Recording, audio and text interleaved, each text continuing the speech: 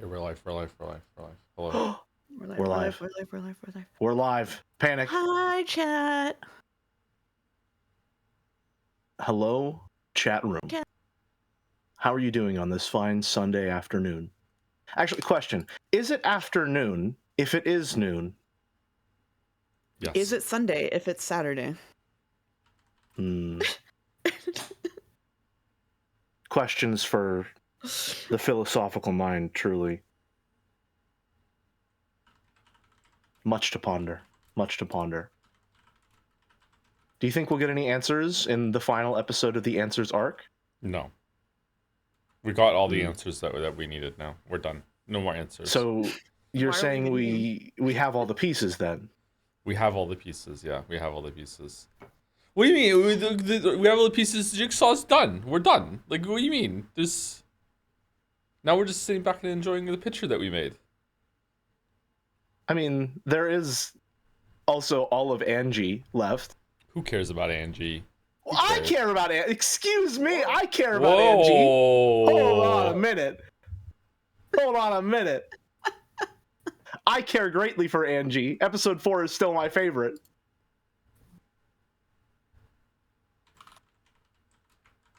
Okay, Link is out. I love Angie enough that I've started pronouncing her name wrong just so people don't get mad at me. Whoa.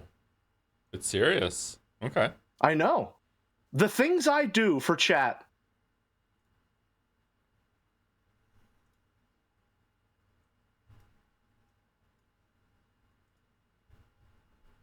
Is noon party after? There's a poll? Okay, 1 second. Okay, last window set up. Link is out. Okay, let me fix OBS. All right, I'm done. I don't have to fuss with this for 6 hours now. That's good. How's it going, chat? Perfect.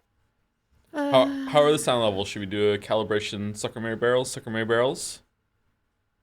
Sucker Mary Barrels. Joe, I'm 40 tries into 9 Souls final boss, and I only managed to beat the second phase. Am I cooked? No, the tries for that boss could be pretty quick, right? You're fine. You can get it. Don't worry. Don't give up, Skeleton. You can do it. Don't stop thinking. Don't stop thinking. I almost followed that up with a Keiichi Maibara. That's the wrong Ryukishi work. Sounds good. Jelly can afford to turn volume down 1 or 2 dB. Should I do it? Should I turn it down on my end? Oh, you're capped on my end. And by dB, I mean Windows %. Okay, hold on. One moment, please. Let me adjust from 80 to 78%. Whoa. Jelly knows Keiichi. Yeah, Jelly and I both know Keiichi. I was just talking about how Shiroya from Sekimea is the only character in all of fiction who's stupider than Keiichi. Some peak stupidity in the fucking dumbasses in the fiction I'm reading recently. You haven't read Keiichi... VLR and it shows. I mean... Well, here's the thing. Everyone in a Zero Escape game is selectively the smartest person in the room. It's just whether or not they decide to engage their special interest. It's whether or not Uchikoshi has assumed control Mass Effect 2 style in order to puppet them to read a Wikipedia page. Then they're smart. But if they're not doing that, then they're really fucking stupid. Yeah. Which is kind of the vibe I got from Sekimea at the beginning. It's gotten away from that to some degree. But I very much had that feeling whenever you two were starting out. Jumpy, do you know? Did you know? Okay, I'm sharing my screen with the two of you so you can see the dolls. You know, in a way, I kind of miss Zero Escape. Because when stupid shit happened in Zero Escape, all the Zero Escape fans were like, yeah, isn't that the dumbest shit ever? I love it. Yeah, Zero Escape was a good time. Zero Escape really was a good time, yeah. It was a great time. Yeah. No one hates their game more than Zero Escape fans. They know. Especially Zero Time Dilemma. Zero Yeah. Time Dilemma was amazing. Chat, this is really fucking stupid. Yeah, we know, isn't it great? It's just so fucking dumb. Honestly, chat was usually doubling down like, no, you don't understand. It's way dumber. Just hold on. I wonder how the Sekimea fans are gonna tank tomorrow's doozy of a stream. Holy shit. Oh, Oh God. no. I don't think I've ever heard Mouse be that angry.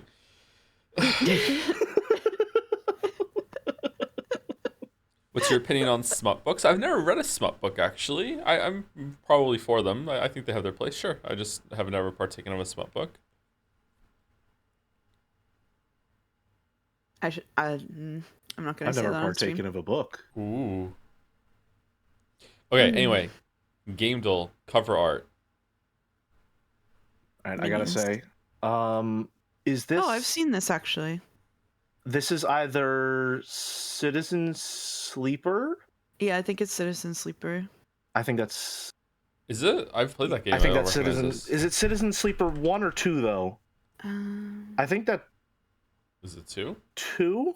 The first one is pink, isn't it? The cover. Yeah, is pink? I think Citizen Sleeper 2. There you go. Oh, that's why I don't know it Let's then. fucking... Yeah. I've All only right, played I the wanted first one. to...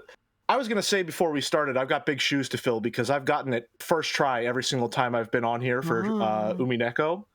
So, the record remains. The record remains. Have either of you played the second one? I haven't even played the first one. Not yet. Oh, okay. I was going to ask, is it much better than the first one? I thought the first one was really interesting, but it was just kind of underdeveloped in some areas. And I'd like to have a more complicated version of it. What's this? Those look like cards? I was actually nervous for that. I can't believe that. What a useless thing to get worried about. Inscription? Inscription. No.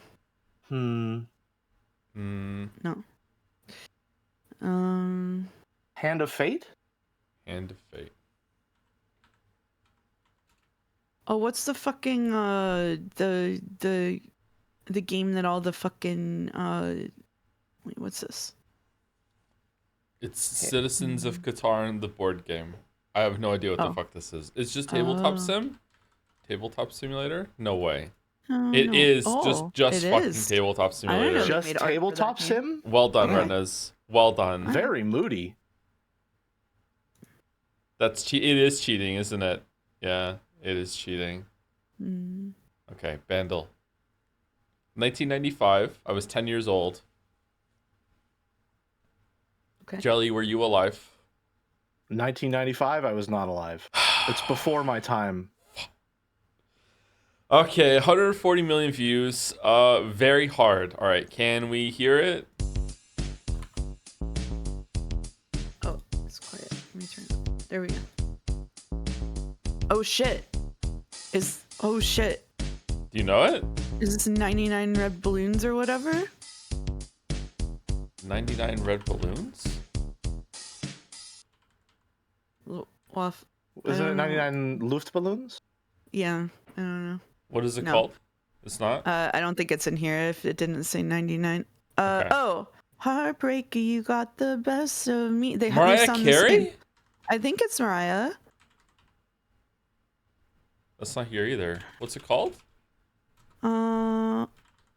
Should have known right from the start. What other you were Mariah gonna songs are in break here? my This is what? I can't Fantasy? help it. Sweet yeah. It is. Wow. Those songs sound really damn. similar. Wow. I would not have gotten Wow. that at all. Can I hear Glorp? What I've got it there?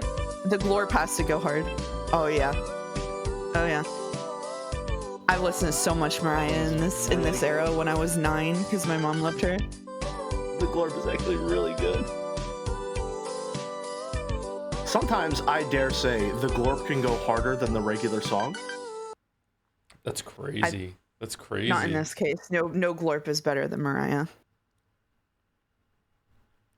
I mean, do we have to pit two bad bitches against each other? Yes. Yes. Jodel, maniacal laughter. I don't understand what just happened. She was never a captive. Is that what it was? Joe slams controller and walks away. Oh, it could be any game. This could be any hold game. on. The controller slams predate tea sipping though, right? So I feel like this is going to be a baby Joe. I don't remember when this is. It's Death Stranding? When the fuck does this happen in Death Stranding? She was never a captive? Is that what it was? Oh, it's about Amalai. Okay. Yeah, it is. Okay. I don't want to play this because it's late game spoilers for Death Stranding. So sorry. We're not gonna have a Baby Joe. Yeah. Can you do an impression of Baby Joe saying this instead?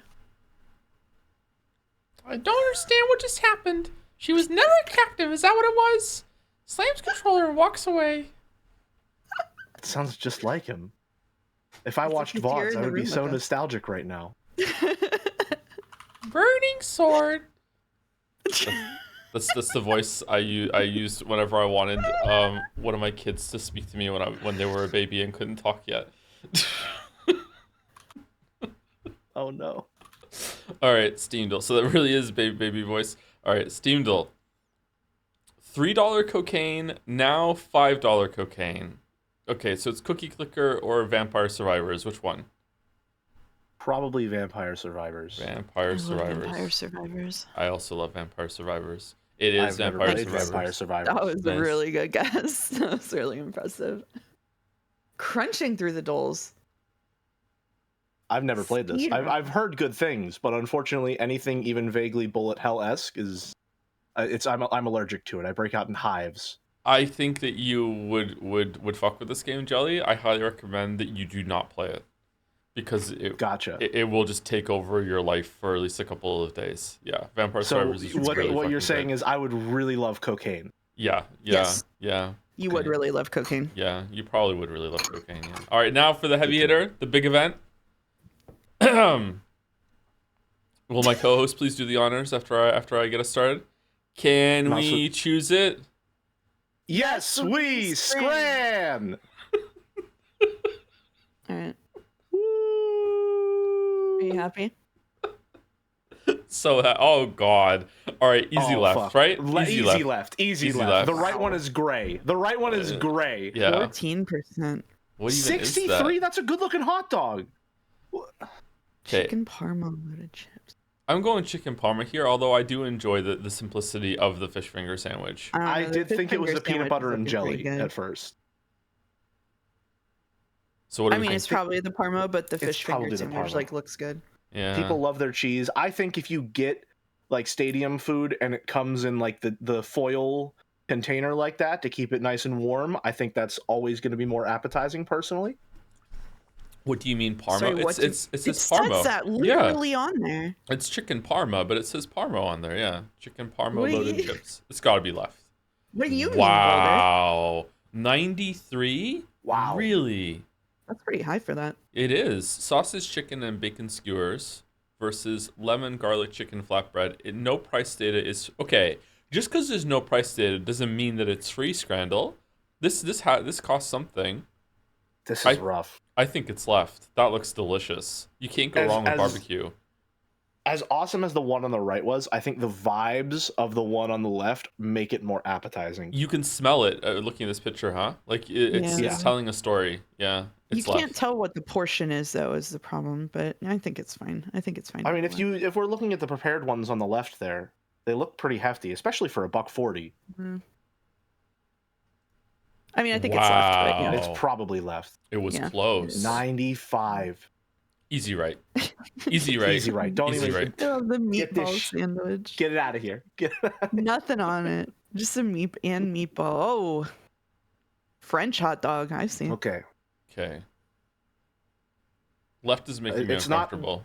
It's not the expedition on the left.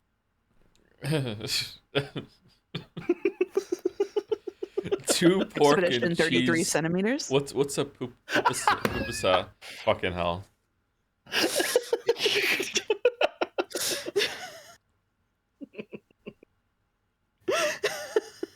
Fuck.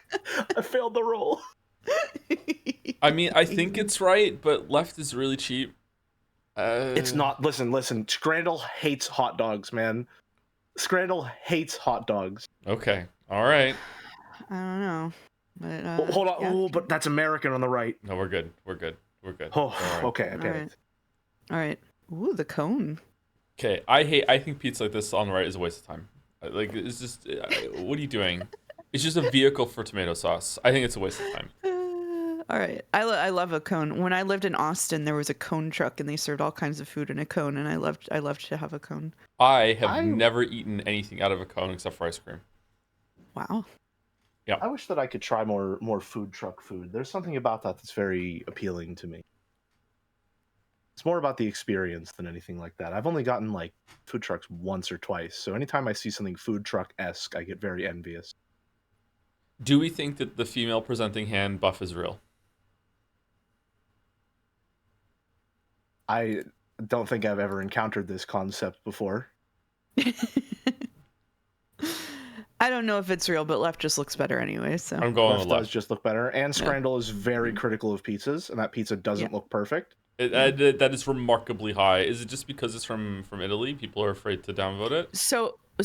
From my understanding, and Chad is welcome to murder me in my sleep if I'm wrong here. My understanding is that what we call a margherita pizza is like the default pizza in Italy. Like that's just what you get if you order a basic pizza. And so I think that as North Americans, we have a skewed perception of pizza compared to someone in Europe. Oh, I call it standards, but okay. Yeah, skewed perception is a way. Yeah, okay, we can do that. Yeah. See, it says Joe just invents buffs and debuffs on the spot. You have to understand, he worked at Blizzard for 6 years. Yeah, that's true. We have to do a buffs Had to get really good at this stuff. Excuse me. In this case, chat invented this one, not me, and I am ever chat's servant. What are you talking about? So to me, left looks amazing here. Yeah, I think so too. Left looks pretty good, and the right has a hot dog. Yeah. So that's a sausage. It's hot dog presenting. Okay. All right. I'm not a fan of the green stuff on left. The chimichurri? Yeah, I'm not a fan of that. But the rest of it looks really good. Green. It's very baby food-esque. Because it's green. Yeah, I don't really like eating green things.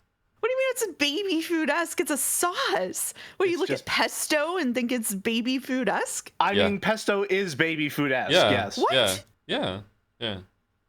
I'm not saying it's not delicious. I love a good pesto, but it is baby food-esque. Any puree. Green mush. Yeah, puree, yeah. Good Lord.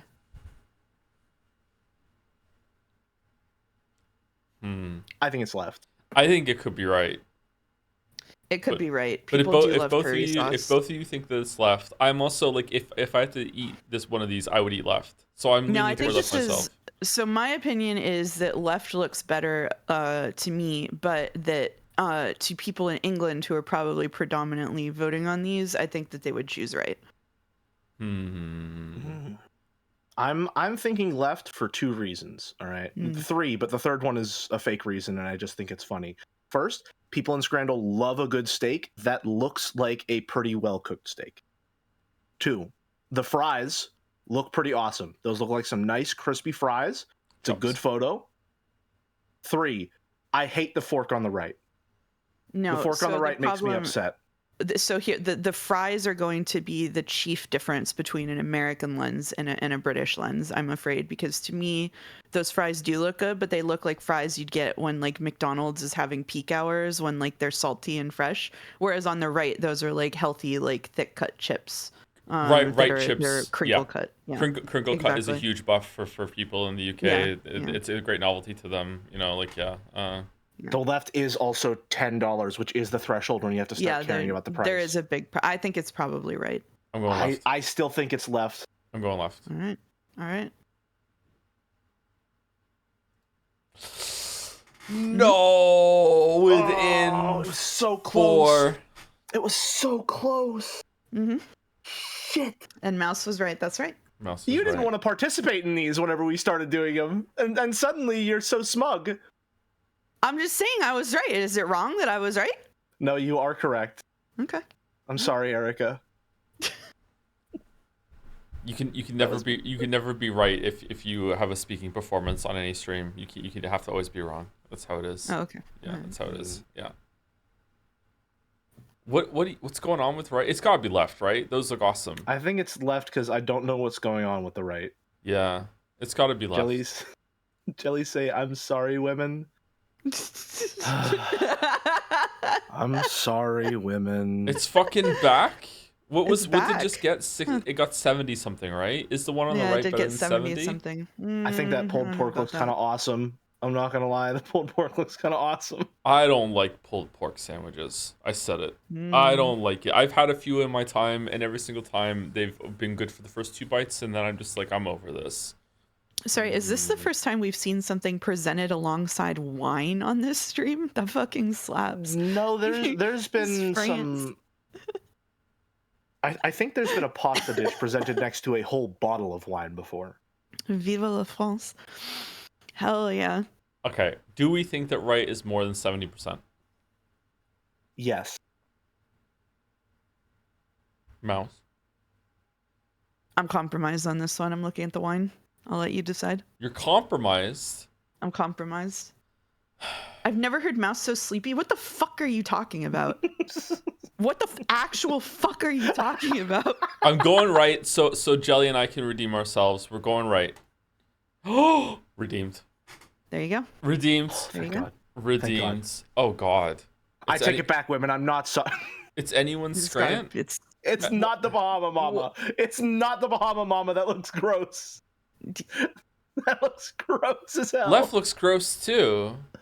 Okay. Is that a slice of bread? Is it wrapped in a slice of It's bread? wrapped in what appears to be a slice of rye bread. Okay, well, can we just go left, I guess? I don't know. This is a bad, I feel like it's left. I feel like bad choice. Wow, it would have been a perfect screen.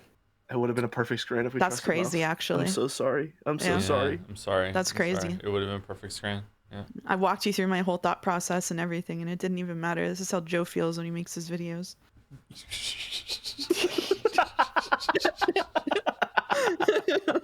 Well, I can't touch that one. All right. Okay, let's keep this.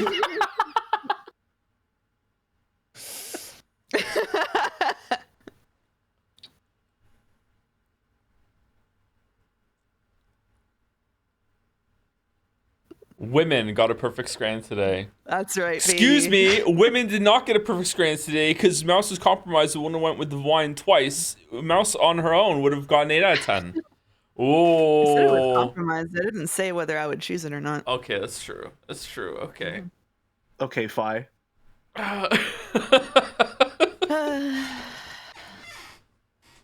Okay, sigh. All right. By Crimson Ocat. This is a little excuse to draw more Battler and Beatrice, but wanted to contribute something to the Umineko streams. There is also not enough Joe in a dress fan art, sadly. So true, many people are saying this. I wanted to include Mouse too, so she is helping measuring the clothes. Oh, it's a measuring I love tape. the little tape measure. Yeah, Okay. that's very cute. This one is adorable. This one is This adorable. is very sweet. How do you feel being Beato in the fan art for once, Joe? Kind of pulling it off. Kind of pulling it off. Pulling it off. Yeah. Yeah. What are those? It's working. Where'd What are those those? come from? Yeah, where did those come from? I know. I wish I could be Beato. Wish I Aw. could wear a big frilly dress with the symbol of fascism wrapped around it. Don't let your dreams be dreams. You can do it. Is it on Etsy? Hold on, Etsy. How much do you think? I'm sorry. Give me an estimate before you look it Umineko up. How much do you Beatrice think it would dress cost Etsy. to get Beatrice's dress on Etsy? How much do you think it would cost? Okay, here we go. Oh, if you get it on Etsy, you're gonna get like a really pretty image that's AI generated, and then it's gonna be a fucking like fucking Shein ass fucking texture polyester bullshit thing. That's the worst place to go get it. $500 Canadian. It's still gonna be shitty polyester. It's Yeah. gonna be so bad. There's only 3 pictures. Mouse swear jar. I will happily go to swear jar jail for the fucking downfall of Etsy and the rise of it being filled with the AI slop and Hates Etsy. Hates Etsy. I loved Etsy. I ordered so much stuff from Etsy, and then literally it felt like overnight Etsy was full of people fucking flipping shit from Alibaba or whatever, and AI generation. And it's especially bad because I knit, and the stuff like knitting patterns and stuff have been hit. Maybe like I'm gonna say everything got hit really hard, but like there's so many AI generated knitting patterns where they don't just AI generate the image, they AI generate the pattern too, and it's just absolute gibberish. It fucking sucks. Like Etsy has dropped the ball so hard on content regulation. Sorry, that's my little rant. I didn't mean to do that. I zoomed in on the cute mouse It's holding really- the tape during that. I love the little pixel animation idle bob. I do too. I was gonna say that. Yeah. There are a lot of like really simple. I say simple, comparatively animation techniques like that I think really add a ton of charm to so many different things. Like on my model, I have boiling lines for the eyes just to add a little bit of motion. I'm a huge fan of really small touches like that just liven it up a bit, and I think it works really, really well here. Yeah, this is very cute. I love this is pixel phenomenal. art. Crimson OCat. I, the least talented of the three of us, enjoy the colors. Thank you, Crimson OCat. Thank you very much. Which one do you like the most? Oh, one on the left. One on the left. The color on the left? The battler. Oh, for the colors. The colors has to be the mouse because green is my favorite color. So yeah. See. It's my favorite color. The one on the left because Battler's suit is pretty styling actually. Even though I hated him at first. We're in the emo edits. Wow, we got here fast. So soon. I expected more. Warning. Umi 2, this week's round of emo edits from Crystal. Definitely pulling it off. Really, really good. Absolutely. I like this a lot. Red eyes are so gross. All right, thank you, Crystal. 1 of 4. Which one is this one? I think that's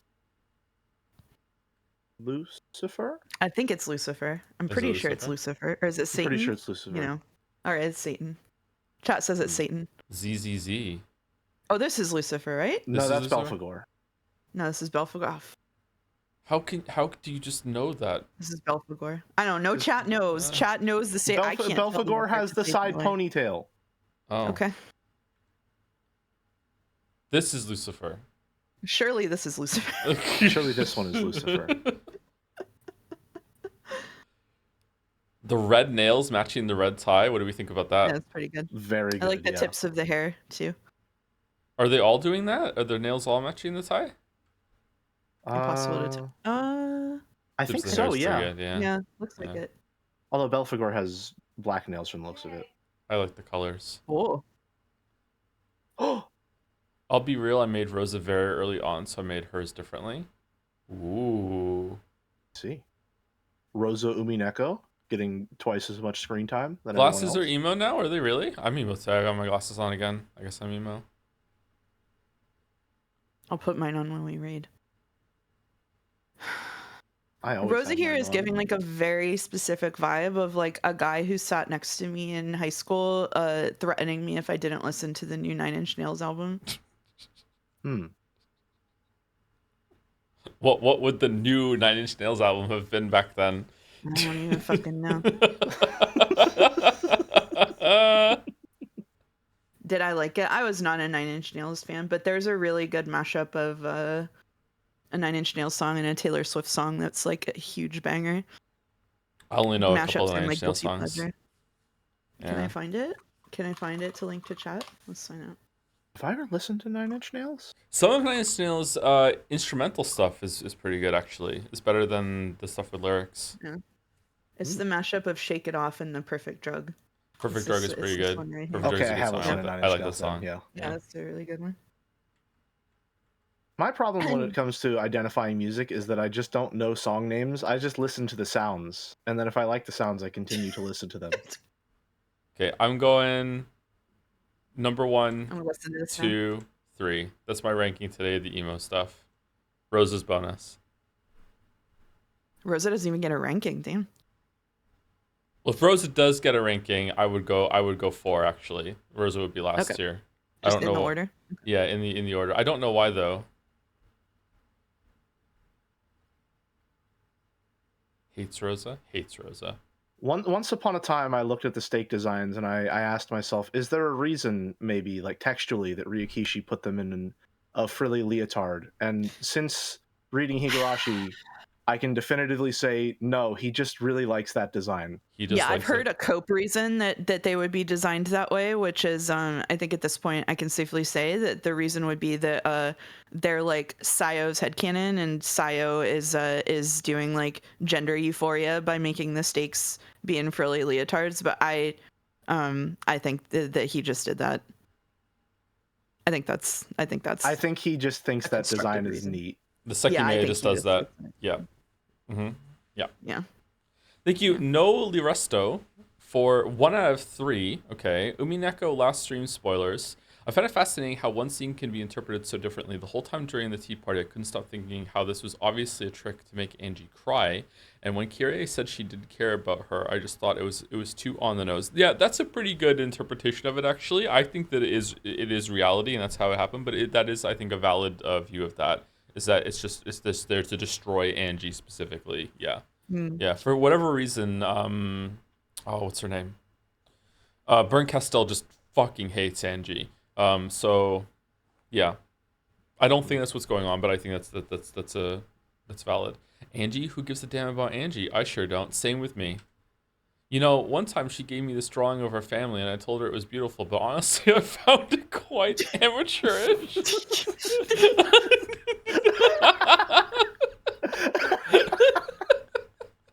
You know, I had a quite interesting thought myself that I never had about Umineko before rereading it, which again, I'm pretty sure I'm at liberty to say this now, but it occurred to me that I'll cover my headset just in case. It occurred to me that any that because any like quote truth of what happened on Rikkenjima would still like in this Angie's world would still be filtered through Ava. It occurred to me that the beginning of it being Ava and Hideyoshi accidentally firing off their guns is probably just bullshit. Like, which is interesting. Yeah. I definitely think that everything that happened there is at least subject to some level of scrutiny, because Byrne says that it's all the truth in red, but if nothing else, I think Umineko has taught you that just because it's in red does not mean that's the whole truth on its face. Yeah. I don't know. That's like a life raft for me. I want there to be some sort of objectivity that I can grab onto on some level. So to me, that's true, and it's all Ava's fault. All Ava's fault. No love. Okay, has no love. No love. Thank you, Dolly Resto. Thank you. Cock and meow torture? What? Umi 5, that's a little version of me, Battler. I want you to have it. What do you think, everyone? Do you notice I stopped Erica stimming once Erica was gone? You did, yeah. Yeah, I did, yeah. What do you think, everyone? Yeah. Lego Erica. You-piece? I unfortunately... I have to face the music on this one, and unfortunately recognize that Erica probably is my favorite Umineko character. Oh, fucking hell. Because I went to a con recently, and I found there were 2 booths that had Umineko merch, and of all the characters, I got an Erica charm. Wow. I'm just staring at chat thinking about how I can time out everybody who is complimenting you for this right now. I could time them all out. Now, granted, I have karmically balanced the scales by getting a lot of Rena merch to compensate. So, you know, it's a bit of give and take. So your favorite character in the visual novel is someone who commits a sort of metaphorical graphical assault on screen and also has a devastating argument with a 9-year-old. Yeah, because I think if she got an anvil dropped on her head, birds would fly around it. Yeah, you know, fair enough. She's cute and pop, whatever the fuck. Cute and pop, yeah. Lambda says. Now, you have to understand, I have to do everything I can to maintain my cool Umineko uncle vibes here. Oh, all right, because that's how I get the people to want me back. All right, is I have to say all the things that they want me to say so that they think I'm cool, and it's like, no way, Jelly's coming back. Can we get Jelly back, please? Please? And I'll be like, all right. Angie is the best character. I can't wait to see more of her. You know, so I have it's to play performative. It's performative. There is Oh. some truth to every artifice. Thank you very much. Okay. Very on brand for Umineko. This is my favorite fan art of all time because I am vividly imagining just like ripping the head off of the Lego Erica, the arms, the legs. Fair enough. Fair enough. Yeah. Very tactile. This is like when Max thinks he's the sheriff of Patty's Pub. That's such a good comparison. Thank you, Cock and Meow Torture. Thank you very much. From Bucket, this is how we will exchange father's gold for money. Carrie, get the guns. Sir, I can't accept all of this. Do you accept large World War II bombs? Going out of the way to get the Moncton pawn shop is crazy. I think I've walked past this building.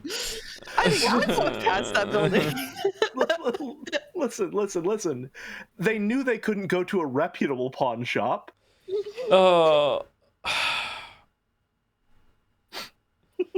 Kraus is stupid enough that he this might have been his plan. Yeah. Fucking hell. Oh, god damn it. Oh, I haven't said thank you to anyone yet. Hold on, let me scroll down. Who's the first person today? Rami Elf. Thank you very much, Rami Elf. Follow the little streams down. Welcome, Rami Elf. Thank you very much. Thank you, Goat Lord 03 for the new sub 2 right before the stream started. 2 new subs while the stream was down. Shy new subscribers, maybe? What's the meta on subscribing while the stream is down for the first time? Thank you very much. Thank you, Kamina, for the resub 2. Just when the stream started? No, also before the stream started. What's going on? And here, the first one since we started. Chronotacular loves Chrono Trigger. Hello, Tom. Thanks for the streams. I just remembered that I told everyone my name is Tom. I had a moment of panic there reading that one. Okay. Thank you, Chronotacular. Thank you very much. She used to tow. She used to talk. God damn it. Thank you, Bucket. He conditioned you. By Mega Geeko. Ooh. The gang's all here. Also, here are the Umineko characters I've pixeled so far. I keep arranging them in order of height as I make them. Oh, so that's it. You're done. I use the tips for full body art as reference for the pose and everything for them all to keep it consistent. Interesting.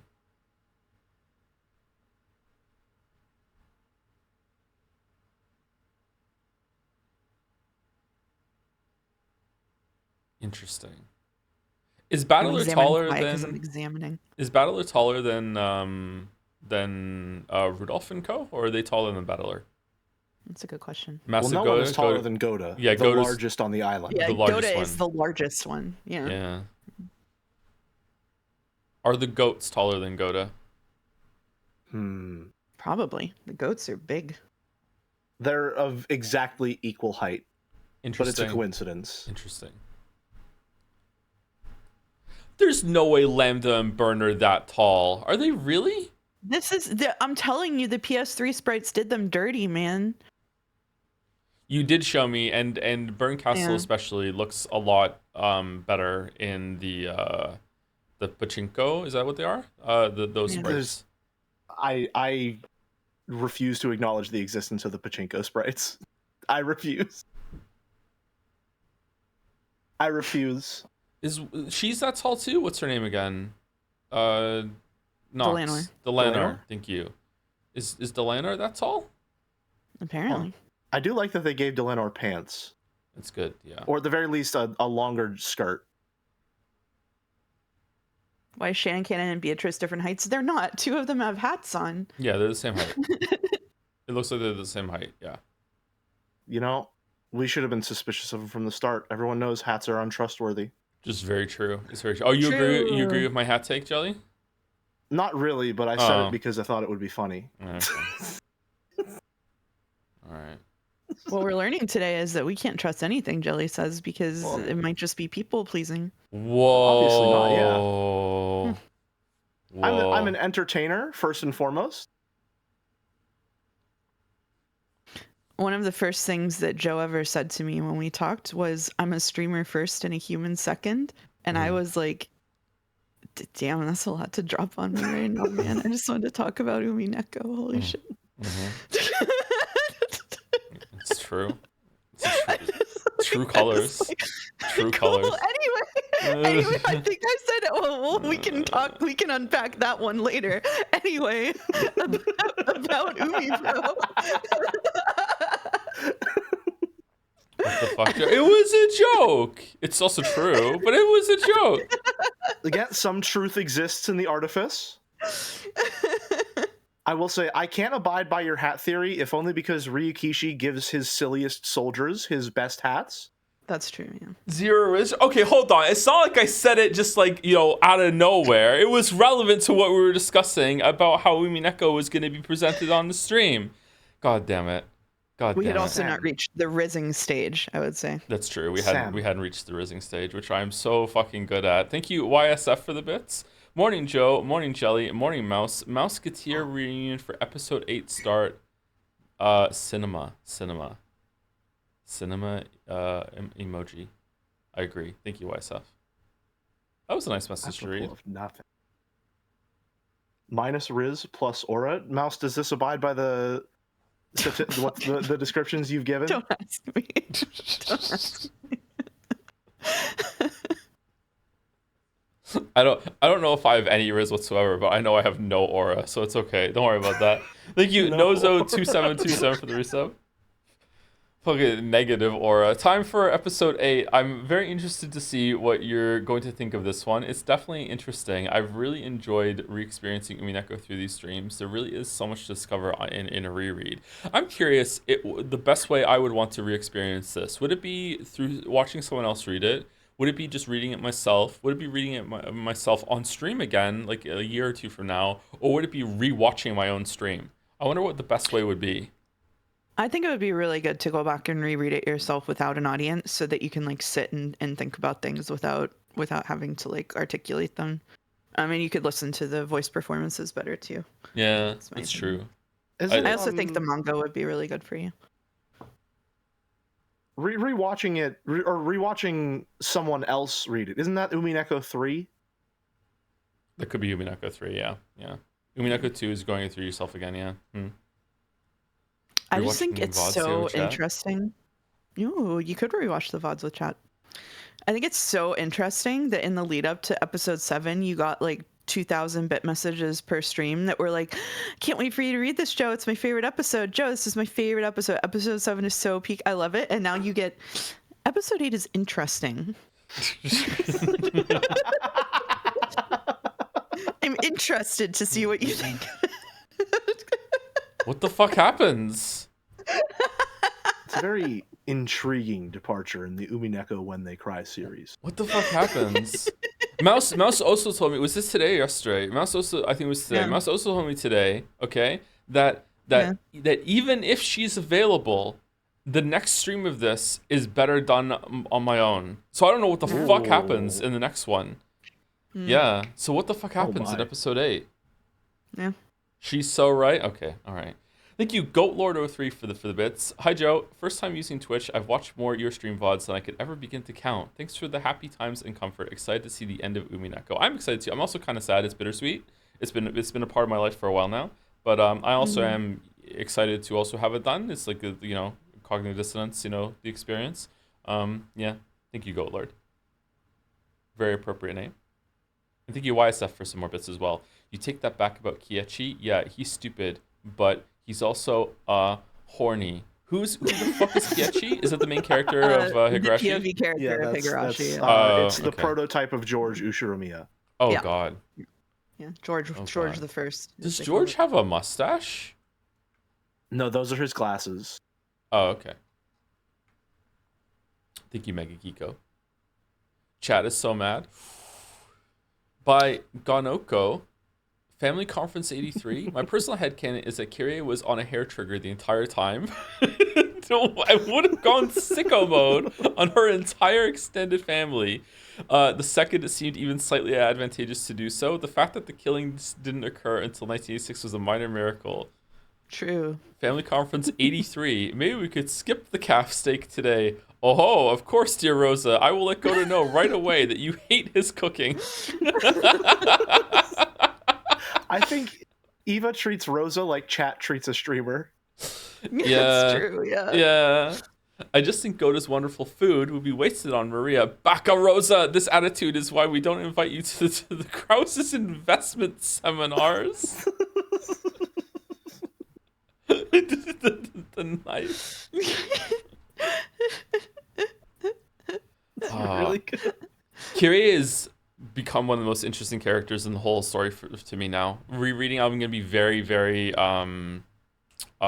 scrutinize her very heavily to see if there's any cracks, because again, like what I said last stream, I'm not sure if this holds any water or not, but it's like sometimes something that is realistic is not always good writing. In the same way, it's very realistic in terms of like history. If you look back and like how the world works, sometimes people just drop dead, man. Like, but that is such an unsatisfying conclusion to a story. It's like, yeah, so it's just this big build up, and they try to do something. Oh yeah, and then they just failed because they got sick or whatever, and they couldn't ride out to battle that day because they were too busy like shitting their brains out or whatever. Like yeah, like that realistic writing is not always good writing. So here, like with her, she is so good at masking the fact that she is absolutely a psychopath that it almost loops around into being bad again because it's too good. It's too good of a performance. She's too good at it. Mm-hmm. It'll be interesting on a reread if you pick up little hints or something at it. I've never gone back and read for that, but it's possible. Yeah, I'm curious if you are really scrutinizing it, if you can see it, or like maybe it's because I liked her so much. She fooled me so much that a lot of the stuff that she said, I was like, yeah, that's fine. Sekime character and characterization spoilers for one image next. Ooh, Sekime spoilers. Ooh. The Seki spoilers. Before that, thank you to the Krakonis, or the Krakonis, for the resub. Ubi Pico 8 hype. Can't believe it's already ending. I'll be sad when it's gone, but thank you for creating an environment in which shadows can constantly bang their heads against each other in the process of theorizing. Been a wild ride. I think Mouse deserves more credit for that than I have, actually. Mouse has been coordinating a lot of stuff on Discord, not just on my server, but also creating a whole fishbowl for them to swim in. After that, yeah. I think Mouse deserves more credit than that for me. Thank you, Mouse. A whole episode 2 aquarium. I really like reading Umi's stream chat because you can see it's like a petri dish. You can see all of the discourses that are now 10 years or whatever old in the Umi community just forming again. Like it's like replicating. It's like replicating an experiment. Like it just forms. It's really fun, actually. Has there been any like truly divergent strand? The violent reaction to George is actually pretty it's not like people loved George, but like people's revulsion toward George I think is reflective of age differences and stuff being really, really particularly reviled at this particular cultural moment, probably in reaction to a lot of cultural stuff that's happening right now. And so I think that a lot of people were kind of taken aback by it, which is why the VOD comments are full of people defending George.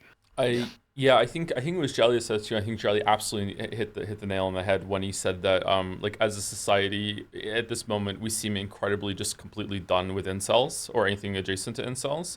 And yeah. George is definitely incel adjacent. He's in that area.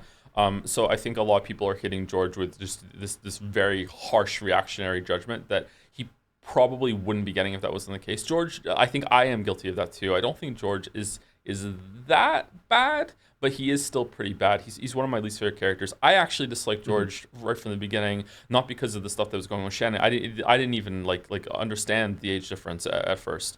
The reason I disliked George at the beginning was because he seemed to be the kid, one of the kids that had like already been bought into the ideology of the adults. Like when he said, like, I hated George the moment he said to Battler, "No, this is none of our business. Let's just leave Rosa alone," like smacking the shit out of Maria in the rain. And it's like, whoa, George is at that moment George became one of the adults to me. Like George is one of them at that point. That's why I don't like George. I think if I had to guess, because we also had a throwaway line a couple of streams ago where Ryukishi basically said that George and Battler were really similar in age in the same breath.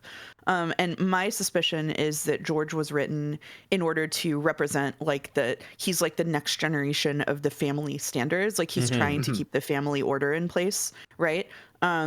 Which is somewhat compromised by his relationship with Shannon. But like he is like in the new generation, the establishment Ushiromiya. And I think that Ryukishi probably bumped his age up a couple of years at some point just to make that sort of drive home the point. But unfortunately, that had like kind of cascade effects. I don't think he designed it to be quite as weird in the age differences as it ends up being, especially when he's talking about like being 16 or whatever and watching a 10-year-old have like a little romance, you know, like that's a 12-year-old, like that's like extra weird. Like I really don't think that was intended. And so I think unfortunately there were like some writing choices that exacerbated this. And then we have like a moment where people are pretty intolerant of conversations about men's loneliness that revolve around the men, especially when the men are being kind of weird about it, as well as like a lot of reaction to you know, stuff like his age differences that in the extreme, right? Like I don't want to get into it, but yeah, like it's definitely a case where the reaction to George is shaped by this cultural moment, which kind of sucks. Kaylee Gal says, so it's bad on accident. No, you don't understand. It's not meant to be bad. Like, it's not meant to be this bad. No, this part's meant to be good. Like, it was an accident, okay? Like, sorry, there's just one little tweak you have to do in your head, and then it's good again. It's not, okay, all right. Yeah, like you're supposed to like it. Yeah. Yeah, I do think where Ryukishi really dropped the ball, probably like I think that the age differences is probably just an oversight because of a late stage change that he made. But I do think that where he really did drop the ball was not addressing like the power dynamic of of a person and his family employee. Yeah, that has been consistently my most scathing criticism of George, and probably like the biggest point of failure I think that Umineko has is George as a character. I understand that I'm supposed to sympathize with him because he is in essence like he has no control over his life. He has been groomed to just be the next link in the Ushiromiya family chain, right? He doesn't have any real agency in regards to any of that. But the only way that he really expresses his personal agency is by essentially taking control of someone else's. And it's not really considered by the narrative how much power he has over Shannon. And so it kind of feels like leaving that unaddressed, especially when it's this very blatant, like, pauper and the prince trope. It feels like a very, very, very, like, strong sore point in the narrative for me. Bonjour. Never mind, he's hot now. So all is forgiven. It's fine. That's hot. That's Chad hot. Chad is roasting me for saying without the mustache, Merrick made him way hotter here. He just did. Fixed. I think Merrick just gave him more handsome eyes, is all. Yeah, that's enough. He also cleaned up his hair a little bit. That's more like a side tussle than like the center part. Bro got glammed. Glammed as fuck. The glow up. The glow up. Jelly talks like how Ryukishi writes. Hey, I mean, you're exactly right, but you can't just say stuff like that. You're going to ruin people's image of me. Like when a couple streams ago, someone said I sounded like the ES guy. I can't unhear it now. Is this the one we were on? This is the one we're on, right? This is the one we're on, yeah. There's Sekimea spoilers. Sekimea spoilers, chat. Not enough Sumaris? That's because you have to pay attention to every word. I don't summarize. It's all worth hearing. Whoa. Wow. Yes. Yes.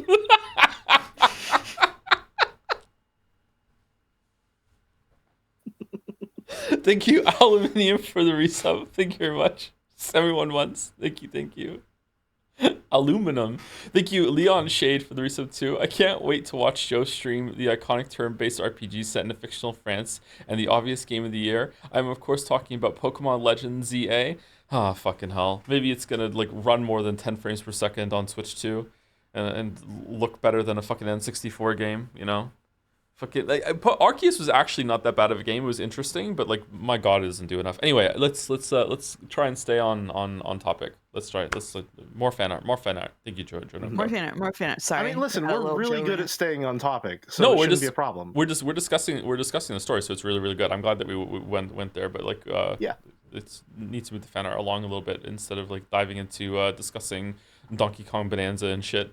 Anyway, Sekime spoilers.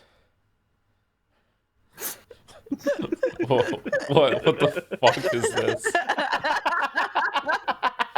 Imagine if you lost Katsuki and Shiroya in Ashiya Tower. They would have to be the most generic that would have to be the most generic silence, but you wouldn't be able to hear it over the sound of their overlapping internal monologues.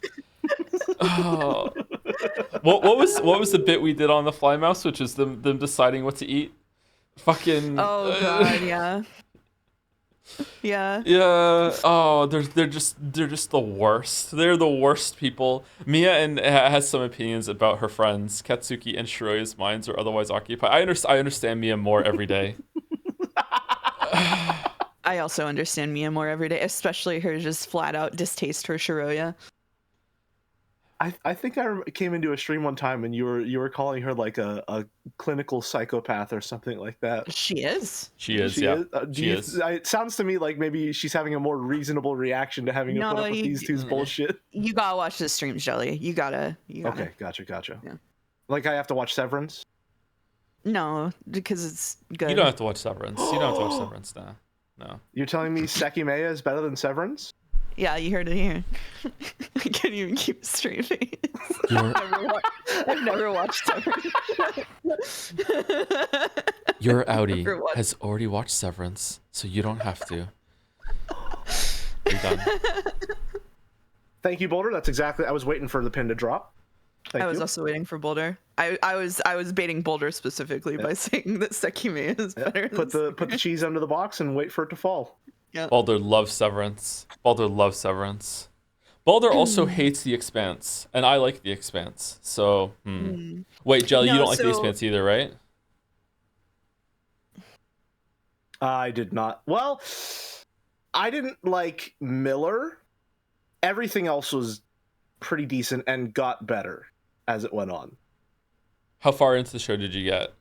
I think, Boulder, correct me if I'm wrong, we finished season 3? If I'm not mistaken? Won't talk about Donkey Kong Bonanza. We'll talk about. We will. Yeah, we will talk about this. Yeah. Does season 3 end with the thing crashing into Venus? I think that was halfway through season 2. Yeah, because the seasons are staggered, where like the mid-season finale is the end of a book. Yeah. Right. So it's hard to remember. I think we finished season 2. I really enjoy that whole entire sequence. So if you don't enjoy that whole entire sequence, then it's just a different show for you. Like I really like that part. I really did not enjoy anything about that sequence. I mean, it's a very funny sequence, but I don't think it's particularly good. Okay. Then okay, we just don't like. I think it's just a fundamental disagreement on maybe it's like the attachment to the characters involved, something along those lines. How did Joe enjoy that? Because it's all logical fans. Joe usually just like, does it really? What are they? Oh, we shouldn't discuss it. No, I really like The Expanse. I do agree that Miller is pretty cringe, especially early on. I like the actor that plays Miller though, so maybe it's a little bit better for me.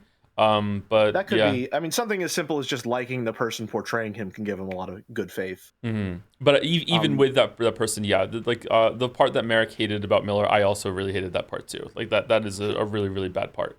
I was destined to hate Miller from the moment I saw his stupid hair without his hat on. I'm that superficial when it comes to some characters. It really is just like I see one thing and I'm like, no, no, get out of here. I couldn't take him seriously from that point forward. It was all downhill. We need to move on because we were talking spoilers. Yeah. During Sekimea spoilers during the Umineko stream. There you go. There were no Expanse spoilers. We're fine. Okay. Thank you. Bizer. It's Kaiser, but bye. There we go. Bizer. Okay. Thank you. Hello, Mr. Anderson and associates. Oh, you're associates now. I can't afford to pay full attention today as I am on vacation with family and hope you all have a good time. Oh, thank you. Hope you enjoy the VOD if you get to it.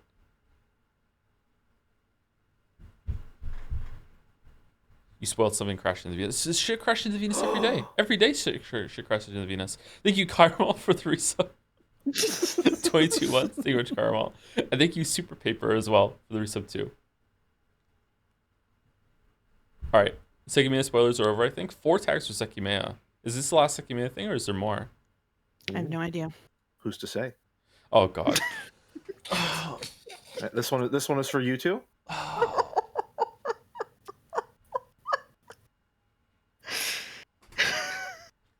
Oh. Why am I Jensen? A little sneak peek into Joe's next big project after the Witcher 3 video. ASMR, your dragon daddy calls you a good kitten.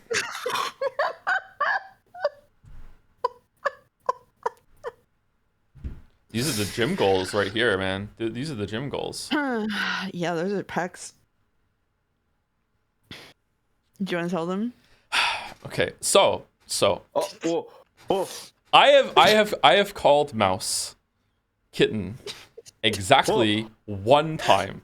One time I have called Mouse kitten, okay? It was very, very early on into the relationship, and I had just left the gym, and I called her on the way back from the gym, and I thought it would be funny if I opened the conversation with, "Hello, kitten." And when I did, she literally threw the phone on the floor and made a sound like a dying dolphin.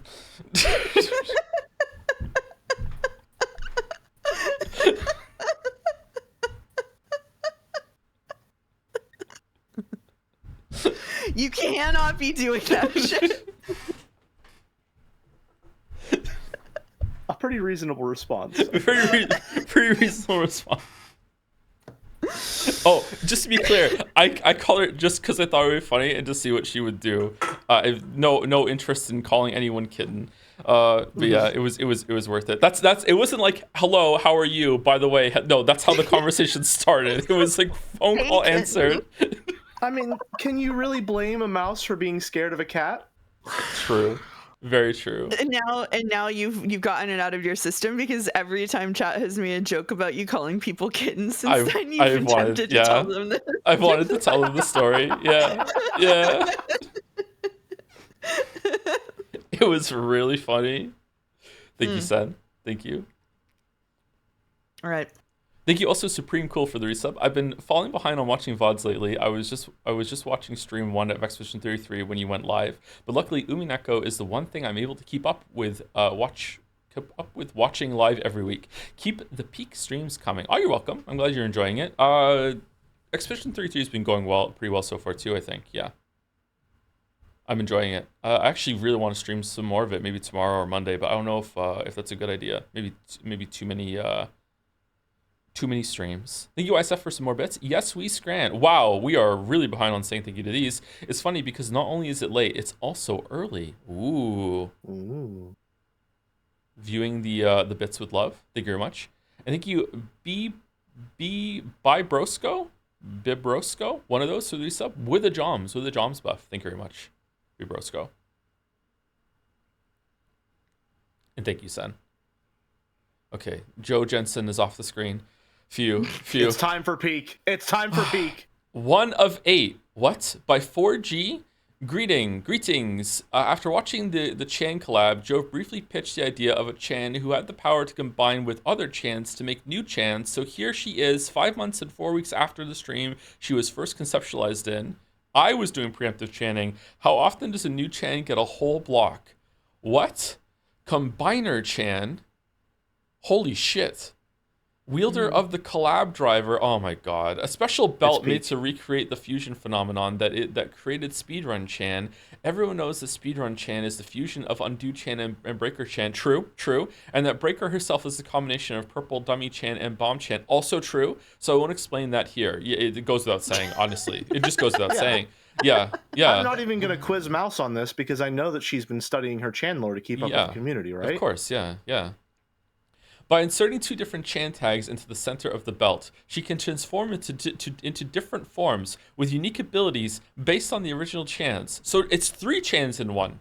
The tags she uses to transform are the same ones Fanart tag Chan. Oh my god. Sorry, hold on. My dyslexia just almost made me say something awful. Chan uses the tag stream art museum pieces. Fucking hell. Don't ask how she gets them. Combiner Chan is just her name when she's transformed. Her real name, Mary Sue.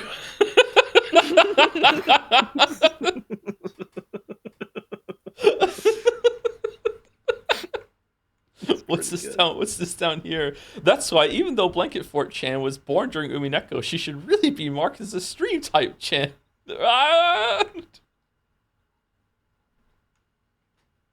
This Chan's all the way down. Okay, all right. So let's see. We're gonna have examples of have examples of what is going on up here. You'll find out. This is trolley and huh. Have you ever seen a fan art showcase before? You scroll through the images and information is revealed. I'm sorry. You know what? You can read these ones, Shelly. Go for it. Oh, absolutely. Base form. Aside from a belt that lets her transform into superpowered forms based on various Joseph Anderson Chans, she's basically just a normal woman. She doesn't even really know what a Chan means. Uh-oh. Playtester Chan, a combination of Breaker and Dev Chan. Master of discovering and destroying glitches. Get your fucking scarf out of the way of the text. So she's Mega Chan? Okay. Feebok Chan, a combination of Fia and Affinity Chan. Finishes every bit of content. She beat Tetris. She beat Tetris? She beat Tetris. Leah Chan, a combination of Phyto and Main Story Chan. Loving every aspect indiscriminately. She's just here to have a good time doing whatever. Aww. That was me. Aww. Deranged Hypotheticals Chan, a combination of Anne French Fry and Infinite Coin Chan. This form gives her the power to come up with stupid hypotheticals, and that's it. She's just flipped heads a million times in a row last week. I don't know why this is still a discussion. I'm this Chan. This is me. I'm this Chan. Train Chan, a combination of Trolley Chan and Crane Chan. The go-to form when Combiner Chan is actually trying to kill someone. Yeah, okay. Must go all out just this once. Okay. Banana Roach Augment Chan, a combination of the Banana Koi of Sadness and Bethesda's Bug Chan. This form's true power is nepotism. Wow. We could never forget Banana Koi Chan. That's why Mouse knows exactly where Banana Koi Chan comes from, right? Right, Mouse? Yeah. Do, but you're way better at telling the story than I am, Jelly. That's true. That's true. Well, the only way you can get better is by trying, so feel free to practice. Oh, the reversal. Not right now, but maybe later. She wouldn't want to embarrass you by being better at telling the story than you. Yeah, could. exactly. Listen, I'm here to play to the crowd, all right? I'm willing to suffer any indignity if it makes for a better show. But I'm here all the time, Jelly. This is like I'm here every week. This is your chance to shine. Oh my no. God. I'm a guest, but I don't want to make it all about myself. All right, well, let me just cut this off before it goes on for too long with the most impressive weapon of all time. Thank you, Goonlight Gape Sword, for the bits. Beatrice voice. Aw, Battler, I bet you're so embarrassed having to say such filthy words in front of your two girlfriends. Thank you. Is that about us? This was 57 minutes ago, so I have no idea what this is referencing to. This could be anything. This could be anything. Oh my God. Who even thought of that name? Anyway, it's pretty good. It's pretty good. New tech has dropped for Chan artists everywhere. Enjoy the power of combining two Chans into one with base form Combiner Chan. You'll notice that despite this being an 8-part fan art series, there's actually 12 tags for Combiner Chan. Oh. I just thought that was interesting. Oh. Okay. It's already happened. Does it happen immediately? Reading right the tag afterwards? explains the tag. Okay. All right. Combiner Chan spoke to me spiritually, so I tried my best to give her a cool transformation, though the drawing did not cooperate with me at all. What are you talking about? It looks good. By Ash Ashir. No, I would like to say. Do you have to like fiddle with the belts? Is it it's like a D-pad thing, or like with clock handles, or okay. Smile. I would like to say that this is a fine example of Chans being used in a way that is like an in-joke, but is really cool and creative and is not alienating at all. Since before I said that the Chans can be kind of rough coming into the community, I think this is a really cool use of them. So as long as it's for aura and hype moments, then. Oh. Sure, we can go with that. It's a profitable merchandising opportunity. Okay, all right. +2. Ash, combined chance spoke to me. Okay, so why does she keep taking the tags? What a pain. Bomb and Bethesda's bug? Uh-oh.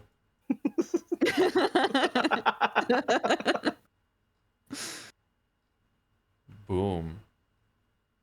Bethesda's Bug Chan needs more love. That's such an amazing Chan design and Fan art concept. by I love Chan. her so much. I am secretly very proud of coming up with the term Bethesda's bug.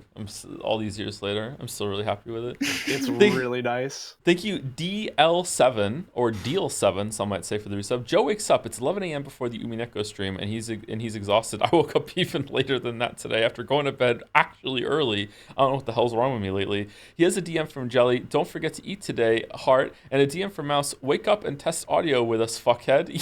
Yep, it's time for the Three Mouseketeers, and of course.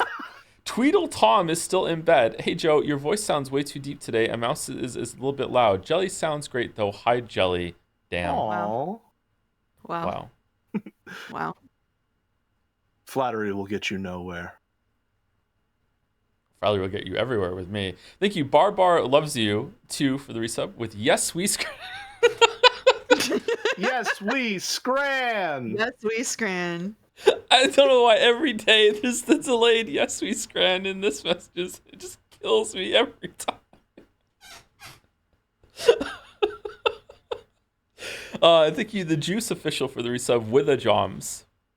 4 months with a Joms buff. Thank you very much. Thank you. And thank you, Ash Ashir. Oh, wait. Combiner Chan's belt is very cool. Okay, is it gonna work? Let's see. It's 7 seconds. Will it work? Whoa. Yo. Whoa. Oh, it's not working. God damn it. Broke at the end. No. Let me refresh. No.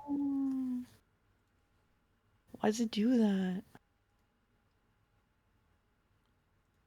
Okay. Boulder is sabotaging us in our moment of need. True.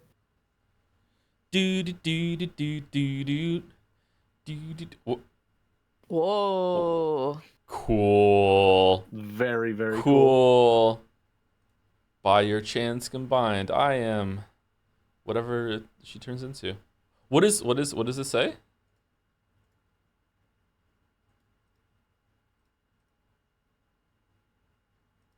What is? Oh, wow. Did you? I'm sorry. You paused on the impact frame first try? Yeah, I'm good at games, Shelly. I'm good at games. Sometimes I'm good. Captain Scranit? Captain Scranit.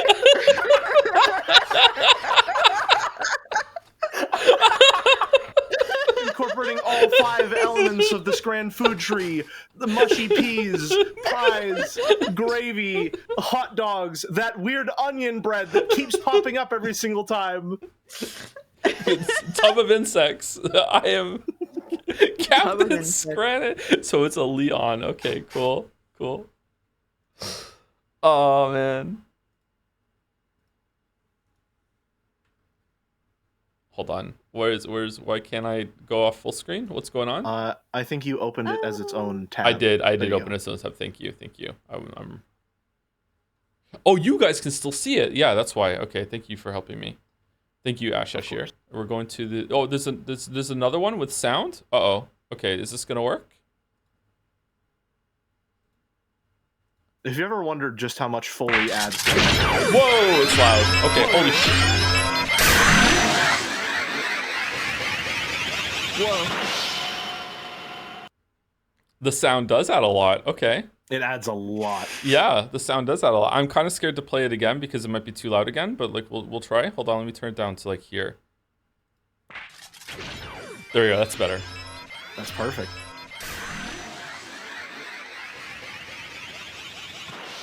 I feel like I recognize this sound. Where do I know the sound from? Anime. I don't watch anime. Probably anime. I don't watch anime. It's very fucking cool. Thank you, Ash Ashir and 4G. But wait, there's more. There's more. I can F11 this, right?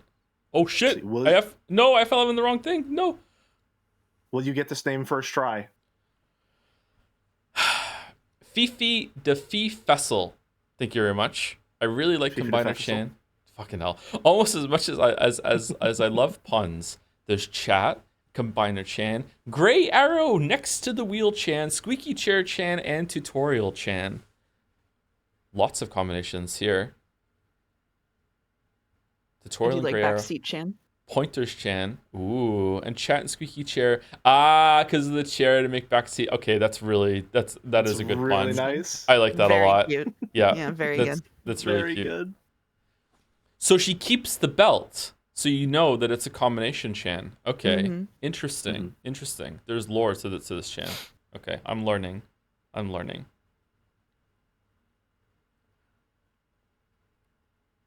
It's just I'm getting very cool. I'm getting a psychic Chan message from through Merrick group. right now. Oh, Can Combiner Chan combine Chans? Can Combiner Chan combine pointers and backseat Chan? well, not until the season 2 finale. Okay.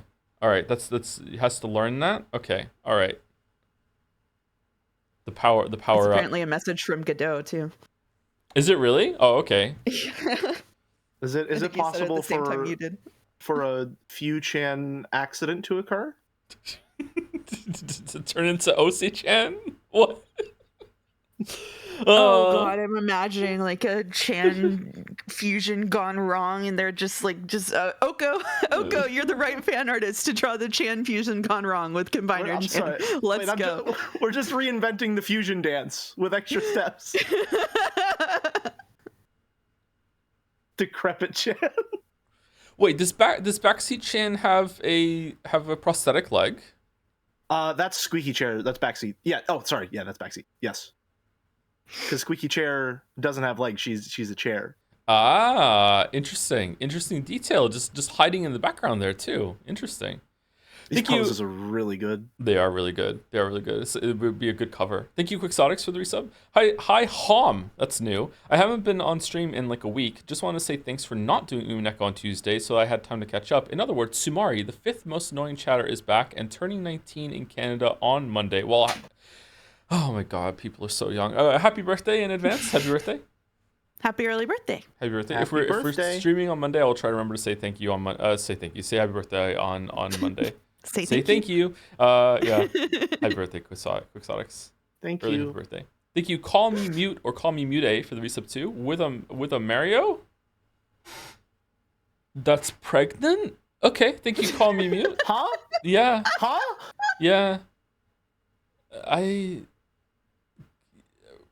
Pregario? Oh. I thought maybe he had just eaten a lot of lasagna, but no, no, he's pregnant. Okay, all right, thank you. I think you would probably pronounce it Pregario. Oh, for fuck's sake.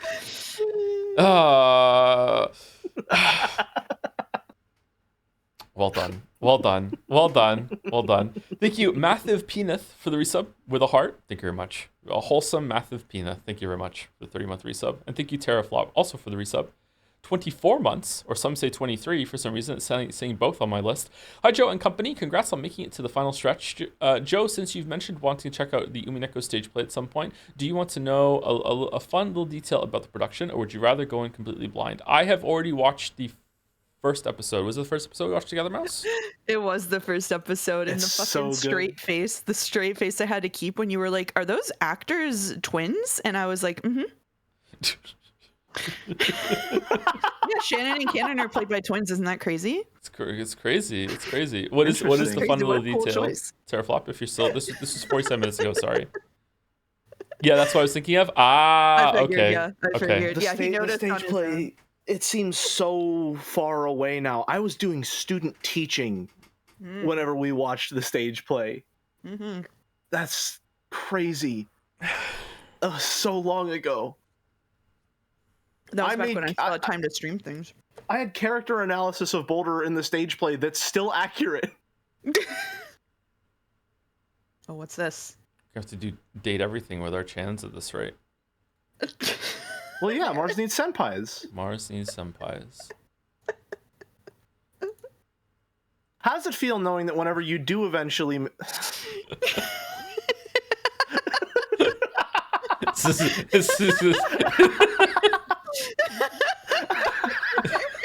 It's exactly how it comes across. Yeah, the slowpoke. Yes, she's great.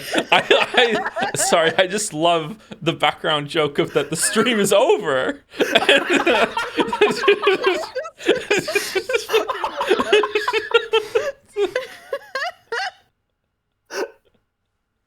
I think slowpoke is probably one of my favorite meme formats because of how it's structured, it's evergreen. It's perfect. I love Slowpoke. Slowpoke is Finn's favorite Pokemon, really and we sing the Slowpoke song all the time. Fantastic choice. Slowpoke.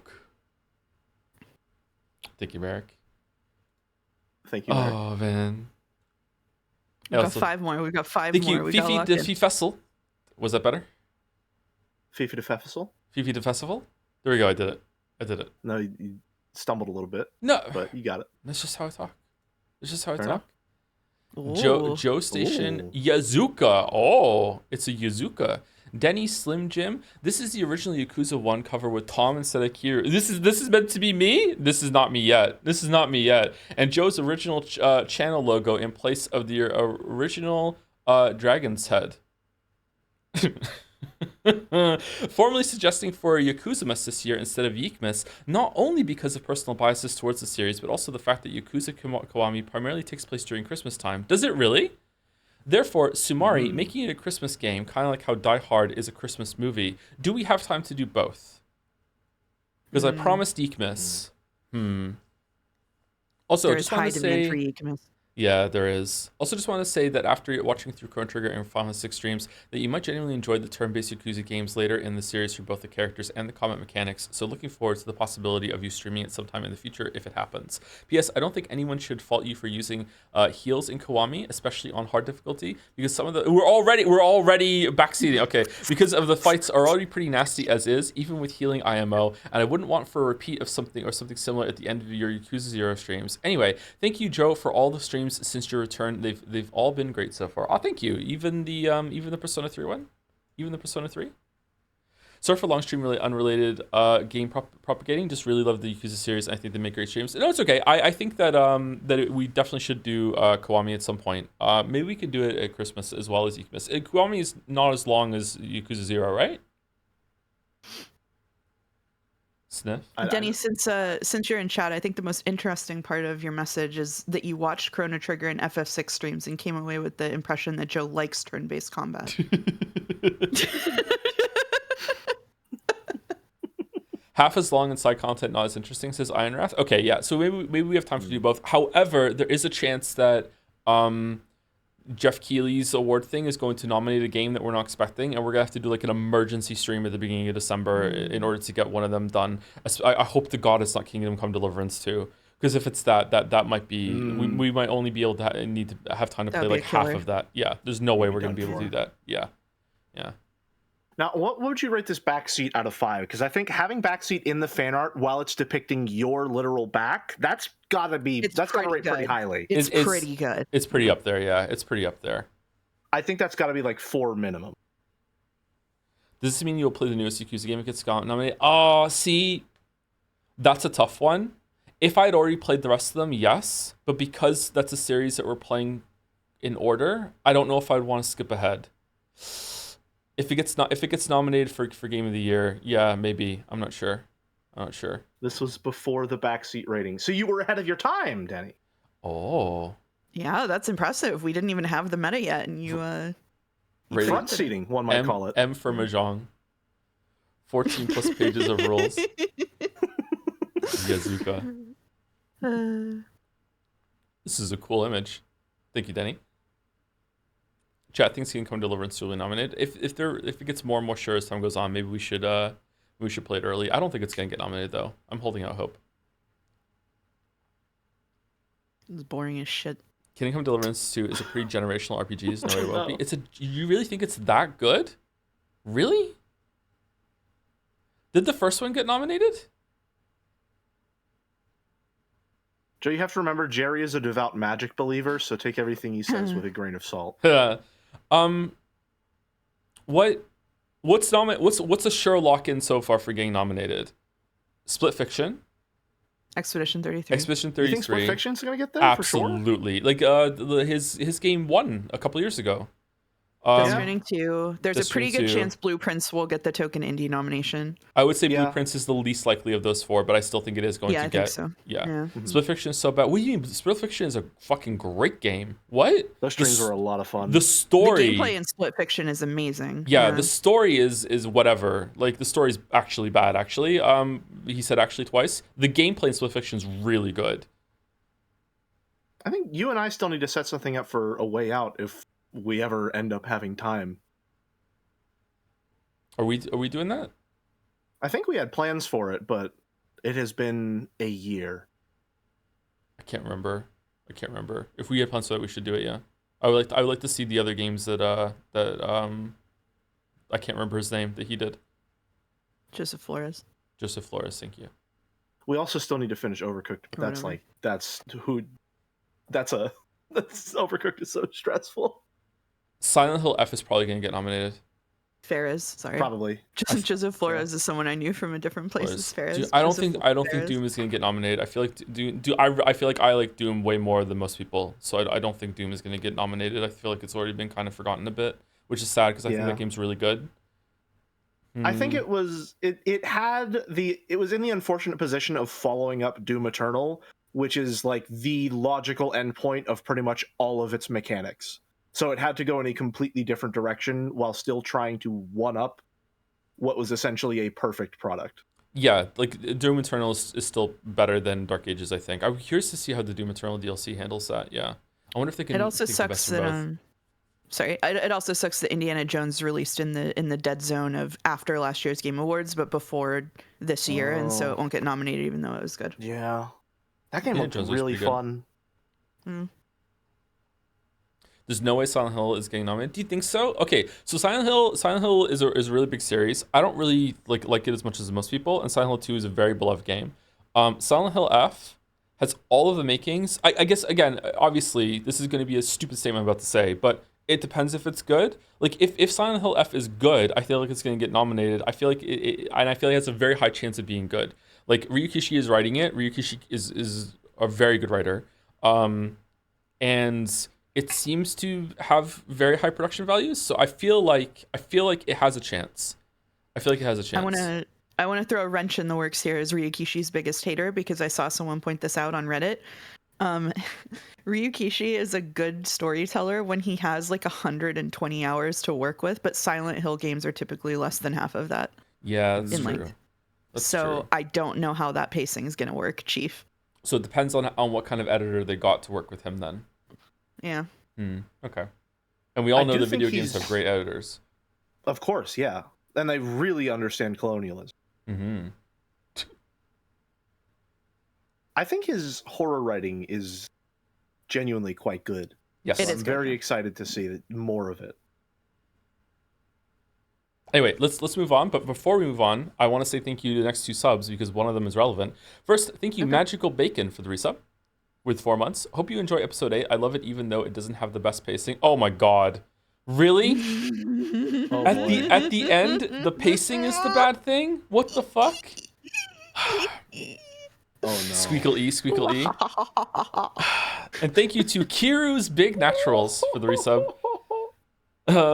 Happy Umineko Day with a smug. Thank you, Kiru's Big Naturals. And thank you, Denny, again. All right, last 4, I think. 3 or 4. Numbers are hard. By Foss. Jexel, Matt Shocks, and Usmo enjoying some sea salt ice cream in Kingdom Hearts 1986 8 days. If there's fan art, then it has to be played at some point, right? Okay, I posted this. I posted this in the channel in response to this. It's already being fucking played. You don't have to preemptively make fan art for it. No. I'm playing it in December. This is specifically fan art of Kingdom Hearts 386 and a half days or whatever the fuck it's called, which is a game that I owned on the DS and did not get through any significant portions of, but that is forever stained in my memory, and so I recognize this scene exactly. Mouse, what do you think the phrase "birth by sleep" means? I don't fucking know. Oh, you're good. Okay, you're right there. Okay, it's gonna be a great time. Okay, good. Yep. Okay, all right, yep. fine. Correct response. You win. Correct response. Thank you to Ari Alice for the new sub. Welcome, Ari Alice. Thank you. Thank you to Critical Woe for the bits. Does Jelly have a favorite episode? Episode 4. Episode 4 is Jelly's favorite. Interesting pick. Thank you, Dominic. Sorry, go ahead. Episode 4 is, I think, where a lot of the emotional highs of Umineko like reached their peak for me in a lot of ways, and I really enjoyed Angie's character and a lot of what they were setting up with her. I think a lot of the implications of having a character like Angie in the text and following her story years in the future, but not many, is really interesting and got me theorizing a lot on the overall trajectory and destination of Umineko. So it's probably where I was the most engaged with the text. And so I think even if some of the other episodes are of higher quality in a lot of regards, episode 4 will probably end up being my favorite overall. That's a really good answer. I like that answer. Yep. I agree with a bunch of what you just said, but I just can't get past the pacing. But I also agree, very engaged at episode 4. Yeah, that was a really good answer. Under normal circumstances, I would probably say I'm immune to pacing issues. However, I've read episode 1 of Higurashi now, and it's good. However, Ryokishi has certainly improved as a writer since then. Oh. I will say that much. Thank you.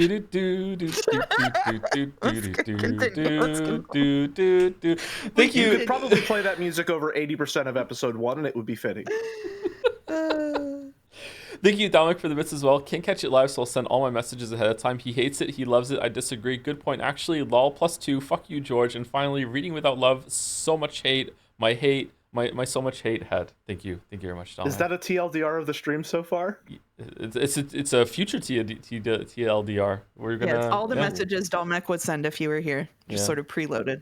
Oh, Voltork bought a marble in the middle of this. Oh, I actually am not going to read these ones out loud. Sorry if that was part of cashing these in, but I don't want to do this for the series specifically for a reason I don't want to get into. JoJo's Bizarre Adventure, parts 1 and 3, not 2. Can you not 2? Can you skip over a JoJo? They're like Final Fantasy, right? Is there any crossover between the JoJos? Bro, is Joseph Joestar? Chad is so mad. Oh, I give an A+ to this marble. Yeah, this is why. Okay.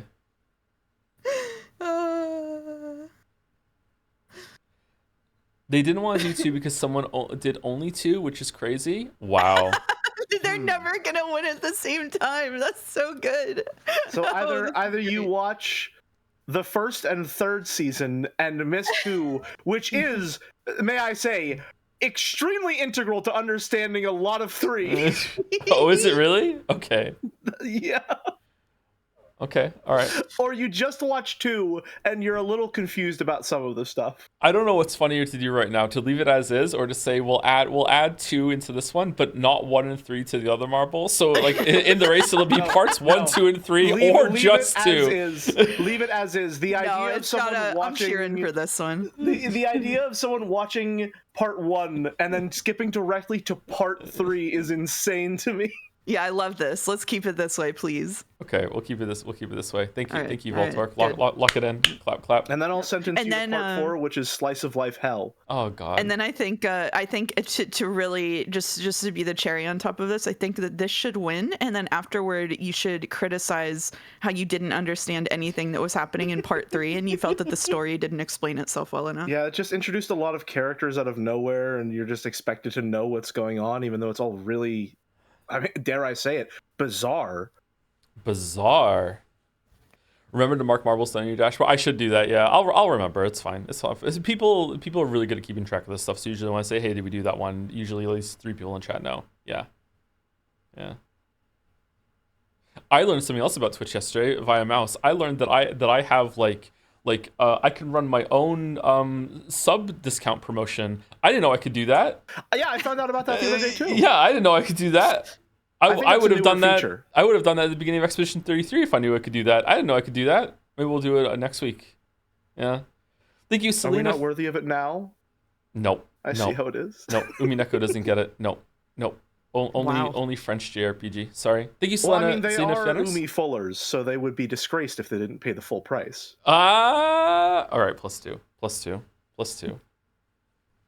33 gift subs, folks. Yeah, that's true. That is kind of shitty for them. Can they like retroactively get the price or? No, it only runs for like a time that you can't even like you schedule set it. the It's a time. really half-baked implementation because they're still testing it. So like you have to go into your dashboard and like hit the button to start it for a set amount of time, and then it runs no matter what. There's no pausing, there's no scheduling. It's just like it just goes. So I was joking. I'm sure they definitely don't not mind. retroactive. I would kind of mind it in that case. I don't know. Maybe we should wait for the next big game. Anyway, thank you to Selena Fenris or Selena Fenris. It's probably Selena Fenris. Excited to see. It's a cool name actually. Excited to see episode 8. Yesterday I did great on my final exam, but also got burned by hot grease. Well, I know what chat's about to say, which is kind of the episode 8 experience. What? JK, I love it. Wow. Wow. Episode 8. It's so good. It's like doing well in your exams and then getting burnt by hot grease. Thank you. I hope that congratulations, and I hope that it wasn't too bad. It wasn't too bad. Ungrease me. There it is. Thank you to Puka Boy for the resub. 6 months at tier 3. Thank you so much. The gang's back together for Umi 8. Can't wait to see y'all's thoughts on it. It's one of my top 3, although I am now being informed that I should only say it's interesting. Apparently it's paced poorly, so really it's an 8 flipped on its side for how long it's going to take for us to get through it, I guess. So yeah, it's poetry. It's a good visual joke. Thank you, Zorox, for the bits too. I keep asking my servant to marry me, but they say it would take a miracle for them to love me. What should I do? Just keep trying until it goes through. It seemed to work for he who shall not be named, right? What do you think? Everyone. Just you gotta get it in there. You gotta say the full phrase. You can't leave them hanging like that. Thank you, Fozzie. Mega Geeko, Loading Joe. The 516 streams the 516 streams inspired some more pixel art practice. This time I did some Joes based on the sprites from the game. This GIF is just Loading Joe. Loading Joe. Okay. I passed the D20. All right, Loading Joe. I also did. Yeah, I also did. It was really tough. It was really tough for me. I didn't even know there was a roll. I apologize.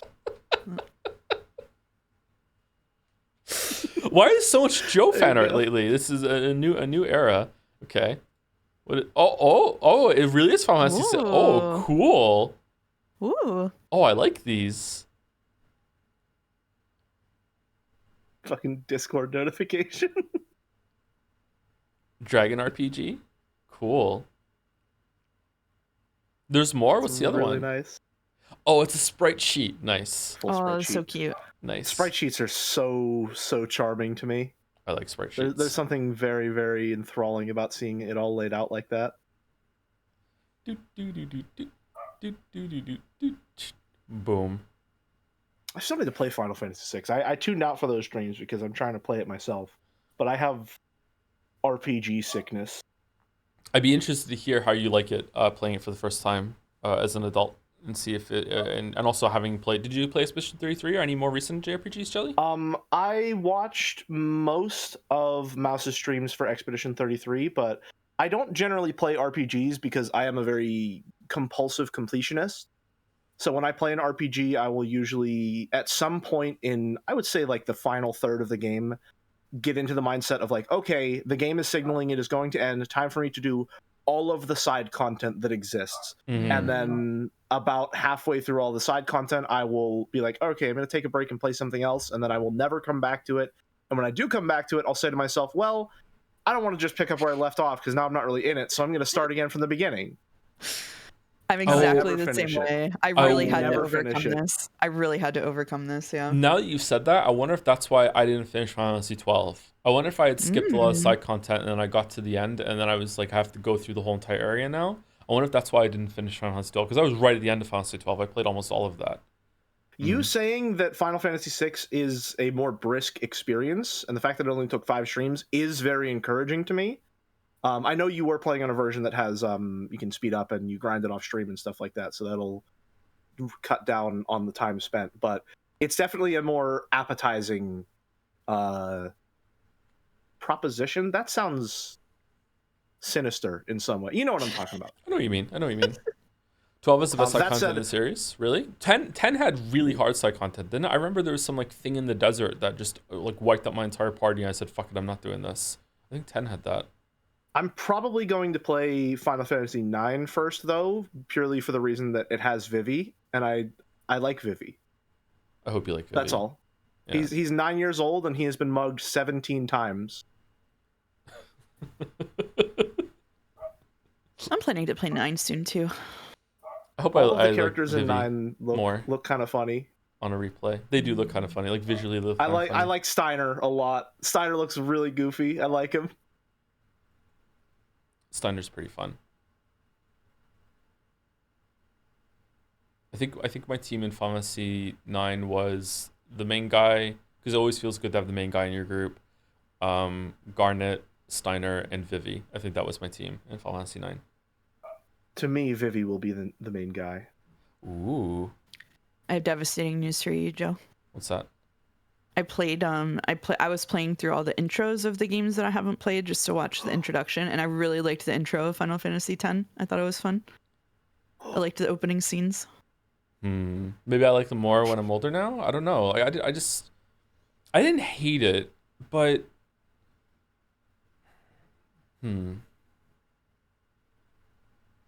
Someone said Jelly is just a Kingdom Hearts 2 fan then? Okay, so here's the deal. I might have told this story before. I have played through all of Kingdom Hearts 2, but I was a kid who didn't have a lot of experience with games that like just sort of end, and when you beat them, you don't get to keep playing them. And so when I beat Kingdom Hearts 2 and it rolled the end credits and then went back to the title screen, I was like, oh, did I do something wrong? And I replayed the end of the game 4 more times. Oh my god. Oh no. Before it finally set in like, oh no, the game just ends like that, and then you go back to the title screen. Just double checking. Quadruple checking. Oh, I was not a very smart child. Oh.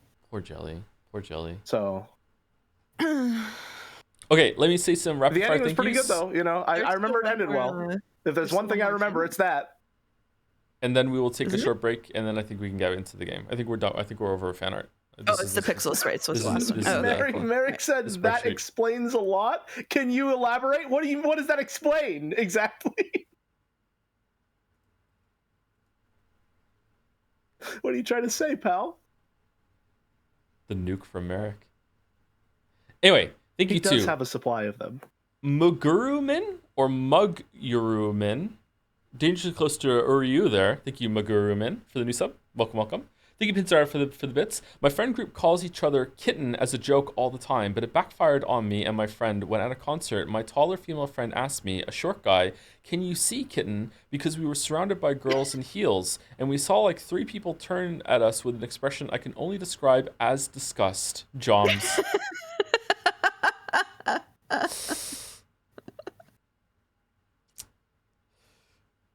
Someone asked me to do an Uryu, but I think given the current topic of conversation, it may be dangerous to do so. Do it.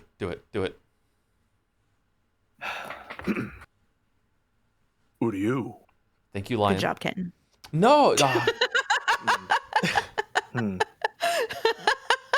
Thank you, Quantum 065. I'm not a kitten. I'm a very proud lion. Thank you very much. Proud lion. Do not infantilize me, even though I'm the youngest of the group. Oh man. Moving on. Quantum 065. Thank you very much for the resub, Quantum 065. Thank you, Vix Burley Hart, for the resub too, with the message, hi Joe, crazy how my sub hit 6 months right at the start of episode 8. Truly a miracle of magic. It's been an absolute blast watching streams live, not only to see your reactions, but also as a way to re-experience Umineko myself, which I now love even more. Damn, better on a reread. I will not make your expectations of episode 8 higher or lower, as whether you think it's good or not is the final mystery with a Jom's cackle. Interesting. Will Kingdom Come Deliverance 2 be nominated for a Game of the Year? What was it, yes or no? And thank you, Tacos Debira, for the resub with the message, hi toe, hi mouse, hi. Everything all right? The message is high toe, high mouse, high twink, which is not a word I would use to describe you in any I'm so universe. sorry. I don't know what it is. Everyone seems to think that I'm this diminutive creature. I'm like 6'4", people. Yeah. Jelly's really tall. Yeah. I'm sorry to break it to you. I'm a pretty hefty guy, all right? I'm a big guy. It would be incredibly painful for you. Wait, what?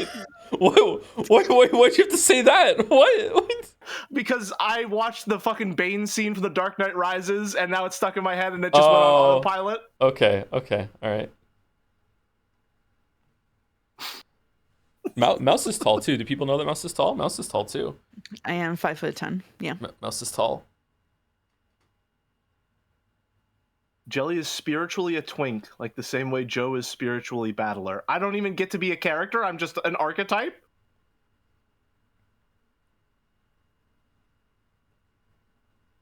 Taller than you. Depends on what heel she's wearing. If she's taller than She's me. an ROUS, a rodent of unusual size. Good Princess Bride reference. I did while hanging out with Joe put on shoes that made me taller than him, and then I felt bad about it and put flats on instead. It was fine. Aww. It was fine. Mm-mm. Anyway, thank you, Tacos Debira. Thank you, Thanatoast. 13, I think. Thanatos 13.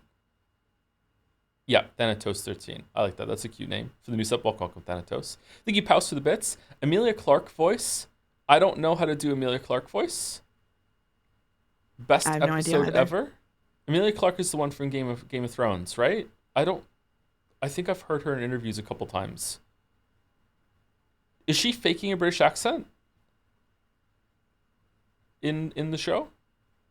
Best season ever? Okay, I don't know that meme, sorry. Best episode ever. There we go. We did it. Thank you, Donkey 2012, for the bits as well. As someone who has read all three When They Cry VN stars like Wizards of the Coast, I am happy to report that Ryukishi's writing continues to improve even after Umineko. The pervy jokes in Sekonia are actually funny sometimes. I hope Sekonia is done at some point and we can read it. There are some other ones that Ryukishi has written that we might want to stream at some point. Yeah, absolutely. You should stream Loopers and Jirokasu. It'll be amazing. Not sure. Now just watch chat. Just watch chat. Oh, okay. All right. Thank you, Trijugate, for the resub. 6 months. Thank you very much, Trijugate. Thank you, Rodney, for the bits. 2 hours in, almost time to start reading Umineko. We were going to take a break first. I know it is going to be 2 hours. We had a lot of Fanart today. Thank you, French Fries, for the bits as well. Thanks, Joe, for being such a fun streamer to watch. Got myself a new job offer this week, so I'm celebrating a bit alongside with the Weeb Meister. Oh, thank you very much. Congratulations on the job. Congrats, French Fries. Congrats. Congratulations. Best JoJo part after 3. Sorry, no JoJo lands. What the fuck is JoJo lands?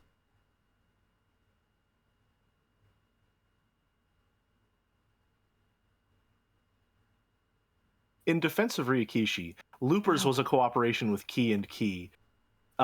With Key, and Key has never had a good VN. Okay, you said Key and Key made it seem like it was attorneys at law.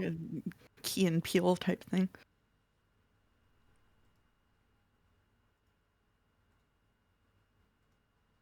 Do Rosegun Days and Hijibana have Higurashi type jokes? I hear Rosegun Days does not. Rosegun's Days is not. You cannot stream Higanbana. That's like by Twitch TOS probably.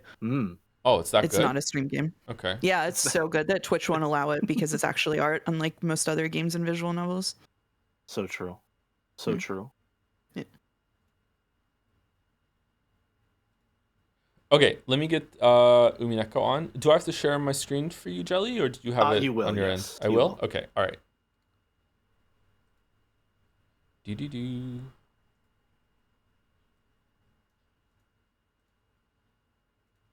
Sorry, I'm really troll brained today. I don't know why. I've said like 20 things that just aren't even true. I don't know why. You're becoming a real streamer. I was I've gonna got say, a little gremlin brain today. Listen, the true essence of streamer banter is rage bait. Oh, look at this in the background. Cool. Your objective is to make the chat as mad as possible. Chat has watched my corruption arc from the start of the Umineko streams. Is Will the hottest guy in the story? I think so, probably.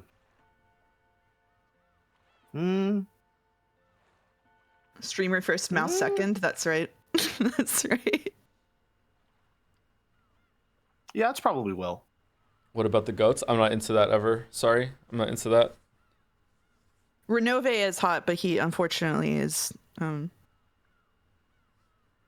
It is like the Genji demon. Oh right, yeah.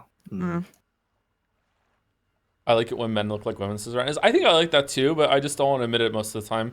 Episode 8, Twilight of the Golden Witch. Good morning. This farewell is as sad for me as it is for you. I've prepared a goodbye party for tonight. A game competition will be included as well, so please feel free to participate. The difficulty is small, but not to be trifled with. As this will be the last opportunity, why not take part yourself? Episode 8. All right, we're going to see what the first, oh God, every single time. This story is undoubtedly nothing more than fantasy. It could not possibly have any relation to real persons, organizations, places, or events. I can't believe that took on another meaning. Every time I have to say that. This episode to run place only PlayStation 3 PC editions Umineko requirement for playing this game. We hope that you enjoy a fresh experience with the continuation of the story. Wish you a pleasant voyage across the sea of mysteries. Can I look at the cover I can't yet? wait for that's going to be crazy recontextualized on Umineko 2, probably. Also, Joe, you're not streaming it in Discord. She, he, end? 1 second. There's no sound. There is sound. It's just too quiet, I'm guessing.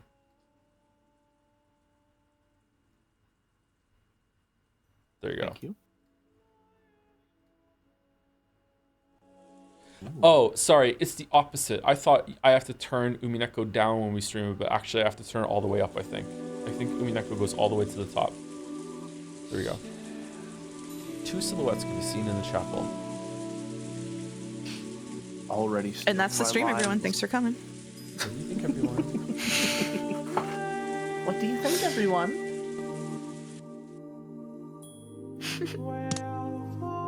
Now it's loud. That's an insane vocal stem. It is impossible to resist the "What do you think, everyone" refrain. Yeah.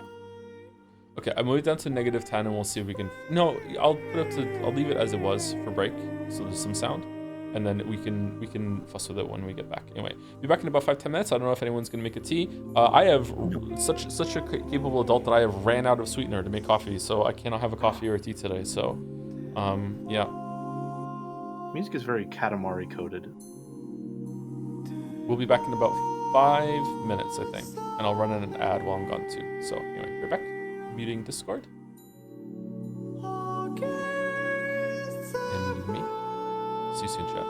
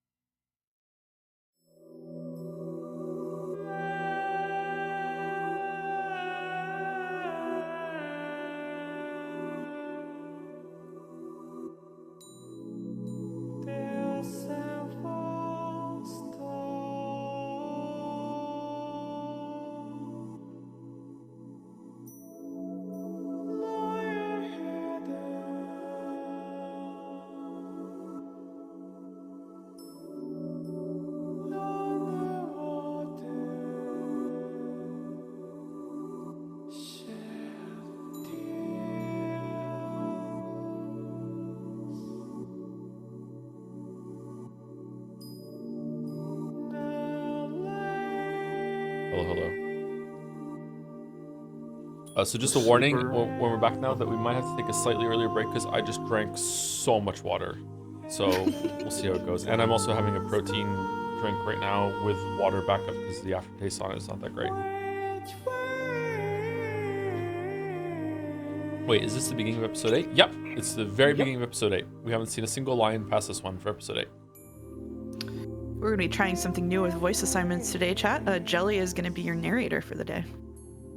It is my honor and pleasure to be your guide on this episode of Umineko. Hi, Gatsby. What's up?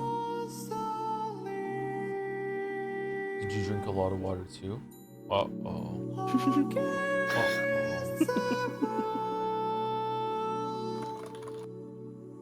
Thank you to the last curry rice for the resub, and you tempt 6 for the resubs before we get started. With the message, "Hi Joe, it's been a great time experiencing Umi for the first time through your streams. Sad that it's almost over, but looking forward to how it ends." I think we have maybe 3 to 4 weeks left of Umineko. I probably am going to stream it on Tuesday, so maybe we should do Monday or Sunday Expedition 33 so we can keep that going because I really want to play more Expedition 33. Is it too loud? Oh, let me go down to my -10, and we'll see if that's too quiet or too loud once we hear some voices. Anyway, let's start. Whenever you're ready, Jelly. 2 silhouettes could be seen in the chapel. A big brother and a little sister. The big brother, who would never return from that day 12 years in the past, and the little sister who waited all alone 12 years in the future. However, Shikashi, the big brother knew everything, understood everything, and the little sister knew nothing, understood nothing. So, no matter how much time passed, the little sister remained as the girl she had been 12 years before. She remained a 6-year-old girl forever. Her sobs into his chest finally subsided. She quietly waited for his next words. After patting her head gently, the big brother fished around inside his shirt pocket. Then, he took that out. Are you listening, Angie? Take good care of this. What is it? A key? Battler took a large key attached to a necklace out of his pocket, then held it out to Angie. It was large enough to cover his entire palm. And little Angie probably wouldn't even be able to wrap her hand all the way around it. Key glittered gold and had a beautiful, intricate design. Its weight alone made it clear that this key was something very important. Battler put the necklace around Angie's neck. Also got another key stretching out with the chain up there too. That was a beautiful key. This precious key is yours alone. What's it for? Aww. We finally have child Angie art? Aww. The time to use it will come soon. When it does, you'll have to decide for yourself. Understand? Of course, she didn't have a clue what Battler was saying. But she did realize that he was telling her to take good care of this key. Angie nodded, at least in response to that part. I think it's really interesting already that we're shown child Angie's design and she has the same hair pieces, which it's mentioned are quite childish, and we now have the context of she's remained that 6-year-old child all this time. That's incidentally, very nice. I would love to point both of your attentions to the pout emote in Jad's. Is that child Angie? Has that been child Angie this entire time? I feel like we knew that already, didn't we? I knew it was Angie. I didn't know it was child Angie. I'm not doing this again. I'm not doing this again. No, I'm just gonna tank this. I've decided to just not take damage. I mean, I can rattle the bars a little if you'd like. Just go for it. Go for it. How could you do this to me? What the fuck? Again? In episode 8, there's still stuff we're finding out. Okay, we're good. All right. Thank you. That's all. That's all I've got. Hopefully that was good enough.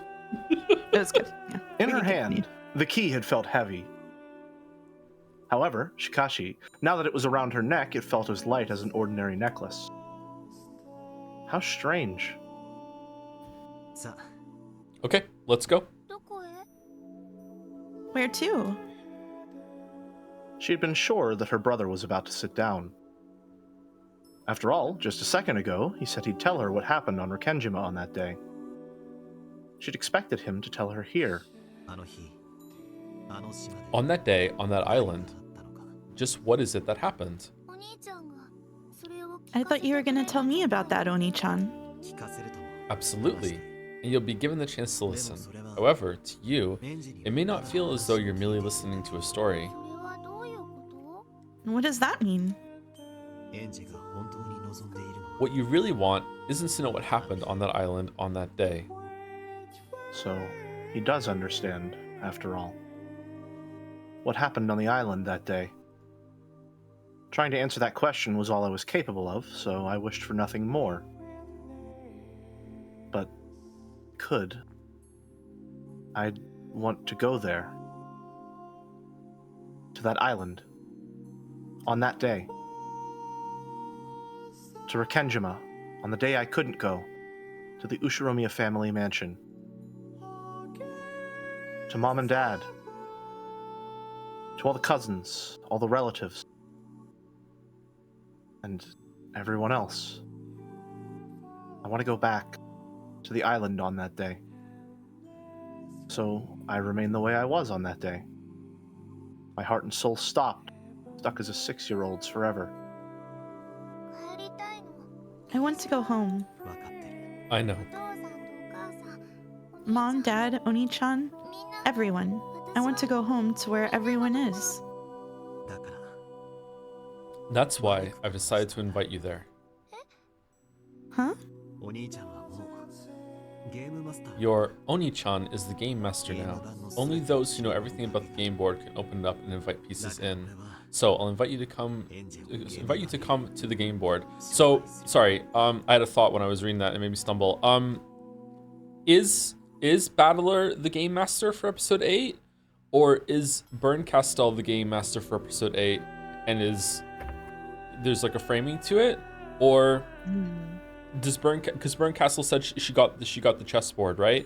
Is Berncastel doing her own side thing, and that could just turn into like unlimited stories that we're never gonna see Berncastel again, and she's just there chewing the pieces forever? Or is it like a mix of both? Is there 2 warring game masters? That would be interesting. Like what's happening here? I wonder. I'm wondering if we're going to get their 2 perspectives on what happened that day in episode 8, and it might be switching between the 2 or something along those lines. Could be, yeah. Because I do think, and I have thought for the longest time, that the ultimate ending of Umineko will be a question to you, the reader, of whether you believe there is magic in the world or not. So if it's swapping between Burn and Battler, it could be a question of which of these 2 perspectives do you find to be the most truthful. I thought it was building up to that too, but I feel like episode 7 kind of blew that away. Maybe it's going to come back in episode 8. I'm curious. I don't even understand why there is an episode 8, to be honest with you. So we'll see how it goes. It could be returning to that. As I see it, episode 8 exists because we need to resolve Angie's story, and Angie is our real perspective character. She is how we are getting access to the fragments. She's how we're seeing the island. She's why we're here to begin with, and this story would be incomplete without a finale for her. I feel like episode 7 could have served as a finale for her. So are we going to see some resolution about what happened after the fact?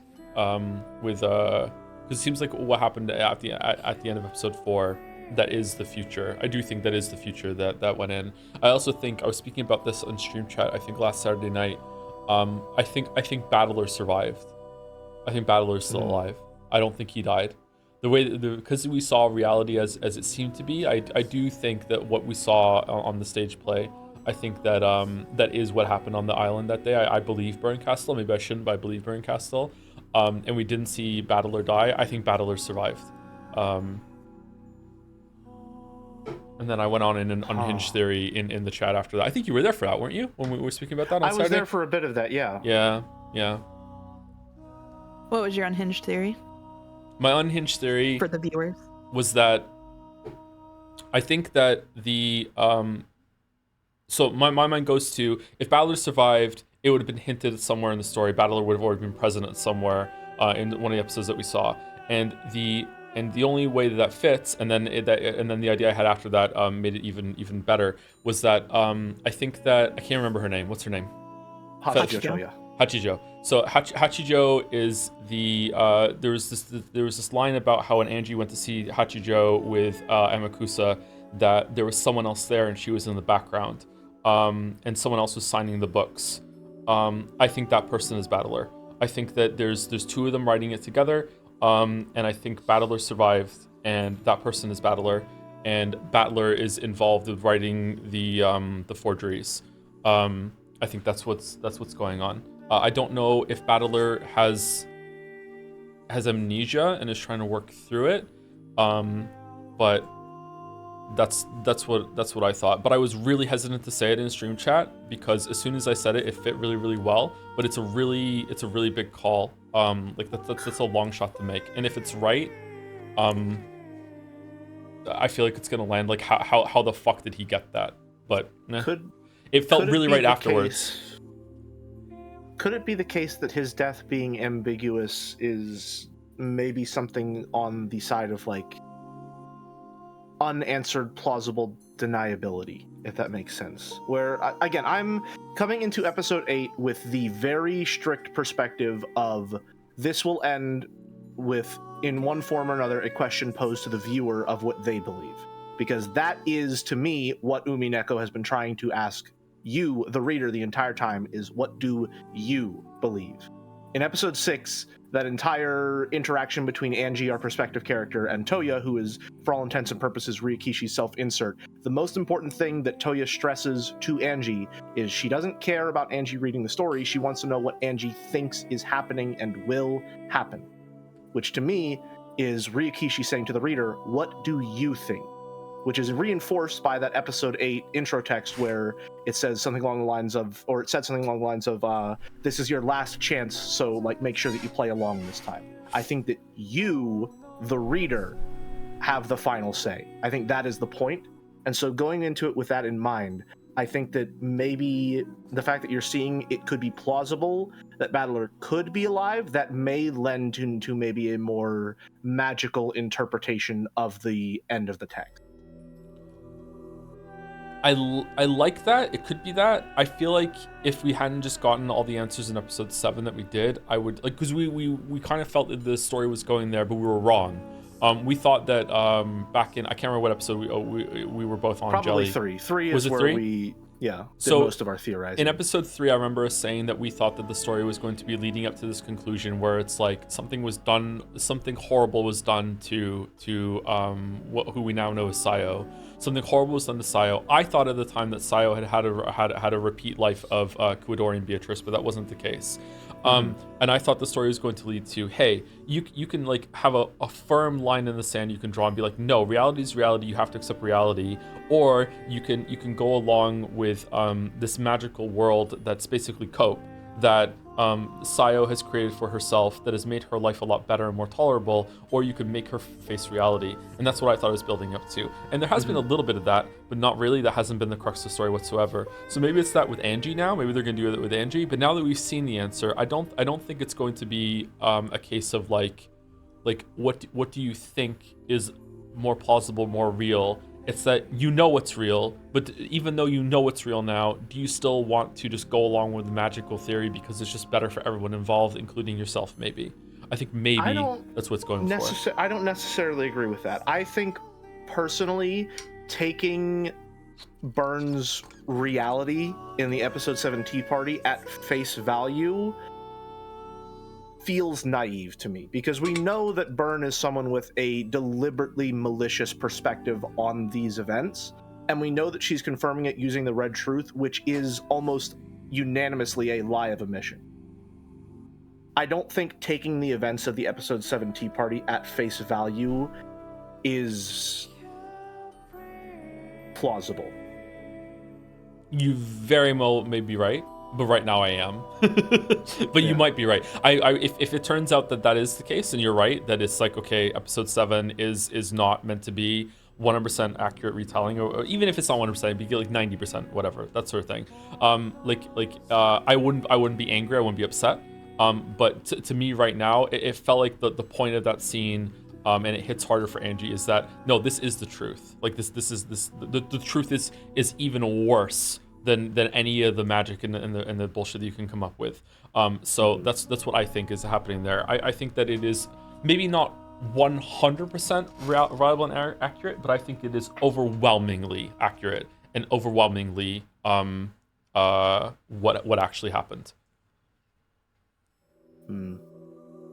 I think as far as the events that are portrayed in episode 7, I am willing to believe that that is how it happened. But I think the people as they are portrayed is where the manipulation factors in. That could Byrne is definitely be the explicitly case. someone who does not see the text with love. By her own insistence rather, she does not have love. She does not care for the characters within the story, only the events as they occur. I think if there's going to be any manipulation of those events on Byrne's part, it is going to be in how she portrays these characters with the explicit goal of making Angie miserable. That I could definitely see. I think that would be good if it was that. Yeah, that so I could fuck with. It very well could be the case, and in fact, I believe it to be the case that Kyrie and Rudolph were responsible for the murders.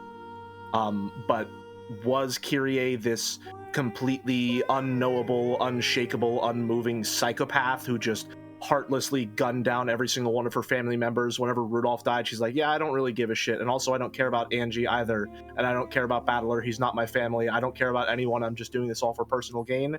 I don't believe that to be the case. I don't want to. Maybe that's part of what you're supposed to go through. I don't want to, but I don't know. Like Jerry just said in chat too. Jerry just said, I just think Kyrie and Rudolph are written to be way too spontaneously evil if 7 is meant to be the literal events. See, I want to agree with that, but I just feel like Kyrie, there is something there that it was a little too extreme, too suddenly, but like Kyrie definitely is troubled, lack of a better word, but we also saw with I can't remember her name, I'm sorry, it was in episode 4, the one that probably killed Angie when she was on the island at the end. What was her name? I know who you're talking about. Kirie's sister, Kasumi. Like Kasumi, I think was there. Like the whole time I remember like reading that, and I'm like, wait, this is Kirie's family. Kirie is a part of the fucking like Yakuza. Like, what the fuck are we talking about here? Like, I feel like Kyrie was brought up in this very, very extremely violent background that she could do those things. To me, it felt like Rudolph was too much into evil, and I wanted to criticize it at the time, but the more it went on, the more I started to wonder if he was actually fucking just scared of Kyrie and that she was going to kill him too. I absolutely got that vibe. Like, the impression I got from that, how that's portrayed, is like, if I step out of line, she is going to kill me. Like, I am or kill Battler, a potential threat, or kill Battler. He needs to follow her exactly, or else he doesn't get anything out of this. Or rather, he doesn't get out of this. I also kind of agree with Kyrie's take that as soon as the guns came out, like I was saying it before she did, like as soon as the guns came out, I can't say that properly. It's like, okay, this is over, and there's just some practical part of you that takes over at that point, and it's like, okay, so like all of us are gonna die except for 2, and I want it to be me. So like okay, here we go. Anyway, okay, sorry, we just faffed around. I'm sorry, Mouse. Yeah, sorry. We can continue. It's okay. I was complaining about Higurashi and Umi full chat while you were busy. I did have the intense urge to say, "Don't be so naive, Keiichi Maibara," while Joe and I were talking. So know that your brain rot is not. I'm with you there, in spirit at least. There you go. Now that I've called it absolute trash, we can continue. All right. You'll take me to Rekenjima on that day? That's right. I'll invite you to the Rekenjima of 1986. Will I be able to see everyone? Of course. even though my memory is vague and I can't remember anyone's face clearly? You'll remember soon enough. And though it'll be a reunion after 12 years for you, it'll only have been a short gap for us. Everyone will welcome I apologize. you. that's Ruby. It's okay. When you finally if return... anyone from my stream is in chat, I have an emote just for Ruby barking.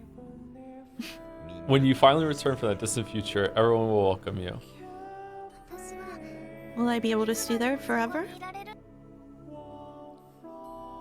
This way, you can be with everyone forever. This is the goal I'm supposed to reach. Angie, listen to me carefully. Battler spoke in an admonishing tone, as though warning me that this was a dream that wouldn't be granted. The Rekenjima family conference usually ends after a single night. Because of the typhoon that day, the boat couldn't come, and it lasted 2 nights. So when the typhoon passes, I'll have to leave the island again? Not exactly. That decision is yours as well, Angie. You'll decide that yourself. I understand, of course. I don't exist on the island on that day. It's a miracle just to be invited there like this.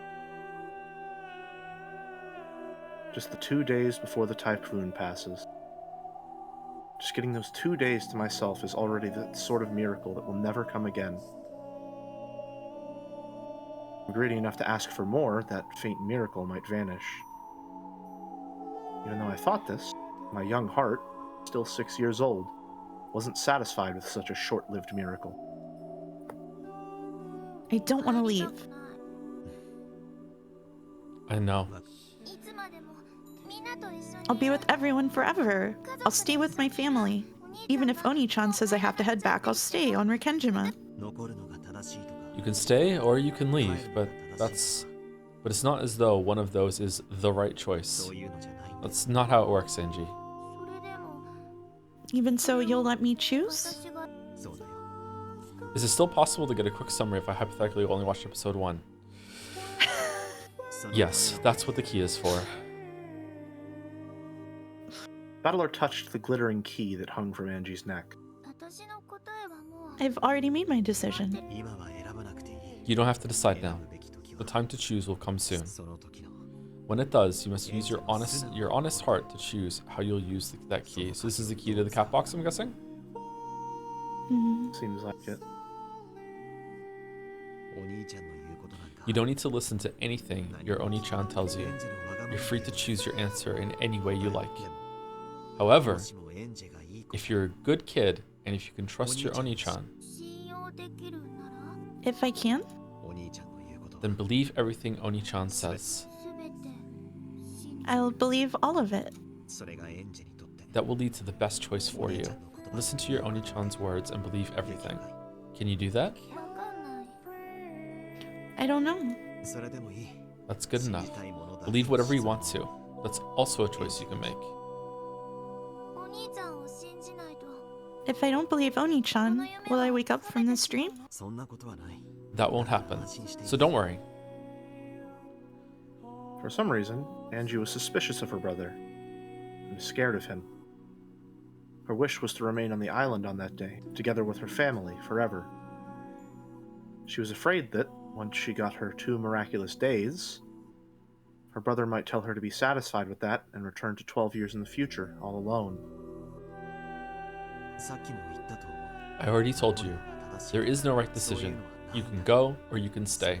That's for you to decide. You don't need to make your decision right now. No one will force me to make either choice? Of course. And Oni-chan won't tell me to go back to the future? There is a choice your Oni-chan wants you to make. Even so, Oni-chan wants to respect your decision and let you reach it of your own accord, regardless of what it happens to be. And I just told you, I've already made my choice. And I just told you, now isn't the time to choose. When will it be time? The key will tell you. The large gold key hung from Angie's neck. Her small hand held it tightly. Who's voicing the key mouse? Woo! Angie, it's time to make your decision. Here we go. I think if this is going in the direction that I think it's going, this might end up being my favorite episode. Really? Damn. Yeah. I'm already seeing. I'm gonna voice it now just to see if I'm the only one seeing it, especially considering that Angie's story begins with her throwing herself off of a building. This reads to me like either contemplating, maybe not suicide, but just contemplating whether she should continue living. Okay. I know that you really liked all Angie as well and that episode, so it would track. This is like also it's the end of it's episode 8. It's the same point in answers that it wasn't questioned, so it's like returning to that episode 4, episode 8. It feels like they're mirroring each other in that way. I'm not entirely sure how I feel about that, given the context of what I think the ending is and what it might represent, but I'm interested to see how it develops. At that moment, she noticed a book lying on the chapel's altar. The book had a lock on it and was sealed so that it could not be read without a key. Angie looked between the key hanging at her chest and the book on the altar. Will this key unlock that book? Don't touch that book. His sudden, forceful response made Angie flinch. Battler, realizing he had scared Angie, softened his expression. Come on, let's go. I'm inviting you to come back to October 4th, 1986. Okay. Battler held out his hand, and Angie gripped it tightly. Then, they started walking. Sorry, someone chat said that's Higurashi.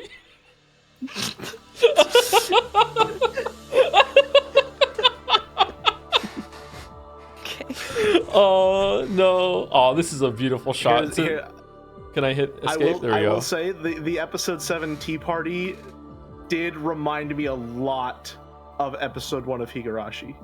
Aw. So I'm really in that mindset of looking for parallels between Ryukishi's previous writing and the finale of Umineko. In that same way. I think it's pulling from a lot of his previous work, both in Umineko and before.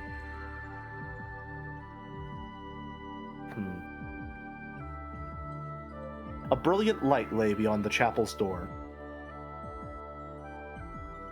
That blinding light peeked in through the cracks around the door. The brother and sister began to walk through to the other side.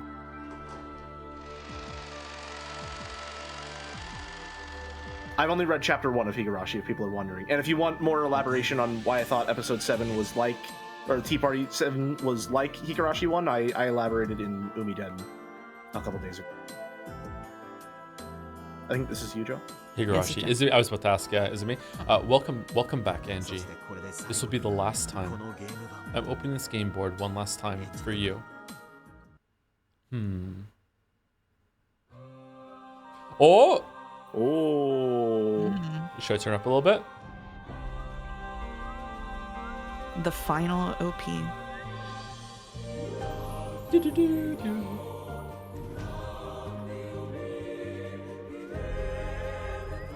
Different music. Oh, maybe it's not.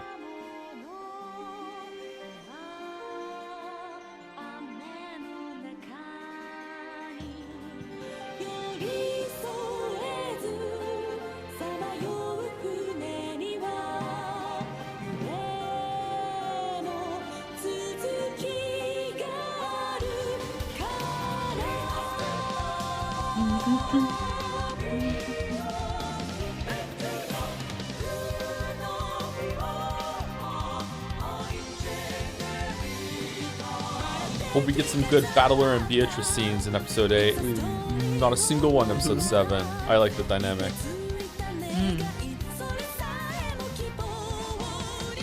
I hope the Chiesters come back because I think they're silly. Maybe? Yeah.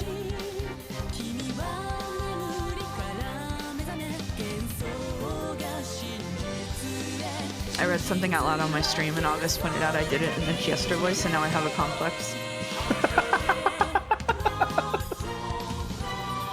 Is that so? Yeah. As you collect voices, you can just slip into them sometimes, like without knowing. Yeah. Mm-hmm. Yeah. How has the sound been so far now that we're into the intro? We just started seeing. It was a bit of a quiet scene. Was the sound okay? Does it need to be turned up a little bit or down? It was good? All right, let me turn it back down to what it was then, because I just turned it up for this opening. Okay. There we go. New voice assignments. Oh, that was chapter 1 done already. Okay. That was chapter 1 done, yeah. Okay, so I am... We're probably only getting through 3 today. That's okay. Okay, so I am... Leaving this on screen is so diabolical. That's insane. That's crazy. Yeah! Fall, fall, fall! Once again, Captain Kawabata's ferry boat to Rekenjima cut across the sea in perfect form. Yes. The tale of October 4th, 1986 always begins with Battler's screams. But this time, one thing was different. There was another yell alongside Battler's. Battler was screaming. The other was laughing? Fall, fall, fall! No! Fun, fun, fun! Battler's face looks funny. Giggle, giggle, giggle. Alongside the big brother, who was grasping at the handrail and screaming in a way no one that age should scream, was the little sister, also grasping the handrail and jumping around like it was a ride at an amusement park. George and the others just couldn't hold in their laughter at the difference. I guess Battler-kun hasn't changed much these past 6 years. He's as energetic as ever. Can't believe I have George again. Plus, Angie and Maria look more cheery than usual this year. Could this be the first time we've had all 5 cousins together? Oh, is it? I get it. That explains why it's noisier this year than any year before. George and Nikki! This is way too fast, right? I'm begging you, ask the driver to slow down before it's too late. Yeah! This is too fast? Battler's so pathetic. I want to go faster! Faster, faster! Any faster than this and I'll fall right off the boat. Will that make you happy? I'm gonna fall.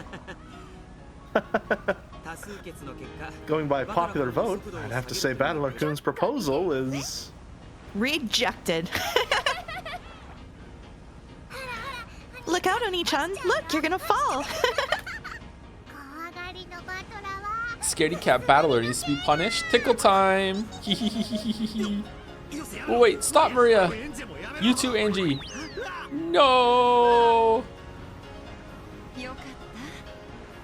Thank goodness. I was worried about Angie's health, but...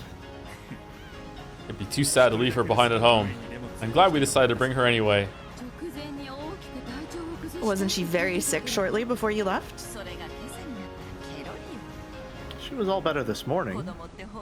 Kids can be so incredible sometimes. Can't believe Mouse gave me both psychopaths. Oh, he's... okay. She's the kind of person whose health takes a hit when she's stressed. It's not that strange for people like that to get all better when the big day finally comes. She must have really been looking forward to playing with all 5 of the cousins together. Just watching them play together makes you feel charged with energy, doesn't it? The adults smiled as they watched the children play around. Angie, who had gotten very sick, and who everyone had thought would be absent, made a miraculous recovery. Thanks in part to her strong desire to join in, she had come along to the family conference with the others. And so, for the first time ever, all 5 cousins were gathered together. October 4th, 1986 became a day like no other.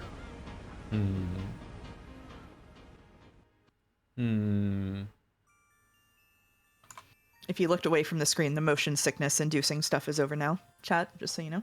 Thank you, Mouse. Thank you, Mouse. What's gonna happen here? Are they all gonna work together to fight off the evil? The goats and shit? What's gonna happen here? Anyway, sorry, The continue. kids dashed up the path leading from the harbor to the rose garden. No problem. They were probably so charged up that even walking was too boring for them. Wahaha! See that? First place. Battler was the first one to reach the rose garden, which was the goal. Apparently, he was trying to make up for the dishonor he had suffered on the boat by proving his superiority on land. A short while later, Angie and Maria reached him in a dead heat. I'm second. I'm faster than Angie. Ooh, ooh, ooh. No, you aren't. Maria One-chan cheated. I'm second. 3-year gap between Angie and Maria was large, especially since both of them were growing kids. It was only natural that Maria was faster, but Angie seemed to be complaining about a shoulder bump at the start line. Maria One-chan cheated, so she gets last place. Teacher always says you get last place if you cheat, protested Angie. Come on, no need to fight. Still, both of you are really fast. It's been a long time since I've run that much. Breeze feels so nice. Are you out of shape, George and Nikki? You know, anyone who has to run the race to make it to before the bell every day gets strong legs by default. Okay. In other words, Sumari, being a fast runner is proof that you sleep in a lot. Oni-chan always sleeps in. He didn't wake up today either, so I had to wake him up. Right? A stomp followed by a flying elbow, and that body plex on the top rope at the end there just about finished me. That sounds more likely to put you in an eternal sleep. Sounds fun. I want to do it too. I'll bet Oni-chan sleeps in tomorrow too. We'll wake him up together this time, okay? I'd recommend against staying up too late tonight.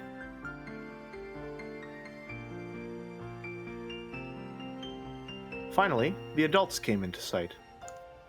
The cousins waved at them, urging them to hurry up. Angie and Maria were so excited they could hardly wait. Just by having all 5 cousins together, just by adding Angie into the group, look at how energetic this day has become.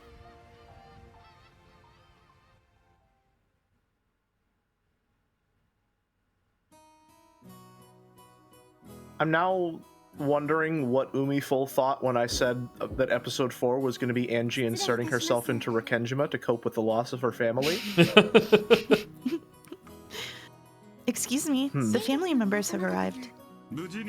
So, they made it. I must let father know. Are they all in the guest house now? Yes. They will meet you here after they have set down their luggage. Understood. Cannon, please show them the way. Shannon, quickly get some tea ready. As you wish, madam. Just a little treat for everybody who got to episode 8 and still didn't figure out what's going on, you know? Father, it's me, Kraus, the largest son. It's about time for you to get ready.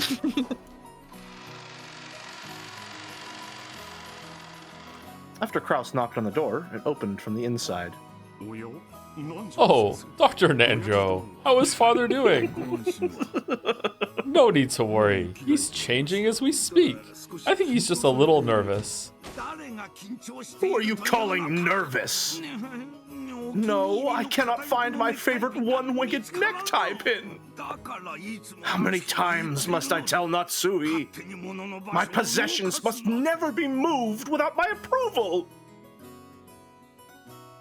Apparently, Kenzo had been running around for some time just because he couldn't decide on a tie and a tie pin. Kenzo, who felt that the dignity of the family head must always be preserved, usually made a big deal about the head's attire being equally dignified. Will he make it in time? Do you think you could give us a little longer? We'll come down as soon as he's ready.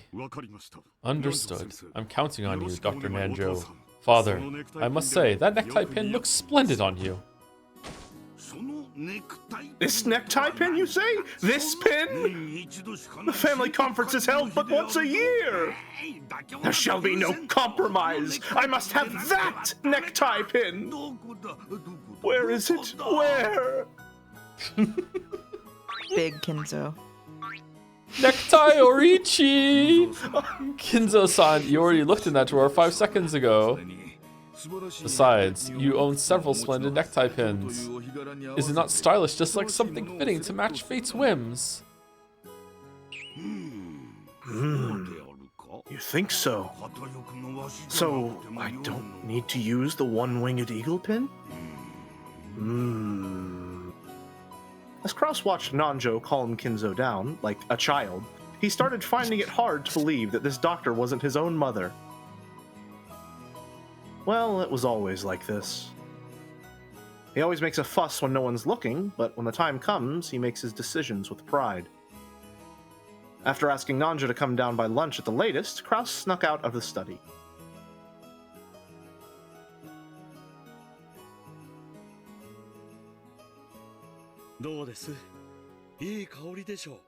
What do you think, everyone? A splendid aroma, is it not? And a unique one as well. I've never had pumpkin tea before. Ooh. That little touch of sweetness makes it delicious. As one step in preparing the tea for the guests, Goda let Shannon try a bit first. Until then, Shannon had thought that it would be outrageous for a servant such as herself to drink the same thing as the family and their guests. However, Shikashi, according to Goda, that kind of thinking was a mistake. One must not serve something if one does not know the taste beforehand. For example, when you visit a restaurant and a dish you've never heard of catches your eye, what are you likely to ask the waiter? How does this dish taste, correct? I see. So if the waiter says that he's never eaten it before, that would seem a bit odd. Precisely. As a matter of course, anyone serving their customers must be deeply acquainted with the taste of the tea and food they serve. And you'll always feel happier serving a sort of tea you've tried and enjoyed for yourself. That's right. After tasting tea this delicious, I can't wait to let everyone else try it. And because of that, we servants must be very familiar with the taste of all sorts of foods. That's why sampling food whenever I can is part of my job description. It's a perk as well as our job. Do you understand? Yes. Everything is proceeding smoothly. Are there any problems with the tea? Everyone just cares about this tea. Oh, Genji-san, you must try some as well. Seeing as it's almost Halloween, I decided to make some pumpkin tea. Later, perhaps. The family will be arriving at the mansion very soon.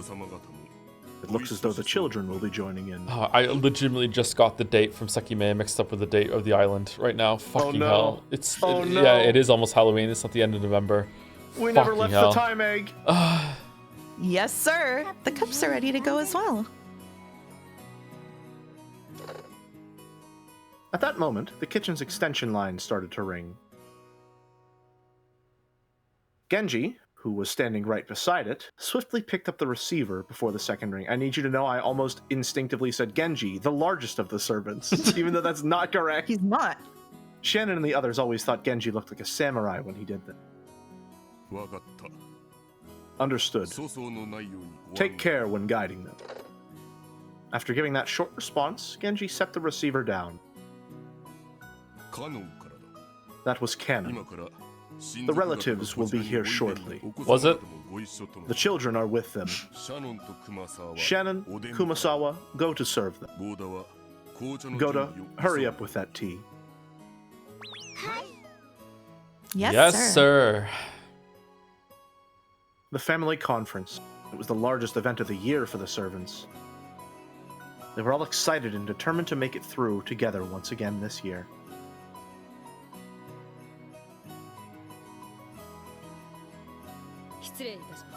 Kurosama, I have led the relatives here. Oh, there you are. Were there any troubles on your trip here?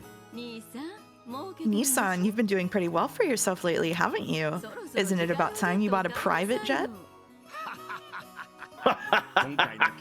After all, no one was in the plane but the family, as usual. I'm glad Angie-chan made it. I was so worried when I heard she was too sick to come. Thanks for your concern. She suddenly got all better this morning. My tummy ache went away. I rubbed my tummy clockwise. That usually works out. Ooh. Mhm. It's a magical ritual to heal tummy aches. Now, Maria, quiet down. Whoa, Rosa, what's your problem? What you just saying? Oh, is that Battler-kun? You've grown so big. It's been 6 years, hasn't it? You've grown splendidly. Well, I do keep getting bigger, at least. Can't really say that about his guts, though. Just happy to learn he's still the same old Battler-kun. Battler may be bigger, but he's still Battler. This brat's always been terrified of falling off planes and boats and stuff. That must be a Sumo-san's blood, right?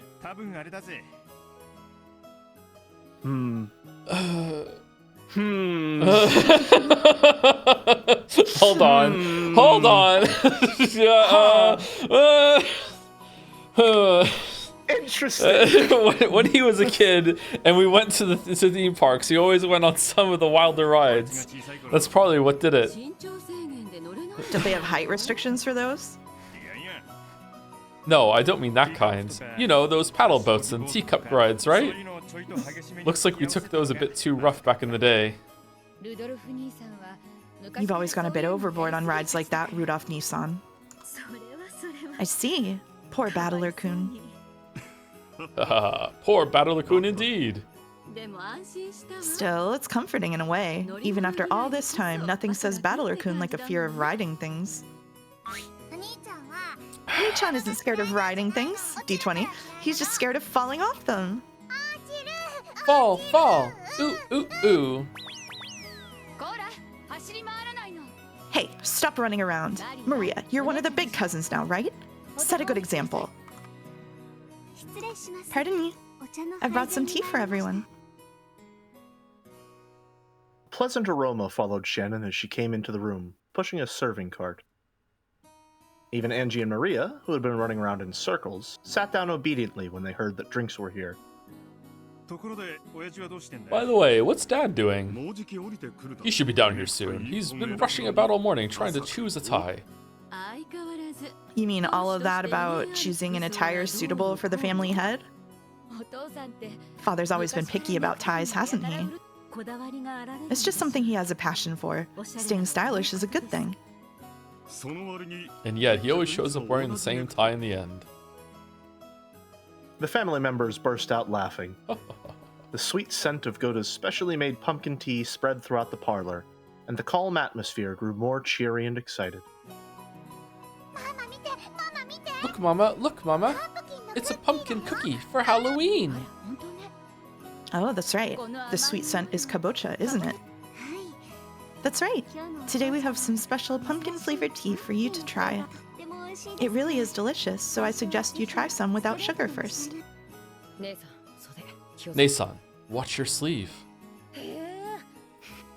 Wow, so kabocha tea does actually exist. Goda-san really did his homework.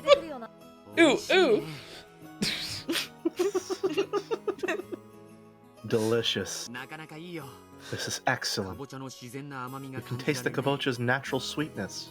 Kabocha tea, huh? Still, kabocha always tastes best in tempura. So true. Ooh, it's pumpkin, not kabocha. Yeah, pumpkin is different from kabocha.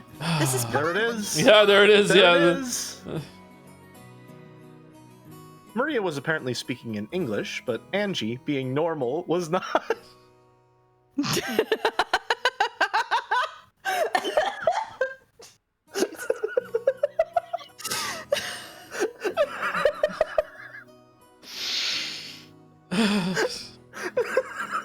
All right. Maria seemed to think the English word was more fitting for Halloween. But it looked like Angie thought kabocha and pumpkins were entirely different things. Everyone laughed, but Angie, not knowing why she was being laughed at, cocked her head to the side discontentedly. Nice word.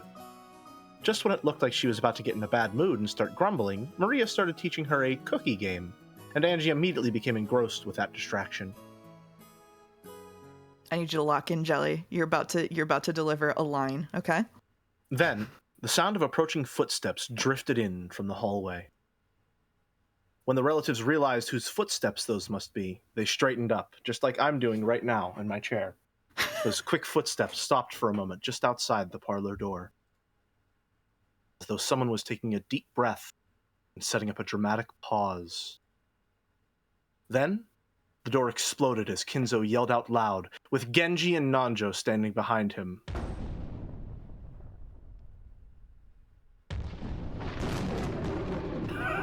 Happy Halloween! And trick or treat! Trick or treat! Trick or treat! The cousins shouted it back. The adults returned the greeting too, looking embarrassed and refusing to meet his gaze. Did I do good? You did good. You did good. Thank you. I did not have enough breath for that one. Angie stood alone there with her mouth open, unable to comprehend what had just happened. Welcome, my grandchildren. If you don't give me a treat, I shall trick you. Go ahead, Maria. Happy Halloween, grandfather. I got you a really incredible one this year. You'll be surprised. Maria picked up a present that had been hidden behind a sofa. Come to think of it, all of the relatives were now holding similar packages. Come on, Angie, you too. Give this to grandfather. Kyrie handed Angie a neatly wrapped present. Whoa, Maria! You're always so thoughtful! Grandpa's so happy! As Kinzo took Maria's present, a smile broke out across his face, and he rubbed his cheek up against it. Well, this is emotionally devastating. Master, your dignity. I'm sorry, is his dignity in the room with us right now? Is it even on the island? Oh, that's right. You have pleased your grandfather greatly, my granddaughter. In return for the treat you have given me, I promise not to trick you at all this coming year. Now it's your turn, grandfather. If you don't give me a treat, I'll prank you. Indeed, I'm well aware. Genji. Here. Genji fished through something that looked like Santa Claus's sack and pulled out a present addressed to Maria, handing it over to Kinzo. Here you go, Maria! Here's a present from me! I'm warning you, it's so cute! Such a waste to give it to you! Master, dignity. This is a present from the Ushiromiya family head to Maria. It is a cute an item worthy of the Ushiromiya family's dignity and grace. Take good care of it. Aw. Thank you, grandfather. I love you. Kiss, kiss. Oh, Maria, my adorable granddaughter. Choo choo. Da da da da da.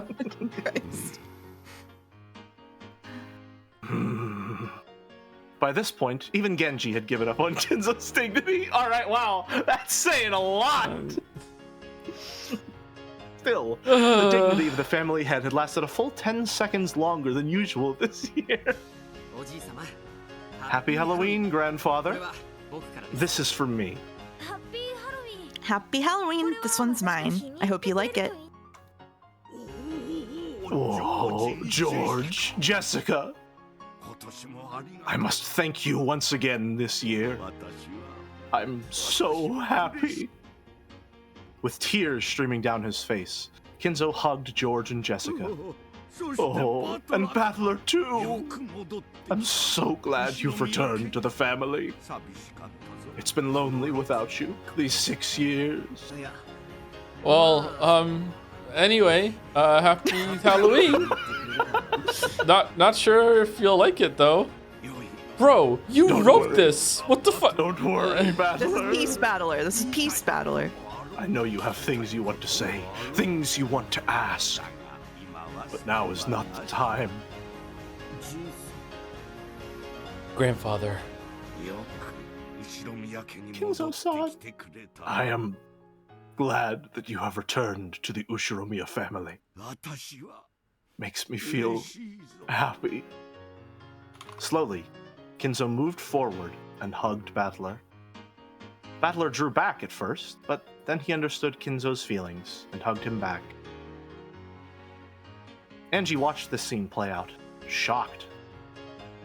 Was Ushiromiya Kinzo always this kind of person? Yeah, the whole time, yeah. Angie, you're up. Go on, give it to grandfather. Okay. Someone just said he would not fucking do that. Angie didn't have a clue what was going on. Or a single friend.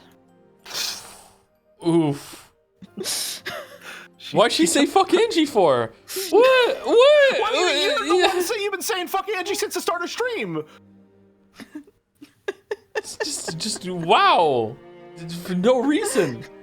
I am the only one here who is taking up residence in Angie City. I will be her only friend.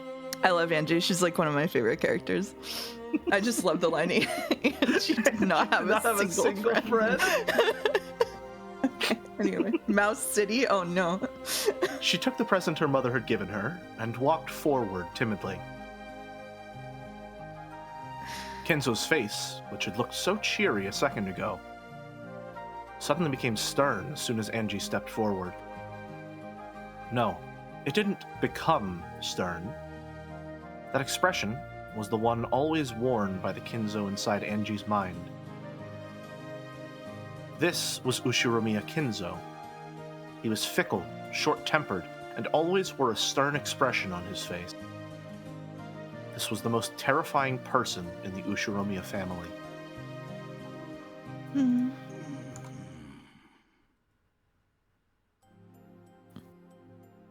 It felt as though the world suddenly went quiet, and it only did it when I stepped forward. Why? Why only for me? But isn't this how it should be? Isn't this the Ushiromiya Kinzo I expect? The Ushiromiya Kinzo I understand? I was like a puppet carrying a tea tray. I walked forward, bewildered, with the present held out in front of me, and stopped in front of Kinzo. Without letting his expression change in the slightest, Kinzo slowly reached out and touched the present. Angie! No. In an instant, Angie was caught in a firm embrace, present and all. Kinzo's white beard rubbed against her cheek. Fuck you, Ryukishi. Fuck you. Fuck you. What do you say? Sorry, let me ask this inquisitively. What do you say fuck Ryukishi for, Joe? This is absolutely devastating. This is devastating. Mm-hmm. Like not just for Angie, for everyone here. No one here got this. I had a thought during the episode 7 tea party that I felt like somewhere in episode 5, and it manifested finally, which was like, all of these people are dead. Mm-hmm. And the story goes to great lengths, I think, to kind of distract you from realizing that, in a way. And episode 7 Tea Party just made it feel real. I feel so fucking bad for Natsuhi, man. That is just like, I don't know.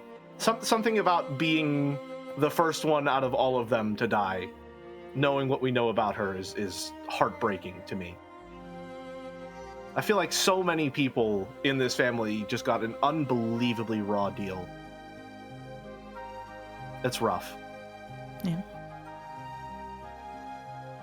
Grandpa.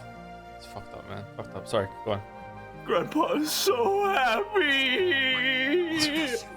I'm so glad to be blessed with such lovely grandchildren. I feel happy. So happy the tears just won't stop. Master, your nose is running.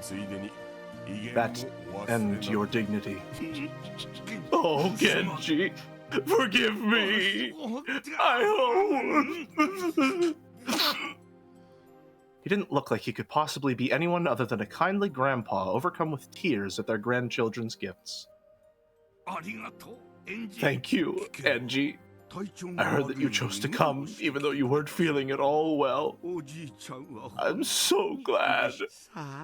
Here, this is for you. He pressed a large gift box to Angie's chest. She finally realized that all of Kinzo's presents were wrapped differently and in boxes of different sizes. I wonder what he got you, Angie. I hear the grandfather always personally chooses what he'll give each one of us. Pretty incredible with all these people. He picks them himself every year. He does... what? Every year? He picks... what himself? This bizarre ceremony happens every year. The cousins were all happily chattering about what their Halloween presents would be this year. Maria came up to Angie and suggested that they compare the weight of their presents. But for some reason, Angie just stared blankly. After that, the adults also handed their presents to Kinzo one by one, receiving a gift in return, along with considerate words about their health and questions about how they'd been doing recently. Then, after watching to see all the exchanges had been completed, again Goda appeared and announced that lunch was ready. Is it ready? Come, ladies and gentlemen, let us enjoy the splendid lunch that Goda has prepared for us. Quickly to the dining hall. This way, everyone. Follow me. We will carry your presents to your rooms in the guest house. Please, feel free to leave them here as you leave for lunch. The relatives stood up, leaving their presents where they lay on tables and sofas, and followed Kinzo out of the parlor. Only Angie remained standing there, stunned, as she clutched the present Kinzo had given her. Can't believe I fucking morbed episode 8 during episode 4. It's a good morb. Goda's lunches had never betrayed expectations before. When Hideyoshi said that these meals were the only reason anyone ever came to these family conferences, everyone laughed and nodded. The delicious food caused conversations to erupt all over the room. You've gotten so big. How have you been lately? Pretty good. It was a fun meal, with everyone asking each other about the latest and laughing together. The Ushiromiya family sat at meals in a specific ranked seating order. So the adult siblings, the cousins, and the spouses all sat together in groups. So conversations sprung up naturally. Angie had withdrawn slightly from the cousins' chat and was looking around the dining hall. That's a really interesting... sorry to interrupt, I know I'm taking a lot of time. That's really interesting that in episode 1 we have this very rich description of the seating order just to describe how it relates to the hierarchy of everyone at the table. And in this one, it's treated merely as grouping similar people together to encourage conversation. Mm-hmm. Yeah, it's reframed. They're being a family. They're actually a family now instead of a business. That's really good. Yeah. It's really good. Yeah. Angie had withdrawn. I read that one. What are Kinzo and the adult siblings doing? Their conversations seemed to be peaceful and fun. Most of the time, the siblings were mothers or fathers of their own households. However, shikashi, when they gathered together by themselves in front of Kinzo, the burden was lifted from their shoulders, and they became young and bright, as though they'd gone back to being kids again. Rudolph, who was usually an easygoing father who nonetheless had a sense of dignity, became so bright and cheery in this group that it almost looked like there was another battler. Even Kinzo looked peaceful and relaxed. Didn't say a word about money or the inheritance. In fact, he didn't even insult his children or call them incompetent. He just looked like a happy old man, genuinely pleased to have his whole family together for the only time this year. The group of spouses was just as harmonious. Why is Nanjo in the group of spouses? Who is Nanjo married to? Honorary spouse. Hey, when you say something is for the spouses of the Ushiromiya family, can you also include me in there, just like the spouses of the Ushiromiyas and Nanjo Teramasa? Thanks. The mothers kept bringing up their problems with education and household matters, as well as family health issues, which Nanjo was very knowledgeable on. Hideyoshi and Nanjo happily joined in on their conversation. He's married to Walrus?